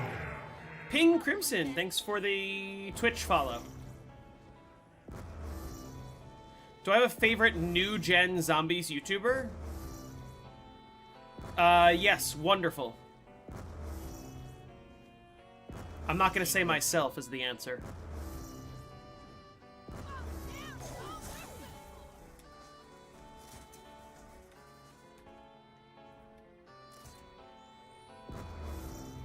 Hard to have a good mental in this economy. Using Wonderful as an answer is also biased, because, like, I'm friends with him in real life. Like, he was just visiting me a couple weeks ago, or whenever that was. But I stand by it. His content is actually amazing.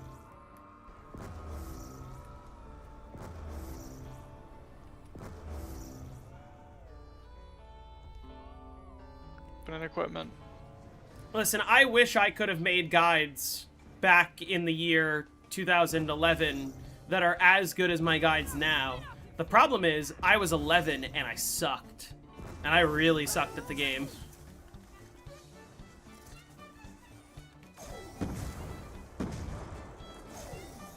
Yeah, and also like the movement tech and the scripts and like all the stuff that's been discovered, like that's only recently.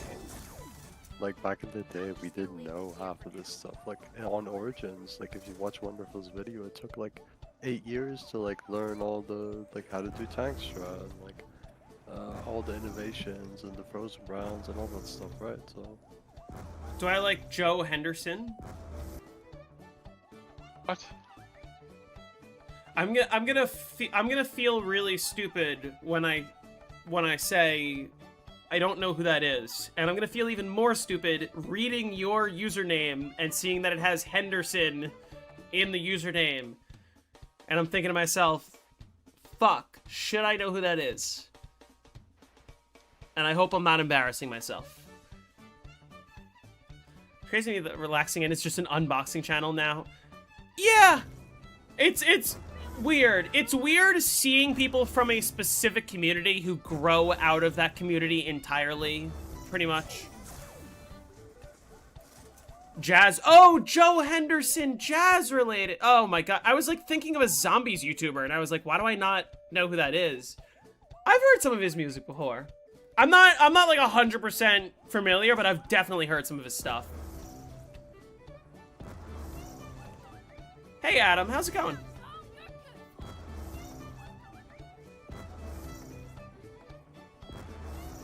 The Smith play switching to Fortnite. Oh my god. listen, the Smiths players can stay in Fortnite. Thank God. Okay, you gotta listen. Listen, everybody in chat right now, I want you to like tell us a story about like when you looked up a guide on how to play a map back in the day, and all the stuffs were wrong. Like for example, how to crit the tomahawk on blood. Well, I remember here's one of the OG high round strategies, the 2 Pro for You games special, which is his high round strategy video for Origins. You train around all of Gen 4 and Gen 5 around that big area, and you use the Boomhilda. And as soon as the Boomhilda runs out of ammo, you dig up another Mauser and then pack a punch it again and for another Boomhilda. Yeah, like this is like the first day, like when nobody even knew about the ice stuff.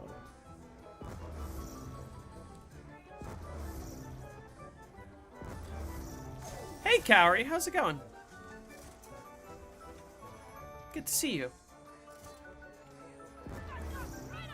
BO2 might be overrated, but it was still the most innovative title in zombies. Honestly, I think that BO2 didn't succeed in everything that it was trying to innovate, but I really appreciate that they tried. And I appreciate that every map on BO2 plays very differently from one another, in a way that's kind of good, you know? You got easy maps, you got difficult maps.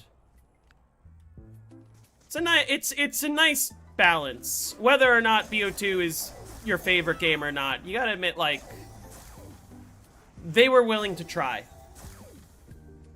Have a dentist appointment I'm hella not looking forward to? That's not good. See, okay, I gotta say, my current dentist is one of my favorite things about being an adult. Because I don't know how, I just lucked out. I got the best dentist in all of New York. Right off your feet that time. Where as soon as I like moved out, when I started grad school, I was kind of like, okay, I need to find a dentist that's like closer to where I live so that I'm not going all the way home to go see my dentist, you know? And my dad was like, oh, go to my former dentist. I used to just like go to him on my lunch breaks from work, and he was great. So I called him up, I made an appointment. This, first of all, I'm not gonna like dox my dentist. I'm not gonna say his name, but you visit him once, he will remember every single interaction he's ever had with you. I don't see him for 6 months, and he'll be like, oh, hey, what's up? How's the streaming going? How's the CPR and the lifeguarding going? How you doing? How's your father? He remembers like all the details about my dad, and was like, oh, your dad's teeth, this, what, you know. Like, he remembers everything. And they make it so easy for me. I showed up to that first appointment. He did the cleaning. He's like, all right, no cavities. You're all good. See you in 6 months. I go up to the lady at the desk. They don't take any insurance. It's just straight up $50 for a cleaning. That's it. Like, everyone pays the same. Well, they do take insurance for, like, some of the serious stuff. But, like, if you're just going for your regular whatever, you just show up. $50, that's it. Everyone. And then certain insurance does get covered, but like for my insurance, they're like, yeah, just $50 every time. That's it. And then they're like, all right, we'll make your appointment for 6 months from now. And I'm like, sure, whatever. I'm not gonna remember when to show up 6 months from now, but I make the appointment, and then 2 weeks before my appointment, they call me and they're like, hey, you have an appointment on this day at this time.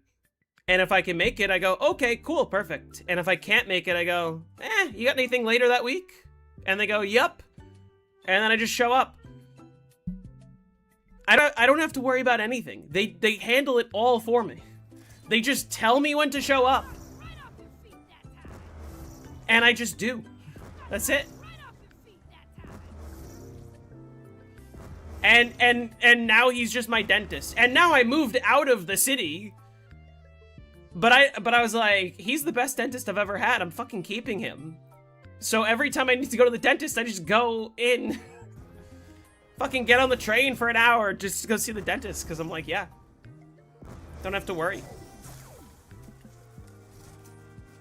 When it's so Achilles painless heel. like that, it's just... Useless. Love being an adult. It's not as easy with other doctors. Off work, store closed, finally get to enjoy stream. Nice. I'm gonna stream for another hour and a half, probably, give or take.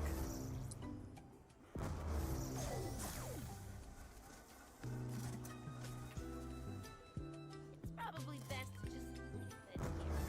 And the dentist is great. I never have cavities. I've never had a cavity. Don't have to worry.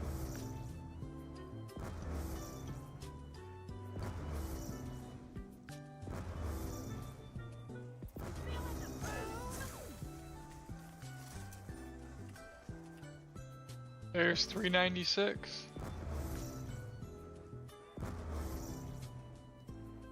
Personally, not a fan of any modern zombies game. They made things too easy. Me neither. Cold War's okay. Feeling the boom? Cold War's fun because it's easy. I love Buried, average Buried gameplay. You gotta understand, this is like heaven for me. I forgot to reload the War Machine again. Every gen is 11 hours into round 96. This is everything I love about this map, because it's a map that is chill, where half the time I get to just put my controller down and just shoot the shit with chat. You know? I understand that Buried is definitely not for everyone. It's a more boring map. But I'm just gonna leave this here for now. I love just getting to shoot the shit and not having to worry that much. Did I get my wisdom teeth removed? I did a while ago. I had Holy shit, four. 2 hours. I had 4 of my wisdom teeth removed. I have 1 left. 4 out of my 5. Calculate my I know, calculate my funky. SPH again.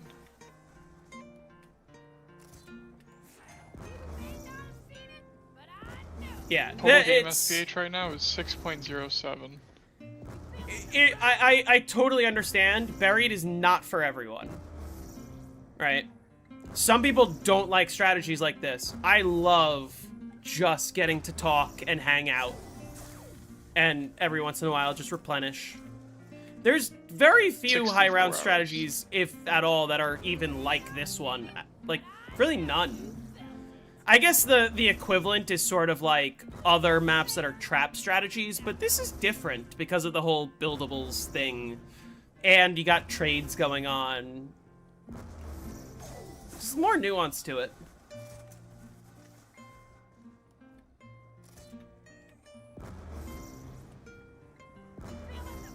So is that... Well, Dead of the Night is just, like, as mind-numbing as it gets. You're literally staring at the floor. There's no interaction with anything. You don't use your left hand, period, ever. And I can only talk to chat. Like, there's not even anything in the game to actually look at. It never does get hectic. Well, the thing about Buried, like, there's a lot of moments, like right now, where I can just look at chat, but sometimes sometimes this breaks just, like, suddenly, and you gotta go, oh shit, and, like, fly up quickly. Sometimes your turbine will crap out suddenly without you noticing, and shit can hit the fan really quick. There's a lot that can go wrong, where you have to pay just enough attention. Where you can't look away 100% of the time, but it's chill enough that you can look away. But also, you have to focus just enough that it's not, like, completely brain-dead AFK, you know? You can't easily complete a round of Buried blindfolded like you can on Dead of the Night. You put me under anesthesia for my wisdom teeth. I was so geeked. I was put under for my procedure, and I remember waking up and just being, like, fried. And I remember, like, being on the phone with my grandma on the car ride back and telling her that I was the sexiest member of the family. Which was true. Alright. I'm gonna go to bed. I'm fucking tired. Alright.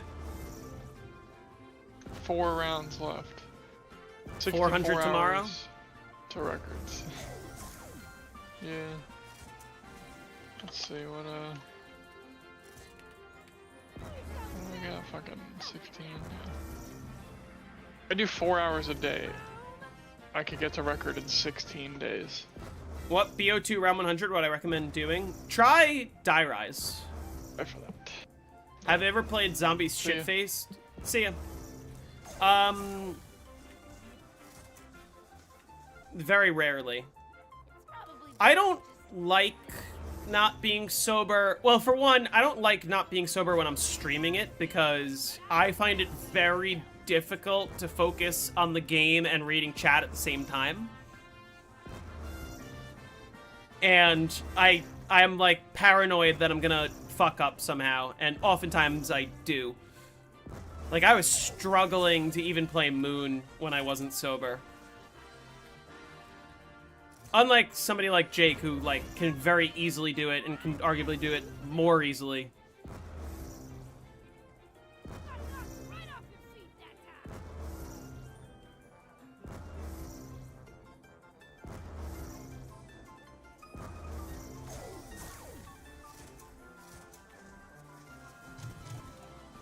That's gotta break it.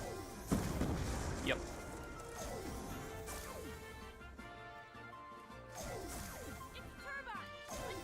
How many shots?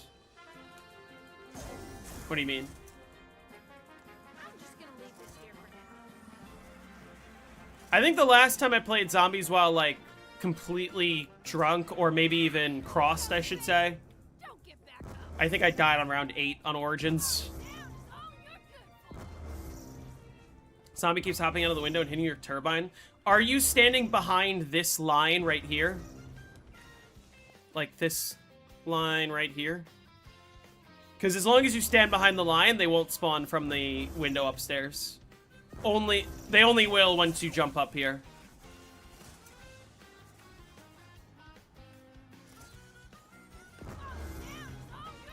How did I get coursed into a 255? This was my decision. I already had a round 100 footage from last week that I'm using to make the tutorial. Like, all of this is just bonus.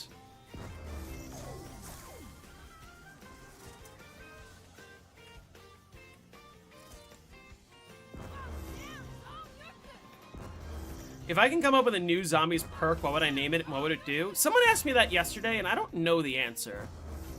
I don't know. A lot of the good perk ideas are already taken. But I want something that's skill-based. I want something sort of like Who's Who. But I don't know... I don't know how. Because, like, Who's Who itself is a well-designed skill-based perk. I want something that is as skill-based as Who's Who, but in a different way.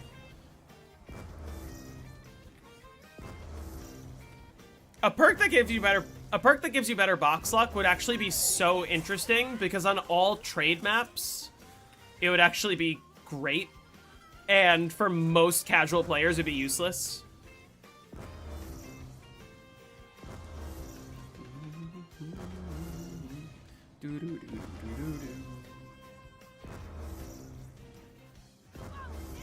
How long are my rounds right now? I guess this long? Yeah, this long.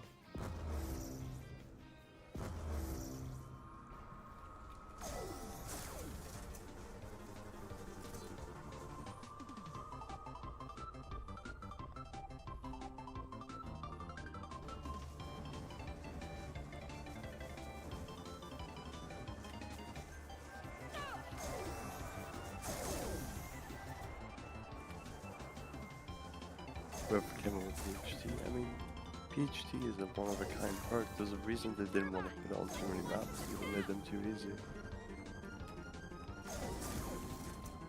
I'm just gonna leave this here for now. Another thing you can do that I actually should have tried to point out a second ago. I want to actually just pull up the stream footage so I can show you what I mean. Alright, this is me 5 seconds ago.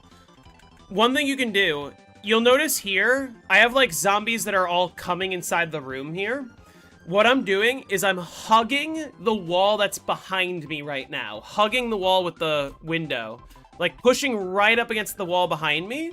Because the zombies are going to go after me and not after the turbine. And you can see, like, they're all kind of hugging this wall with me. When I drop down, they all turn around. None of them go after the turbine. Do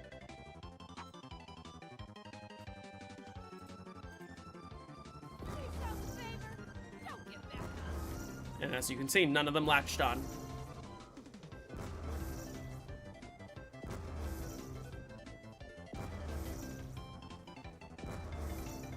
Do I have a top 3 favorite round 100s? Moon, Shadows of Evil, Call of the Dead. Co-op. Which is also just my top 3 maps, period.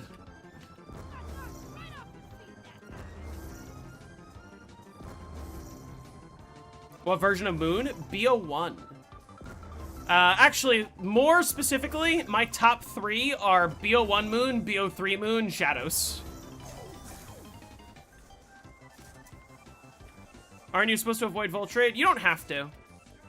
I kind of wish I didn't have it, but it actually does not crash your game, and it doesn't really affect the error, so it's more, just gets in the way. It doesn't really matter. How can you do buried round 100? I always get bored. Take frequent breaks and have something to keep you occupied, whether that's music, a show. For me, it's like talking to chat and just getting to hang out with you guys. But number one is advice is take frequent breaks. Like, don't push yourself if you're feeling bored, if you're feeling tired. Yeah, having Voltrade is the cause of when the resonator breaks, occasionally it like won't play an animation, it'll just disappear. Voltrade is what causes that. Not having Voltrade, that'll never happen.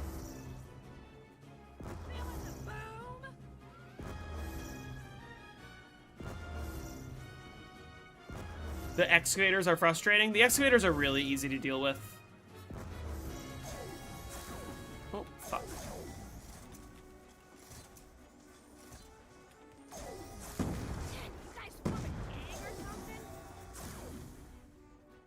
Who's my favorite character? Ultimus Richtofen.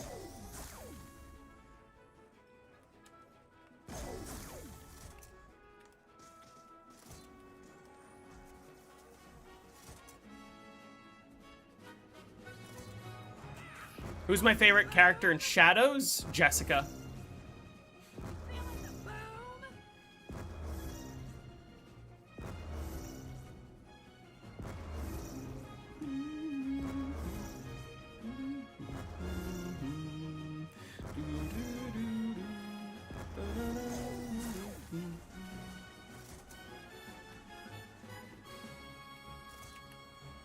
I don't know why I'm so motivated to play Buried right now. I don't have an explanation. I just seem to really like this map right now.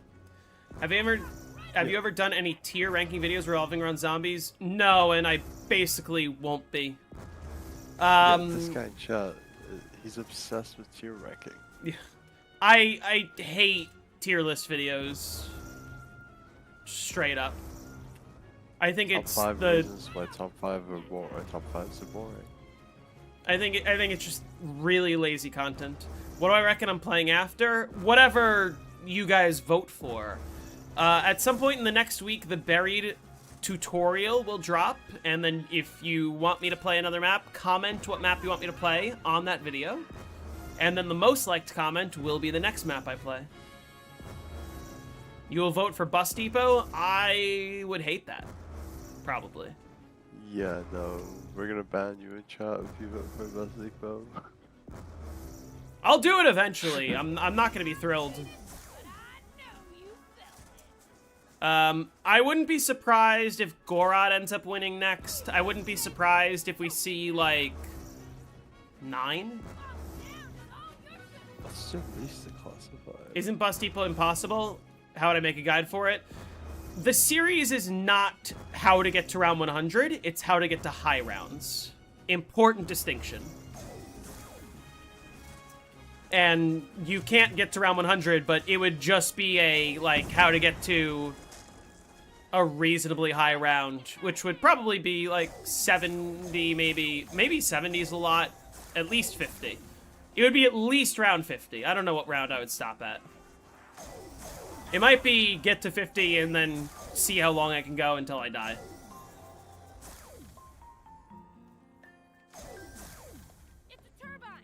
I think that the survival maps are really cool because each of the 4 survival maps sort of provides a unique experience.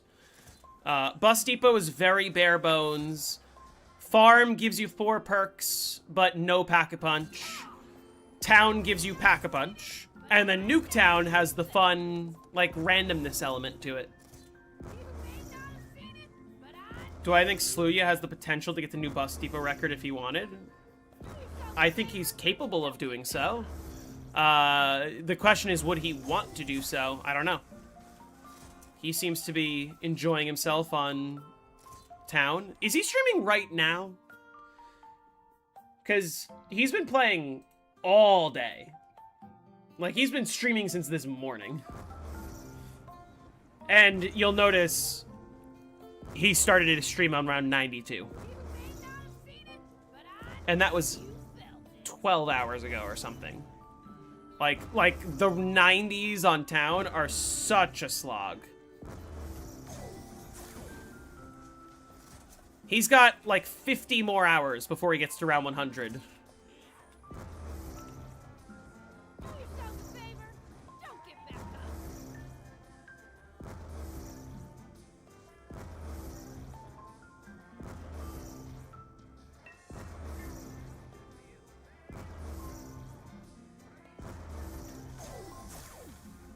I wish that we had cell block survival.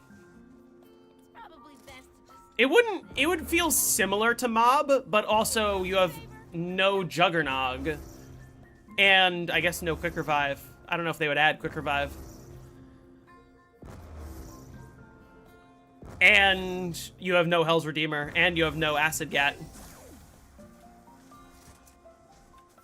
Ever thought about doing BO3 no gum, no AAT strategies? Not particularly. but I know you felt it. I'm not the biggest fan of like side categories in general. Don't get back up.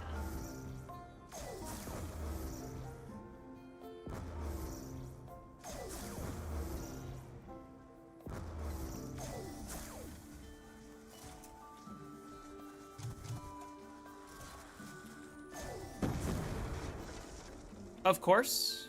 That makes sense. I'll get to you all eventually. Keep dying in the 80s on Origins. Do you have any pointers? What are you doing when you're dying?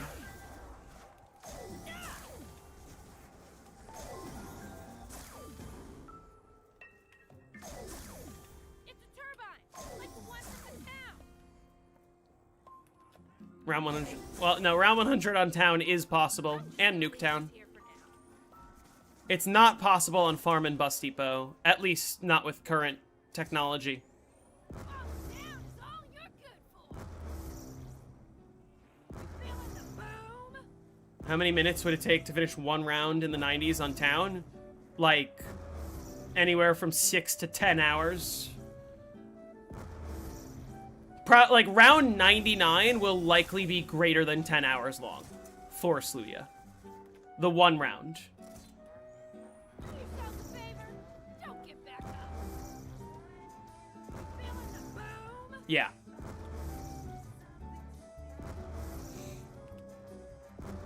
Like, round 92 was like 5 hours or something. Alright, thanks for stopping in, swinging.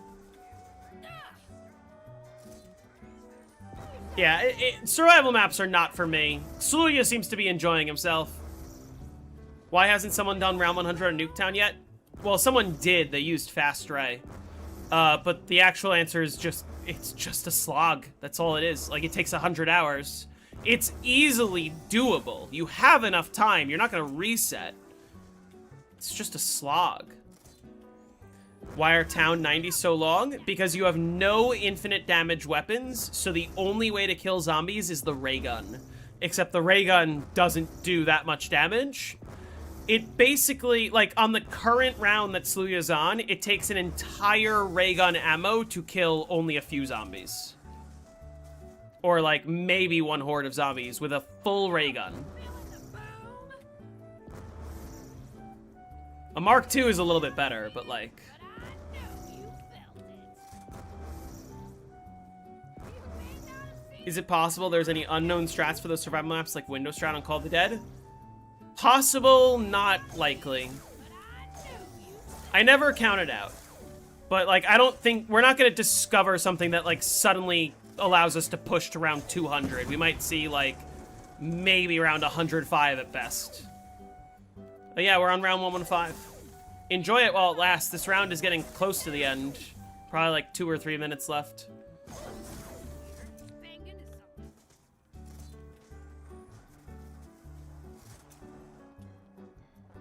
Mark II is better because you have the headshot multiplier, but also you get it 1/3 of the time compared to the ray gun. It's the ray gun Mark I. What are the best weapons for survival maps excluding the Mark II and ray gun? The RPG. That's it. You don't use any other weapons pretty much. Town versus Call of the Dead, high round difficulty. Call of the Dead is easier. Do yourself a favor. Don't get back up. Yeah, the DSR a little bit. You use it to like headshot crawlers, but you can't really use it effectively on like full health zombies. You use it to kill crawlers, that's it. I think Regno Hutch was looking for this earlier. Call of the Dead has Hell's Redeemer. You're thinking of Mob of the Dead. You'll need to do Saloon Trample Stat to avoid error later, right? Nope. You can do this without crashing. We discovered the cause of the error, and now we can avoid it.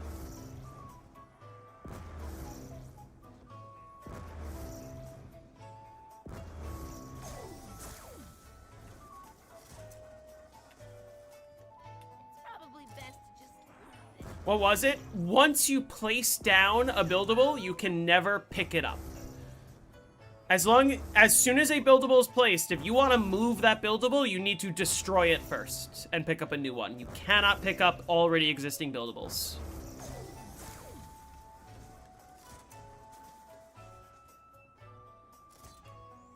Now is all you're good for. Do yourself a favor. Don't get back up.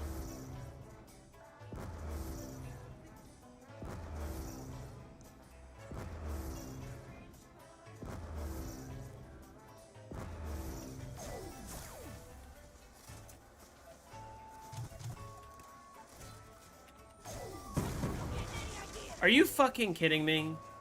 Bro, the grenades landed, like, perfectly at the base of the turbine.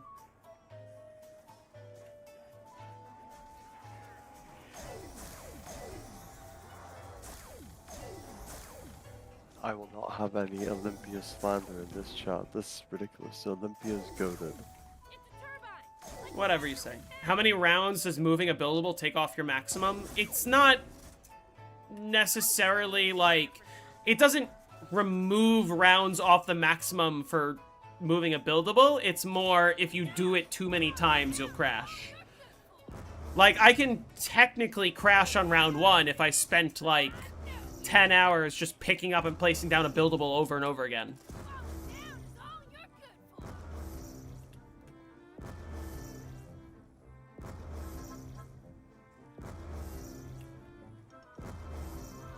Your partner says they love to play zombies, and you play with them, but they are behind the Olympia off the wall.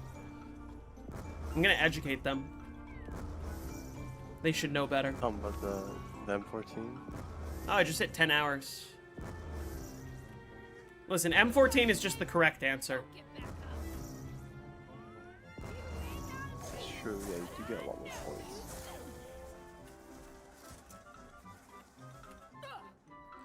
Basically, like, every time you pick up a buildable that was already on the map, it, like, leaves a bunch of threads in the spot where it was. And if too many of those build up, you just crash. So, like, technically, you probably can do it a certain number of times, but you don't want to do it too much. But I don't know how many times is acceptable. What I do know is you want to aim for it to be 0, because then you don't have to worry about it ever.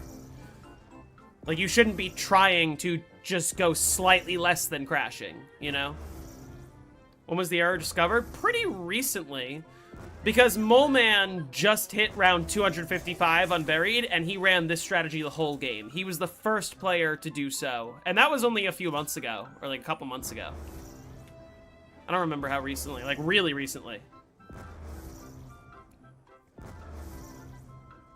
You may not have seen it, but I know you felt it. Thought Mole Man was the second person?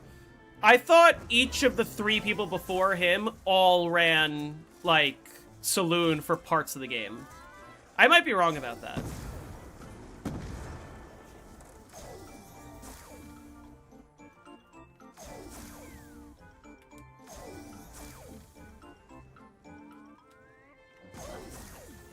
Bang into something. Like, especially whoever it was that got the no kills 255, like, they ran Saloon for a lot of the game. How do you know when to destroy your turbine? So, I'm gonna show you in a second as soon as I hop up there. I'll explain. Right off your feet that time. Let me just wait for this to break.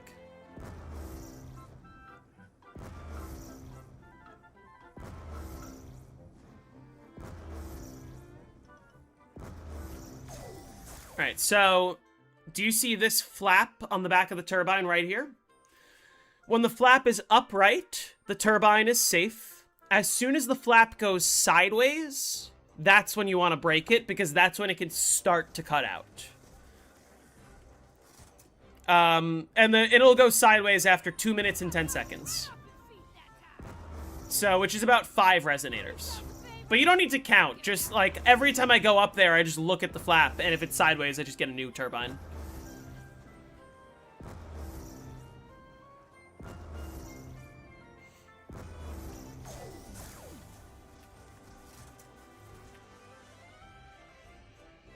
Pretty sure it's 1 minute before it goes sideways. I'm pretty sure it's 2 minutes and 10 seconds.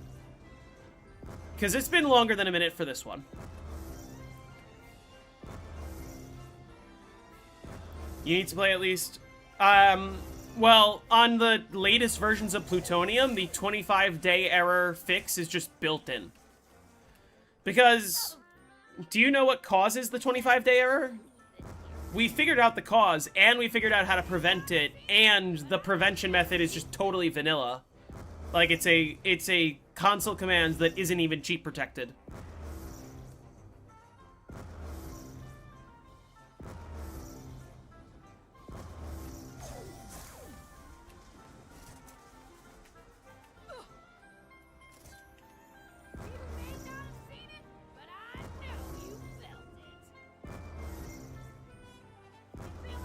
And it technically would be more than 4 hours a day. 4 hours a day, it would get me there in... oh, I guess... nah, 4 hours a day would be fine. It would be 22 days. So, look, the flap's sideways now. Right, you see that? So that's when I destroy it. Fuck off! Oh my god. It's actually pissing me off that sometimes the grenades just don't destroy it, and it takes just one hit from a zombie.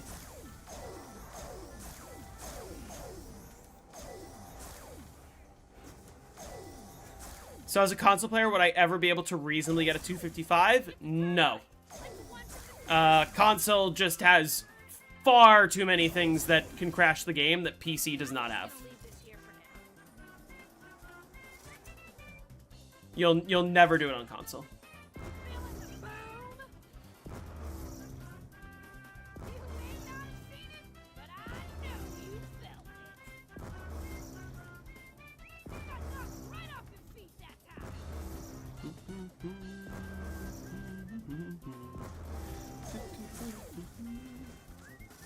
Not even on BO3? Well, technically BO3 is also a lot worse on console, but you can hit 255 on a lot of maps.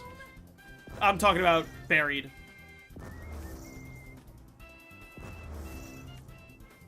Does no 255 apply to BO1 as well for console?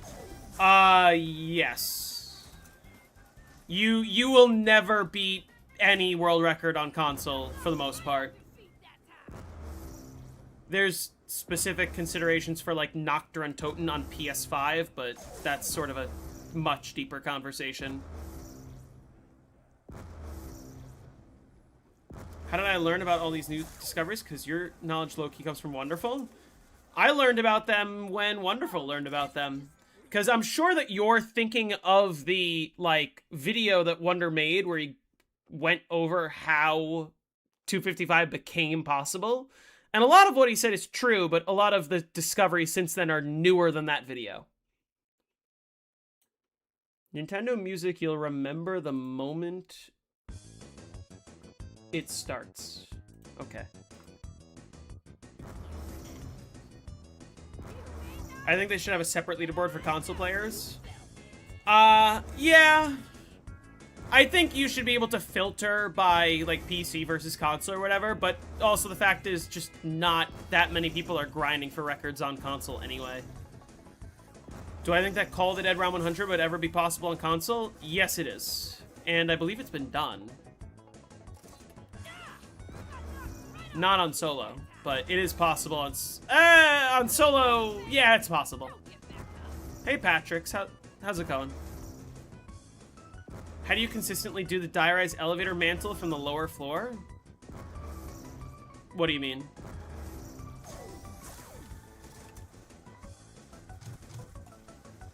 Please break it. Thank you. Do I stream on TikTok? No, I don't have a TikTok account. I do not want to make a TikTok account. I'm just gonna leave this here for now. How long will the game take? The fastest 255 took 88 hours, so we're figuring around there, at least.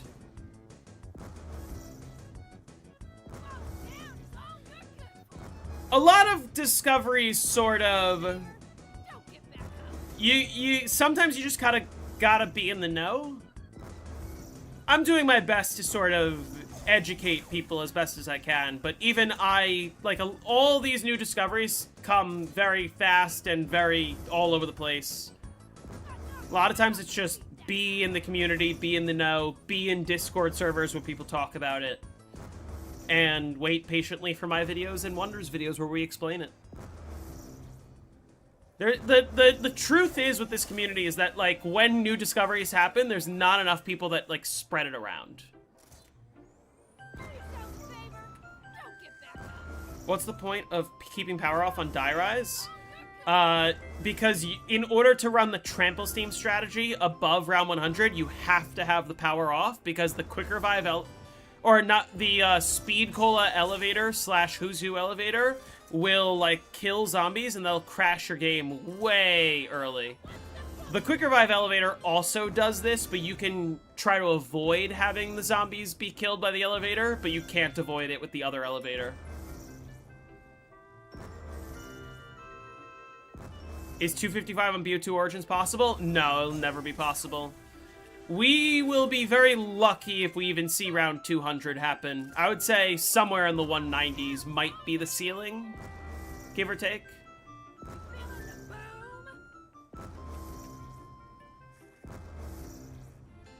You ever camp in the subwoofer room?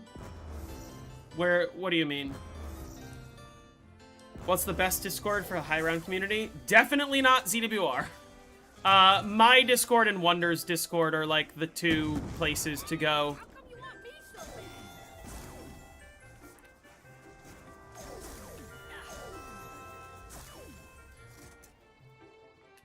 They should do a patch to stop all the crashes. That's kind of cheating in a way, because at that point you're modifying the game in a way that isn't vanilla, which some people are gonna argue, oh, but technically they already did that. Yeah, you're right. But you can't just patch all the errors out of the game. Why not ZWR? Because there's a lot of reasons. ZWR is not a reliable source for anything.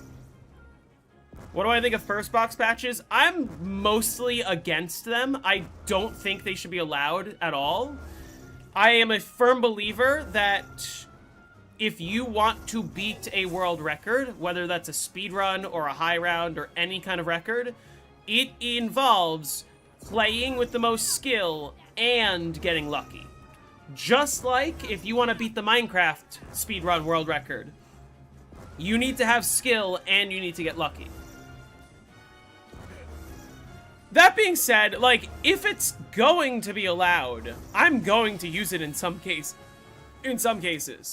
And I also recognize some people don't care about beating world records, and they just want to, like, be able to hop in and get a perfect game on the first try. And, like, if you want to use those types of patches casually, go for it. Do I use the COD Zombies tracker website? You mean Zombicus? I use it sometimes. I'm not using it right now. Is there a new leaderboard for world records now? No. Shatter their will. Joseph, thanks for the sub. ZWR is the best source, but it's not a good source. Half of the leaderboards, at least, are completely inaccurate. Most of the information that they provide is inaccurate or missing a lot of details.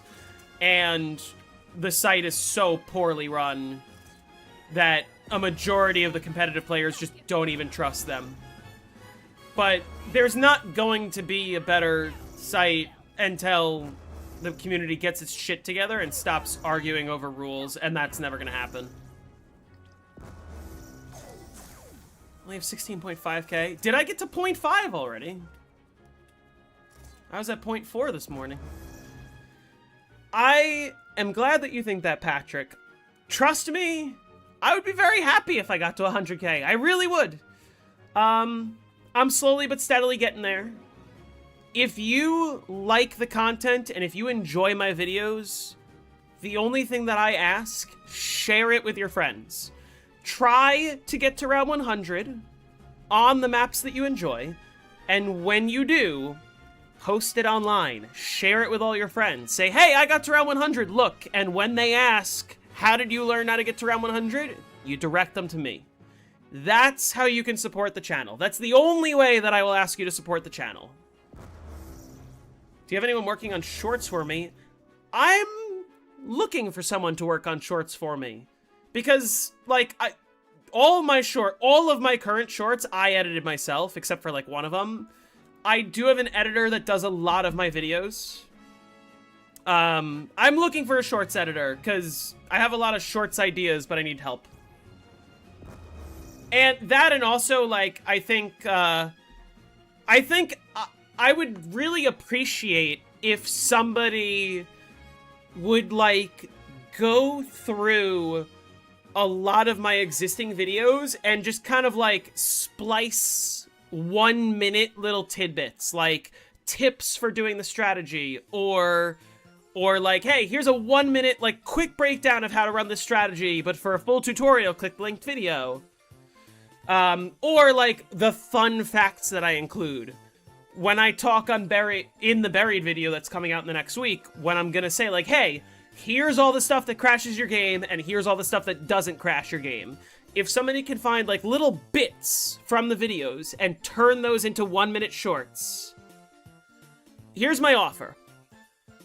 If anyone edits shorts, and anyone is looking to edit shorts for my channel, I want you to DM me on Discord. My Discord server is linked in the description. Also, my Discord username is just Mr. JZM. It's just my name.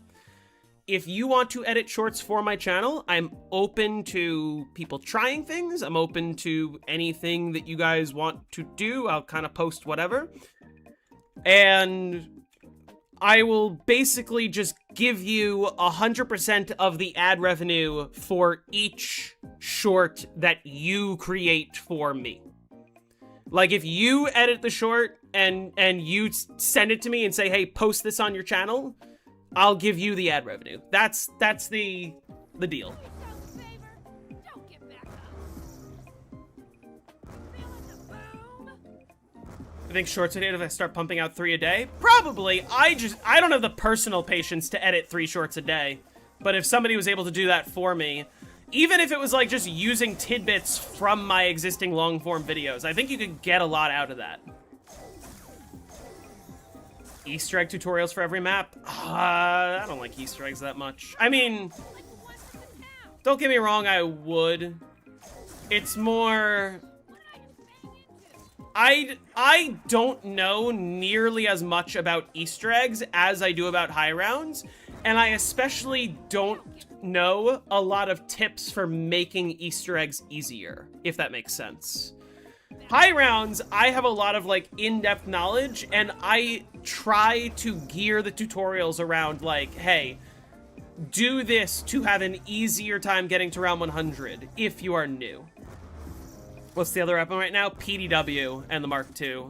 So I couldn't trade it out for the time bombs is the problem. Otherwise I would have picked up whatever weapon it was out of the box. I remember the Frenzy. Of course I remember the Frenzy. Feeling the boom?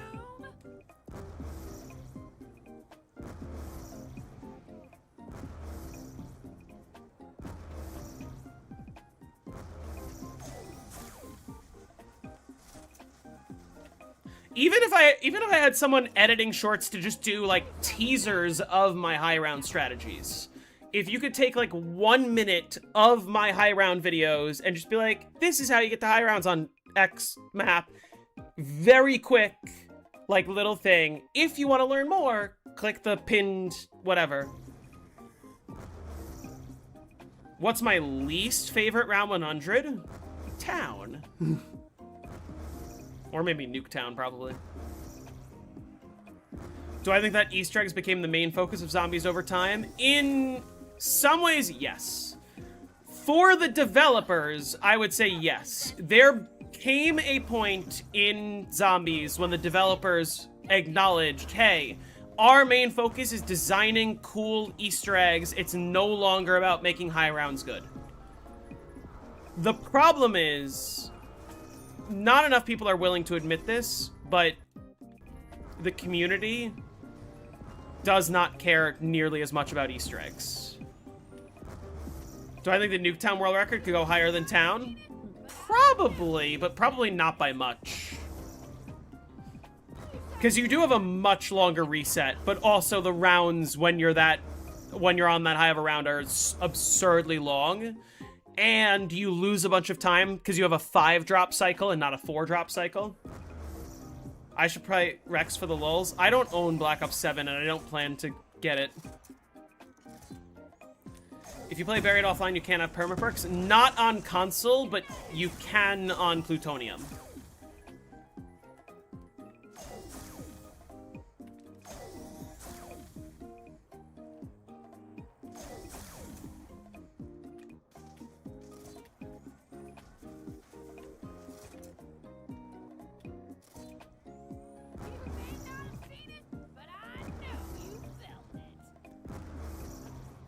Yeah, I maybe if I got an editor to help me pump out 3 shorts a day, I'd be able to get that to work. But it's just,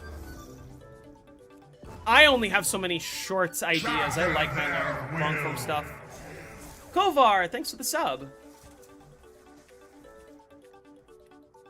Yeah, right now 100 on Town, 97 on Nuketown. Nuketown can hit 100, just hasn't yet.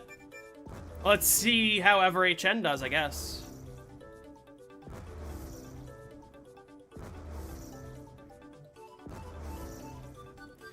Alright. I think that a lot of people were hype about all the Rex and Furnace teasers. My prediction for Rex and Furnace is that people are going to be very disappointed. Oh, I was talking earlier. So I was saying, I think that the developers decided, like, hey, we need to design this game around the main quest. Everyone cares about the main quest. Nobody cares about high rounds. Everyone wants to do the main quest. Let's make the main quest good. And despite that, what are the completion rates of the main quests on Black Ops 6 and Black Ops 7 on average? I was hearing around 5% of the players, maybe at best 8% of the players.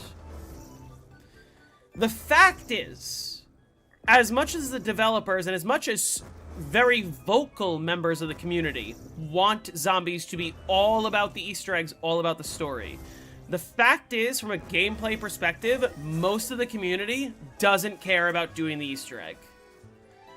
They literally added in directed mode to get more players to do the Easter egg. And even with directed mode, they only saw an increase of like a couple % over what the Easter egg completion rates were on earlier games.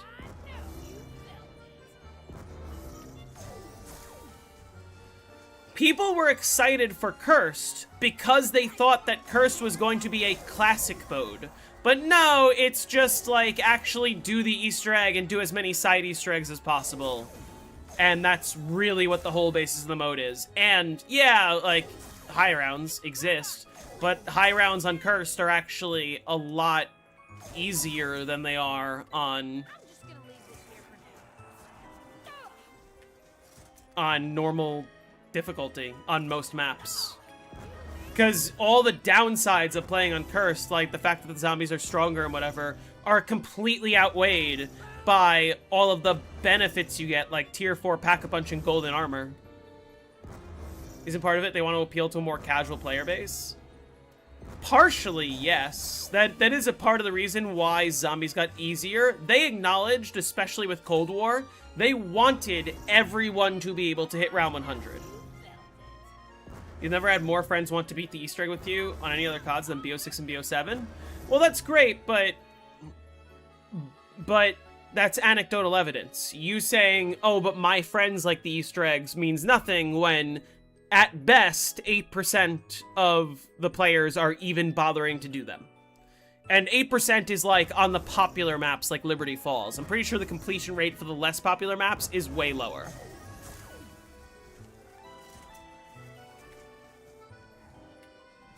They wanted round 100 to be easier for players. And to be honest, I don't hate that. I don't hate that at all. I like that they made round 100 more accessible. The problem is they didn't just make round 100 easier, they made the entire game easier. What they should have done is they should have made round 100 easy, but after round 100, the difficulty ramps up like crazy, meaning zombies get way stronger, weapons stop being able to kill on high rounds, and you have to rely on wonder weapons like you used to, and the strategies actually get meaningful and difficult. And also, the number of zombies per round scales way more than it currently does. There shouldn't be a round cap that's possible to hit, especially not on your first try. Yeah, the fact that 999 is the challenge, and when we say is the challenge, people are literally loading into a brand new map the day it comes out and getting to 999 flawless on their first attempt on a map they've never played before. That shouldn't be possible. Straight up. Like, that is poor game design if your horde survival mode that gets progressively harder is so easy that people are maxing it out on the first attempt the day a new map drops. Can you imagine anyone doing that with any older zombies map at all? Could you imagine anyone doing that on Modern Warfare Survival at all? Get to the maximum round your very first time loading into a new map? I got the fucking ballistic knife 3 times in a row, which of course means I should have picked it up because it would have skipped it. Oh well. What do I think about Kevin Drew? I don't know. I think zombies just isn't going in the right direction for me. Not even just round 100. Imagine a world where any Black Ops 3 map comes out and somebody loads in to a brand new map that they've never seen, very first day, very first time playing, and they get to round 255 in one try. Nobody would do that. Not even on the Chronicles maps. Nobody was getting to 255 on the first try. Ascension is easy. Ascension happened quickly, but nobody did it on one attempt.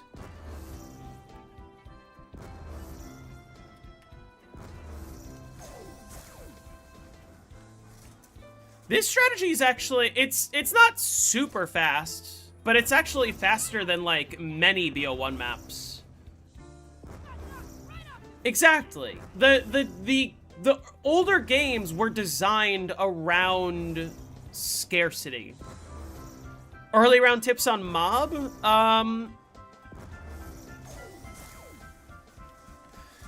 Don't be afraid to rely on your Acid Gat for horde control while you're doing the early round strategy.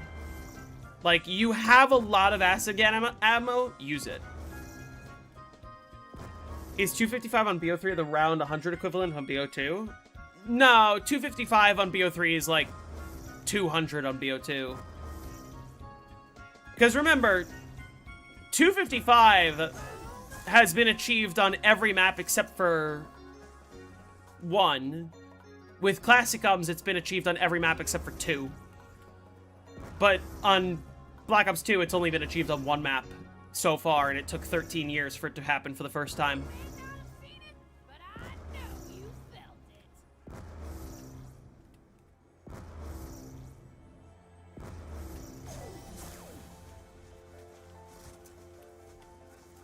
Listen, the older games were designed around scarcity. Ammo was a scarce resource.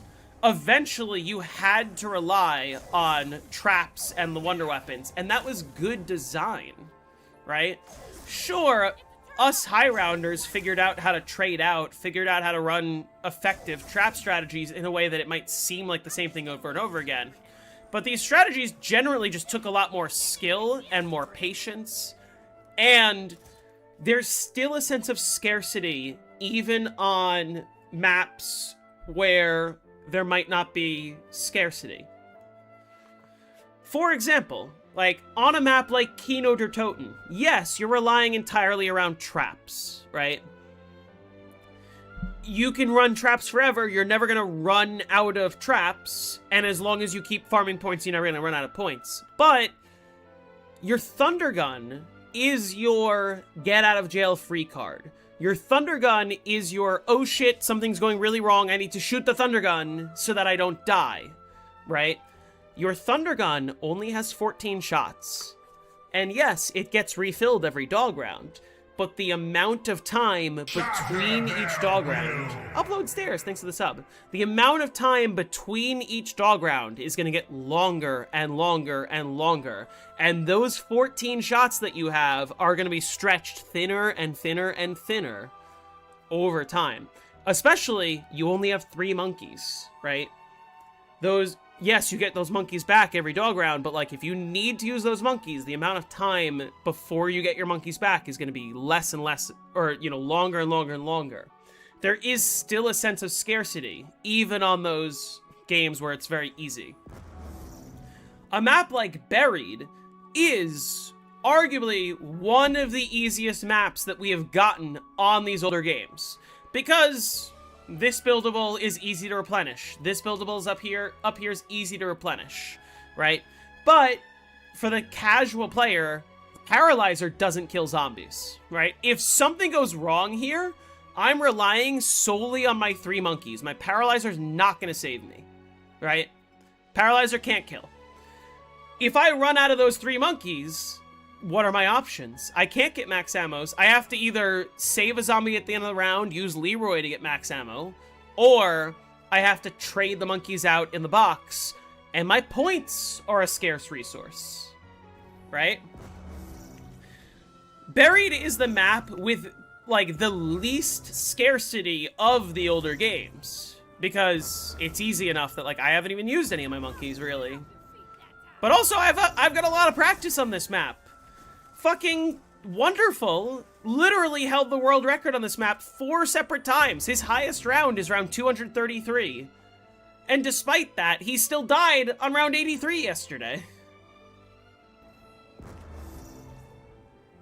Okay, no, Buried is not a top 3 hardest round 100. It's one of the easiest, but no, the Paralyzer stops working.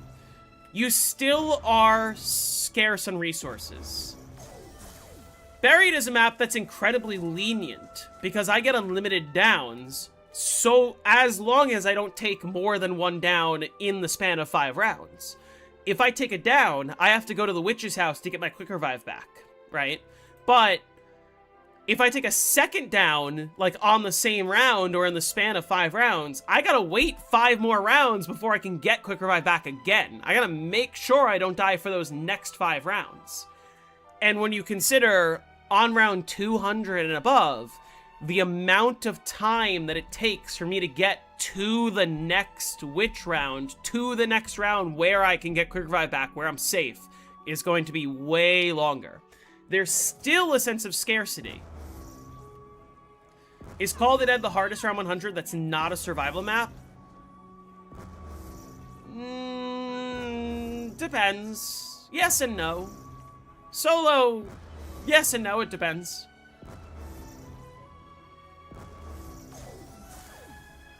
But let me point out here, there's one game that started the trend of scarcity and like conserving ammo is no longer a problem, and it's Black Ops 3.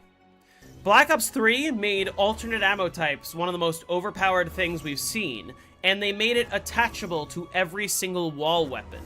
So now you can buy ammo for a wonder weapon level, like a weapon that is as powerful as a wonder weapon, you can buy unlimited ammo for. That being said, yeah, for only 4,500 is how much it costs. That was like the first big example of they stopped caring about scarcity. And it was a problem. It was a problem because high rounds became too easy. It was a problem because they capped the round at 255, and now almost every single map had it, The reason why it isn't as much of a problem is because despite the fact that you have this overpowered thing, not every map is that easy, right? Some maps are really easy. Some maps are Ascension. Some maps are not that easy, and you gotta find fast ways to play, and there's still a sense of, like, you can still die, right? There's still a sense of, yes, Gobblegums are overpowered, but you only get 1 gum per round normally, and there's only a handful of gums that might actually be useful, depending on the map. So there's still some sense of it's a little difficult. Black Ops 4 also definitely wasn't a step in the right direction, mostly because normal difficulty has a health cap. But first of all, BO4 Hardcore are some of the best high rounds we've seen in a long time. Like right here, my turbine just cut out. Do you see how quickly that could have gone bad for me? Do you see how quickly I could have just perished on the spot if I wasn't locked in? Like even Buried has a real sense of, like, you need to be paying attention, even when you think you don't.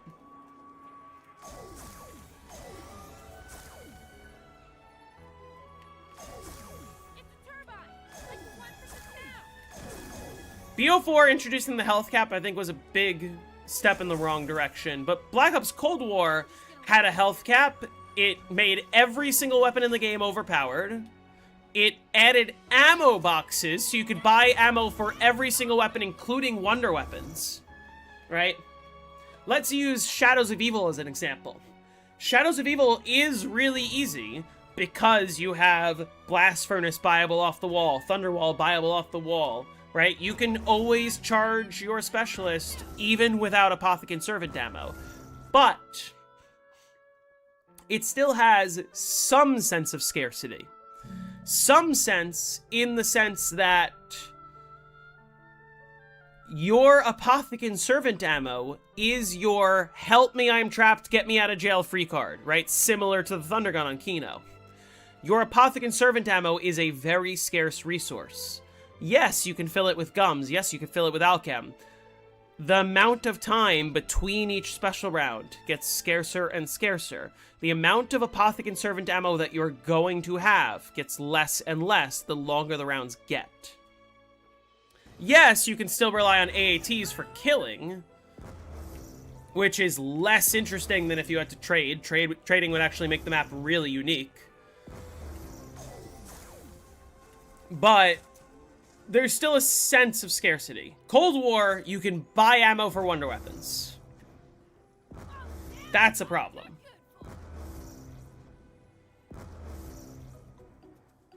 You're stoned, ASF? I probably will be in about half an hour once I get off stream. I'm gonna play for like another 30 minutes and then I'm gonna call it.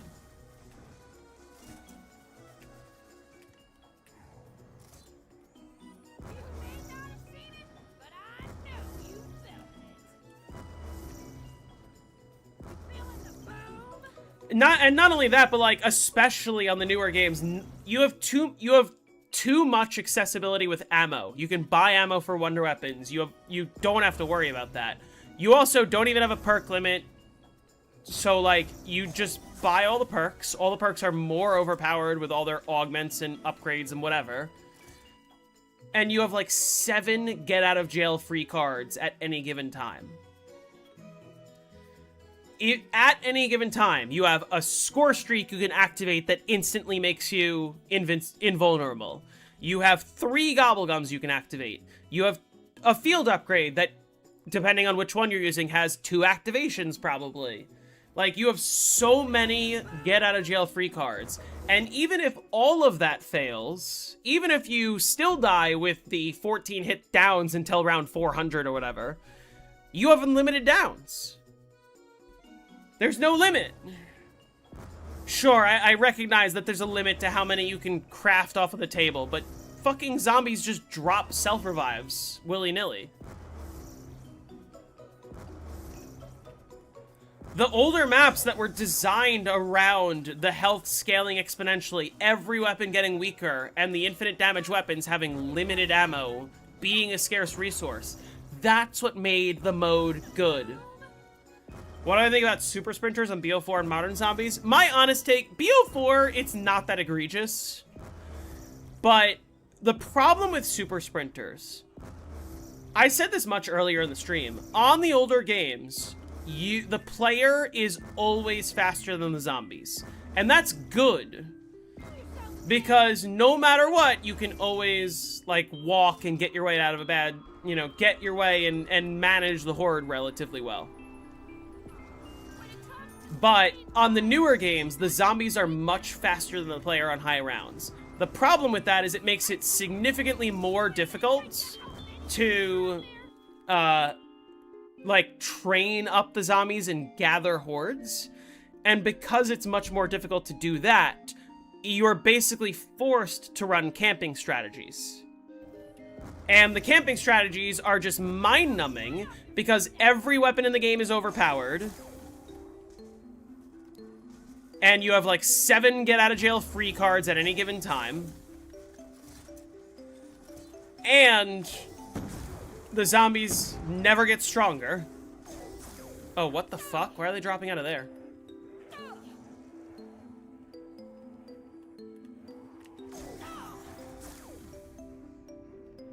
Speaking of...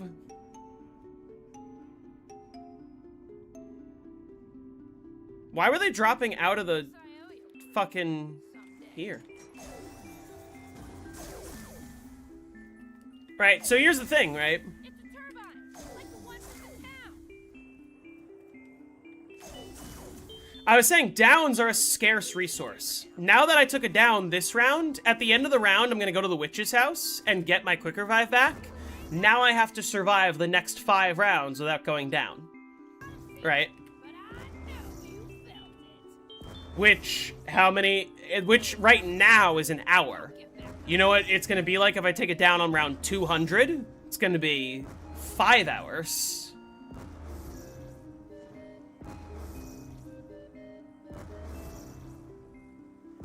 Why were they dropping out of the fucking... I don't understand. How'd you keep all my perks? Perma tombstone. But I know you felt it. Can you have infant downs and buried? Sort of. As long as I don't down in the next 5 rounds, I can. I guess I always have the free perk from the ballistic knife as a fallback. But that's only once per game. You may not have seen it, but I know. It's a different process. It is. You may not have Yeah, but like, no, I know I was hitting the box, but why were they spawning inside of the courthouse? They shouldn't have been spawning there. seen it, but I know you felt it. And then they started dropping down in front of me, and that's how I got clapped. Falling down is all you're good for.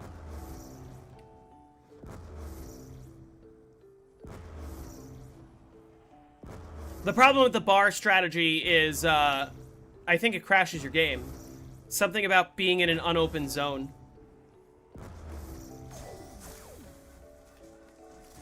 Alright, my previous round was like 13 minutes, so around the 13-minute mark, I need to just watch out to make sure I don't kill the last zombie. You may not have seen it, but I know you felt it. I should have really thrown a monkey before I took the down, but oh well.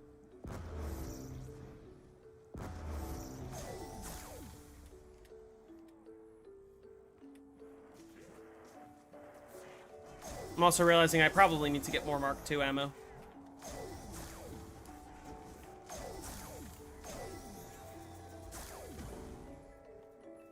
How do you get the Tombstone Permaperk? You watch my video where I go over all the Permaperks. Because that will better explain than I can right now.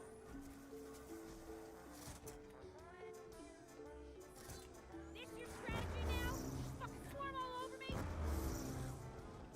That's awesome, Fighta Man. Yeah, I love that strategy a lot. It's a lot of fun.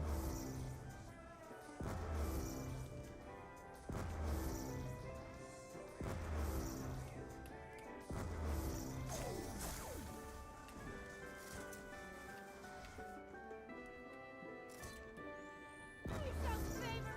Don't get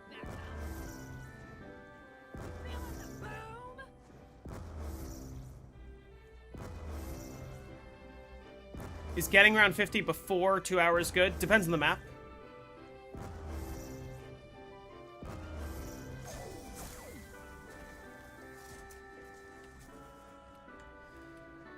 How does pause hard really work? When I use it in co-op, it works, but my friend gets disconnected. When you say your friend gets disconnected, does connection interrupted pop up on their screen? Because that's how it works. As long as they don't leave the match.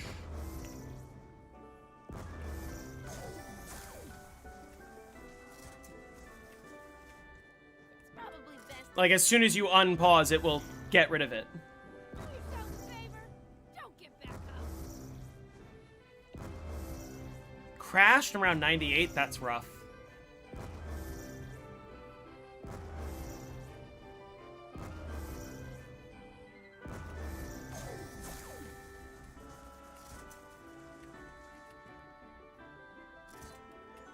Do yourself a favor. Don't get back up. He gets timed out. Are you playing on... What game are you playing on, first of all? Which Black Ops? And second of all, are you playing on, like, LAN mode? Black Ops 2. What you could try is you could try both pause harding at the same time. That should help with that. And also, how are you connecting to one another? Like, are you just using the built-in plutonium, like, join via the friend list? It's a war machine.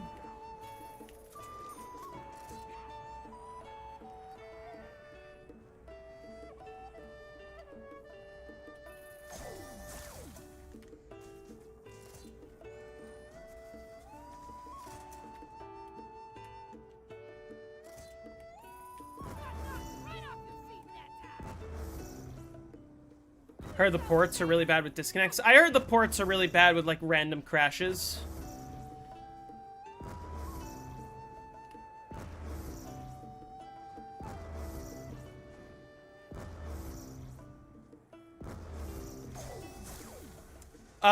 Well, okay, yeah, that's the problem. So you need to join, you can't, like, join the lobby. You need to, But I know you felt it. there's like a slash connect command, and you need to be using, like, Hamachi or an equivalent.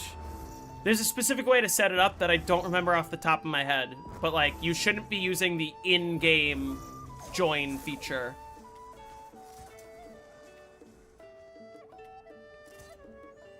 Because you should both be playing on LAN mode.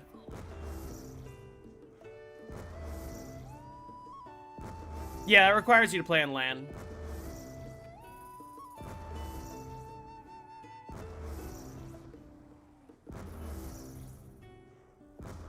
Oh, yeah.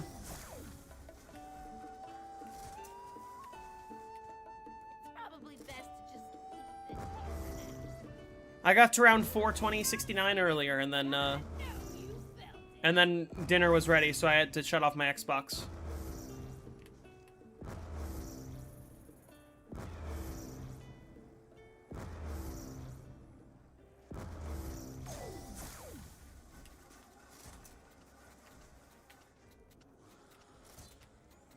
You may not have seen it, but I know you felt it. Falling down is all you're good for.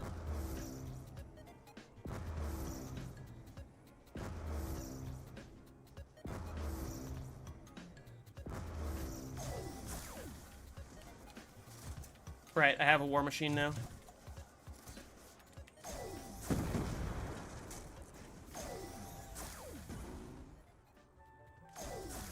It's a turbine, like the one from the town. What did I just bang into?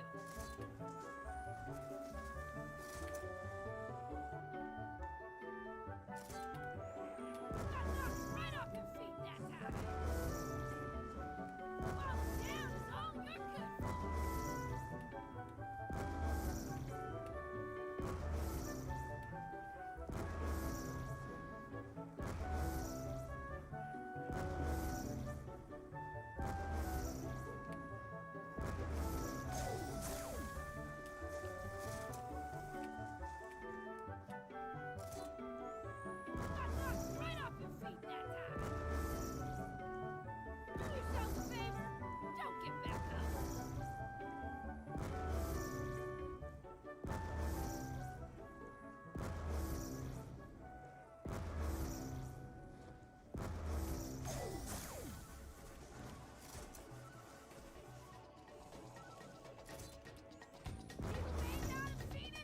Alright, thanks for stopping in, Gary.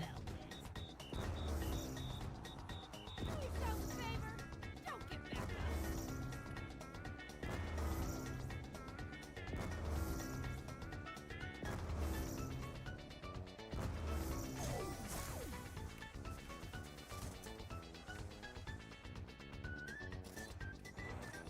Feeling the boom?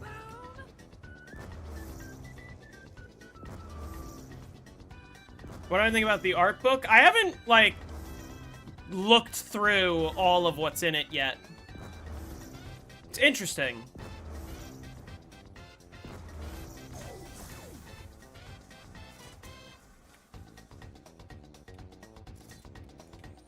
Feeling the boom? You may not have seen it, but I know you felt it. Do yourself a favor. Don't get back up.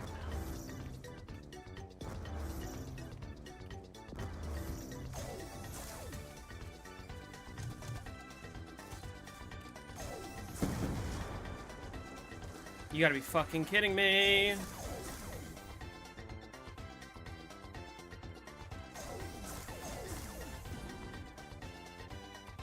Weird.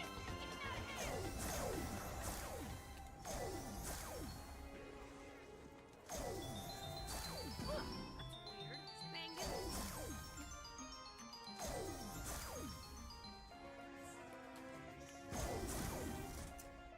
I'm just gonna leave this here for now.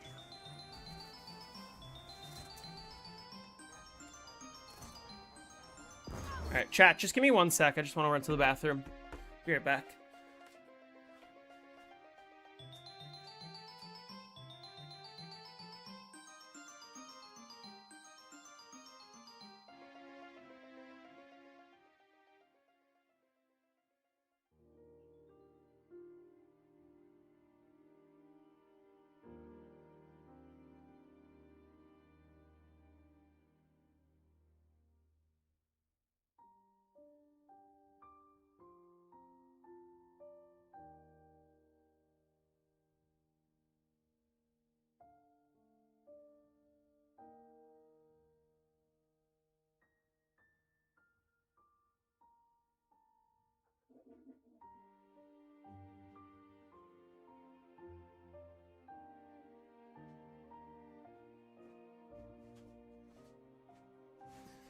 Alright. Let's keep going. I'm getting closer to the end of the round. I just gotta watch out, because I need to make sure I go to the witch's house before the round ends.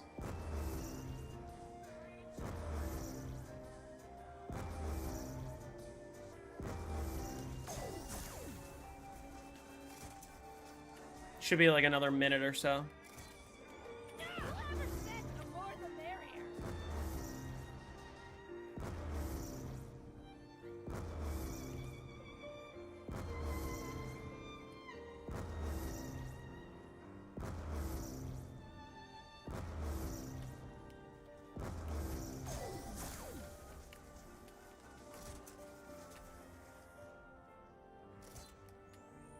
I guess it might be a slightly longer round because I took a down.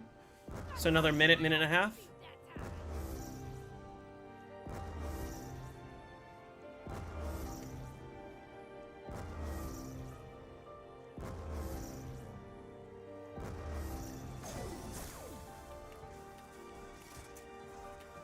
It's probably best to just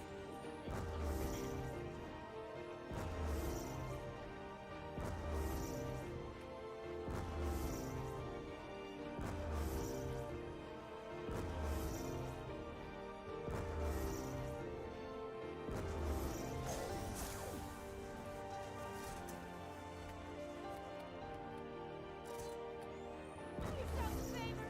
Don't get back up. You feeling the boom? I've never tried it, but if you go to a witch's house and go back to the main part of the map, do they come out and follow you still? Only if the light was on, yes.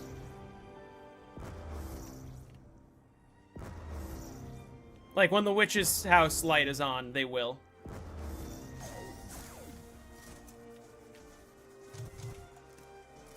It's gonna land in weird spots. You guys formed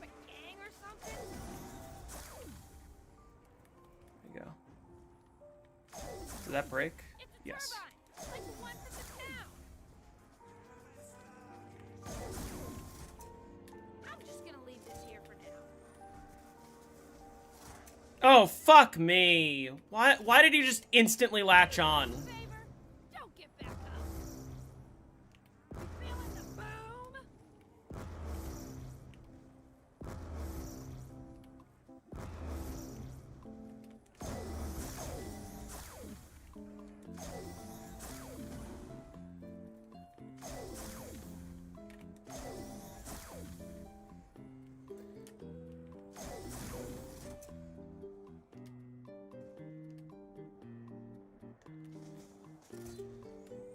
Is the M16 grenade launcher a good weapon to use for insta-kills? Depends on the map, but generally, yes. I think we're getting closer. Got knocked right off your feet that time. You may not have seen it, but I know you felt it. Yeah, this is it.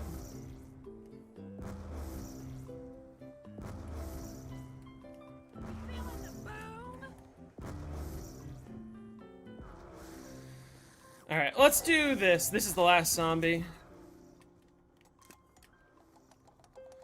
My Mark II is so low, I might as well just trade it out, and then the next time I get a ray gun, I'll get it back.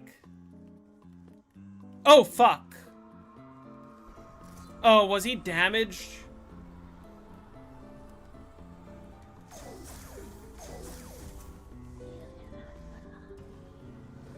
That's annoying.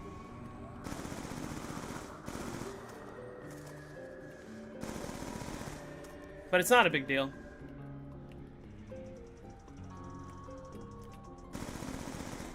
As long as I make it inside of here, like, I can't die.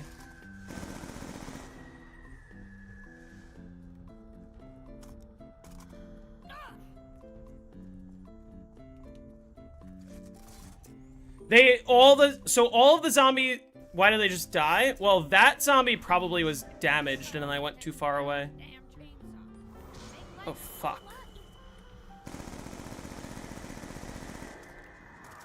Alright, so there's Quick Revive back, which is fine. And we get to watch it go away. Alright, so no harm. Do yourself a favor. Don't get back up. You may not have seen it, but I know you felt it. This will be the last round that I play.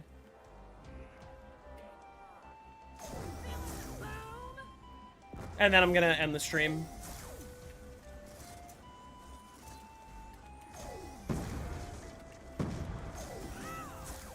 What did I just bang into?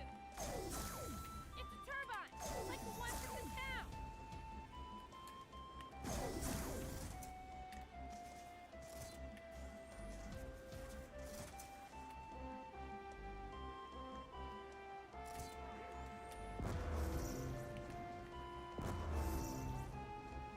Feeling the boom?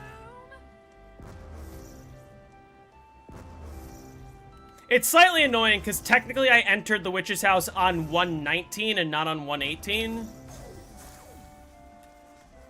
So now it won't be another witch round until 124 instead of 123. But it'll be fine. I'm not gonna down. I shouldn't.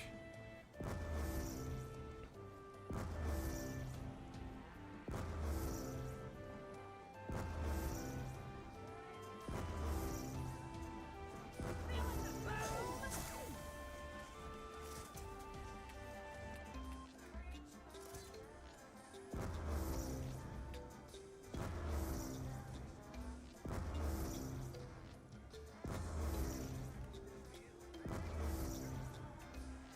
Got knocked right off your feet that time. Thank you, Shadow.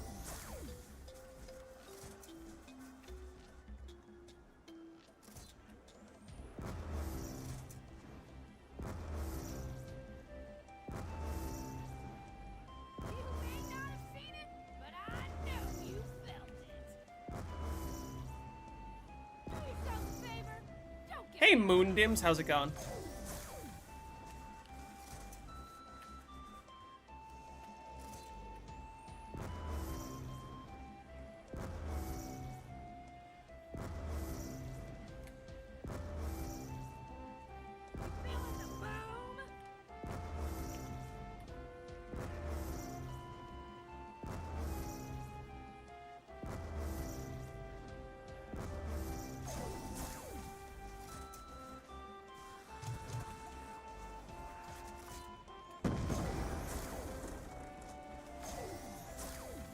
Do I enjoy playing with mods?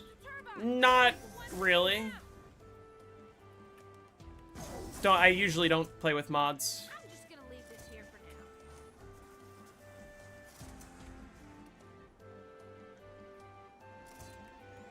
You may not have seen it, but I know you felt it. Do yourself a favor. Don't get back up.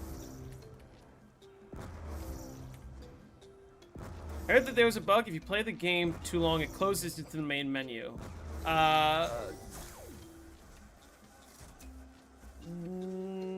No. Not exactly. Not in the form that you're describing. I still need to try Infinite Warfare and give it a fair chance. When am I playing with followers? In theory, when this and all the other stuff I have to do is done. I think Regnal Hutch was looking for this earlier. I wonder why. Falling down is all you're good for.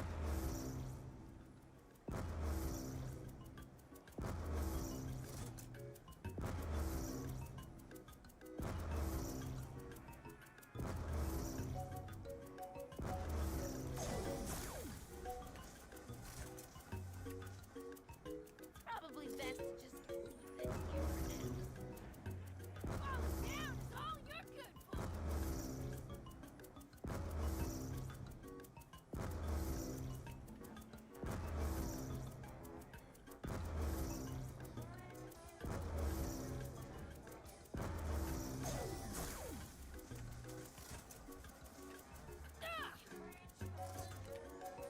Feeling the boom? Do yourself a favor. Don't get back up. Got knocked right off your feet that time.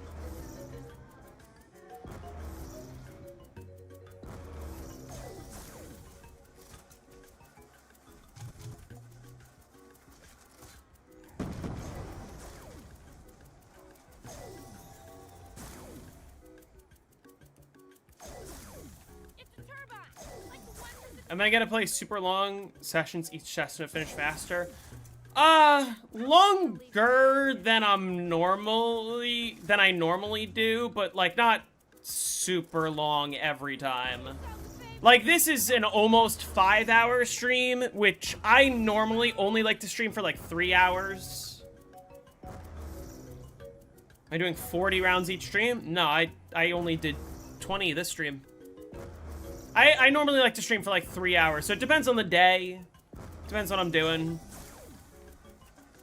Just kind of had nothing really going on this evening. You may not have seen it, but I know you felt it. Falling down is all you're good for.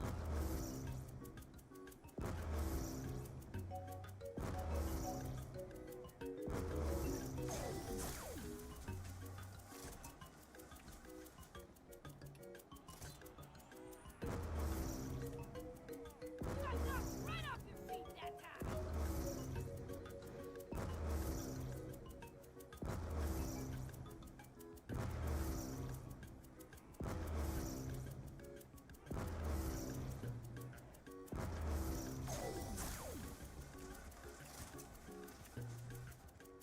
Probably Am I using plutonium? I am.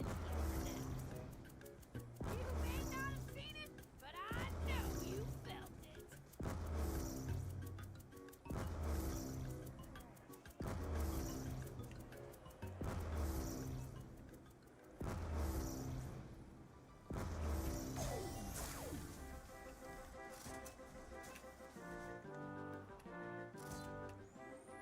may not have seen it. All the maps where the zombies have red eyes are top tier. Gorod and Revelations. It's all you're good for.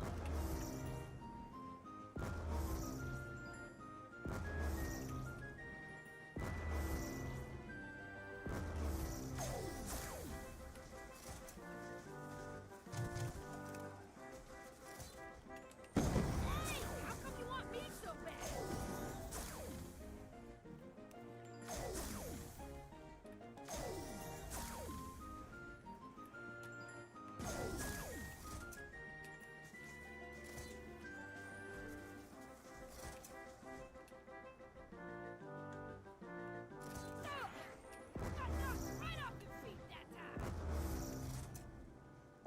Mob, Gorod, Rev, Blood, Tag. Right off your feet that time. I don't know if everyone's gonna agree with you that all of those maps are top tier. I don't think Gorod is. I don't think Tag is.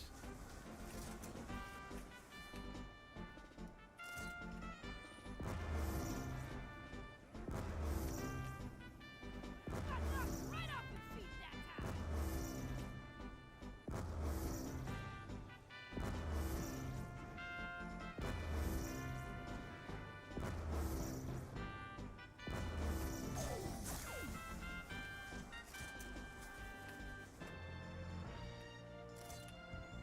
You feeling the boom?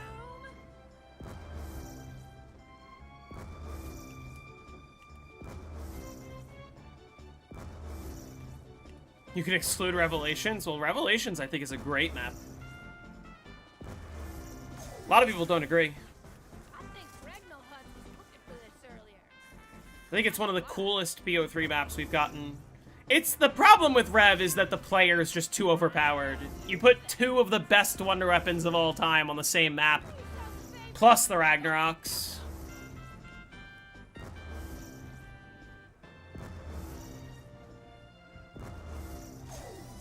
Is it strange that your first Zombies map was Revelations? That is a little strange.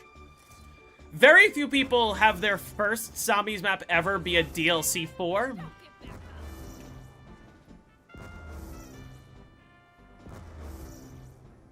Especially considering, like, if that was your first ever map, you wouldn't understand all of the locations.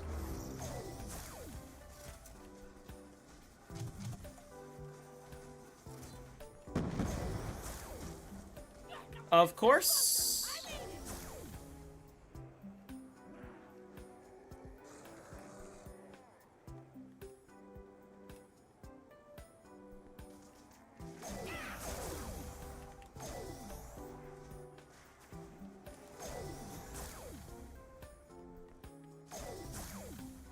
You were a multiplayer guy beforehand? That's valid then. So, like, you played a lot of BO3 multiplayer? Just banged into something. Down,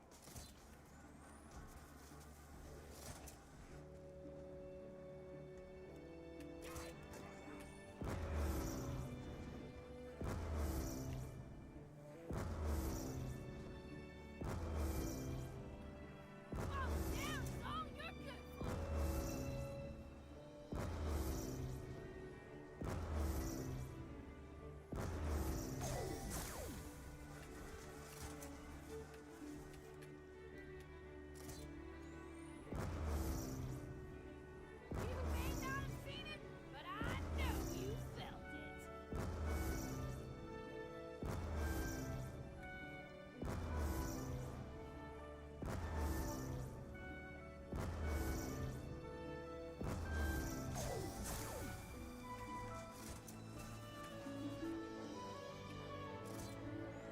Do yourself a favor. Don't get back up. Fall down. Oh, you're good for it. Oh, I hated that multiplayer map. That one was, like, massive and really not fun to play. Wasn't that the one that was based off of the World at War map? Probably best to just Stream gonna end next round? Yeah, this is the last round I'm gonna play, so... Like, you guys got, like, a minute or two. And then I'm getting off. Is Vulture bad? It's not great. It's not harmful, it's just annoying. It's not, and it doesn't helpful. It's not helpful.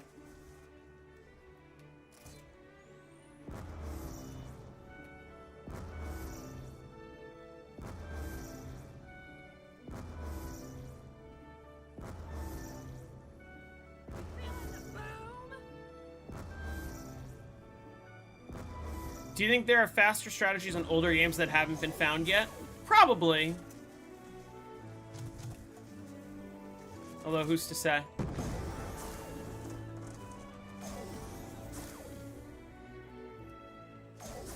a turbine, like the ones in the town. I'm just gonna leave this here for now.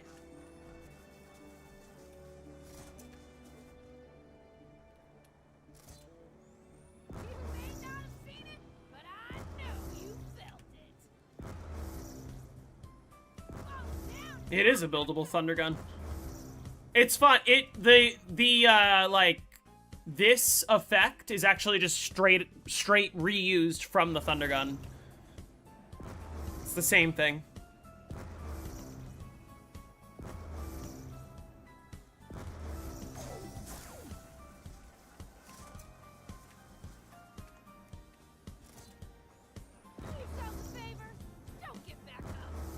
What's the easiest map to do round 100?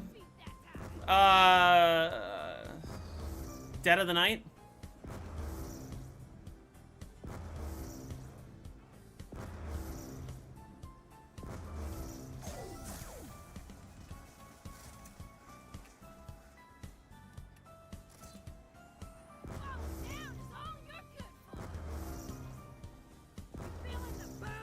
This should be the end of the round.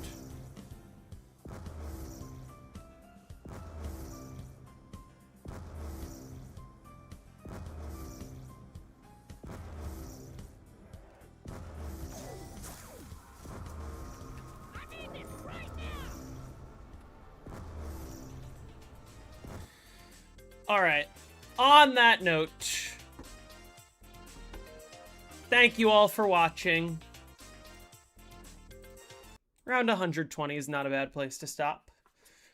I'm probably going to be continuing tomorrow. It's going to be an earlier stream, like a midday stream.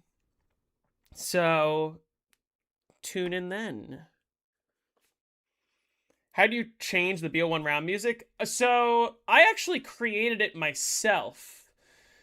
I used a tool called Tom's BO1 Sound Tool. You could, like, Google that. And you basically convert the file into the correct sound file. And then what you need to do is... Here, let me pull it up. So I have... Like, I have a folder with all of the round change music from every... Or, like, all of the custom round change music. And what I did was, so this is my Moon. I took the Moon round change music from Black Ops 3. Wait, where is it? And then it's Zombie Global. And I switched it for round over, round start. Right, these. Put in this. Right. And then, when I want to swap out the music, what I do is I take this, and I go into my Black Ops, and I go to main, and then I swap it out. So right now, I have Call of the Dead in, and then I could swap it out for whichever one I want, and it changes the music. It's a little bit complicated of a process, but... Alright, but on that note, I gotta get off.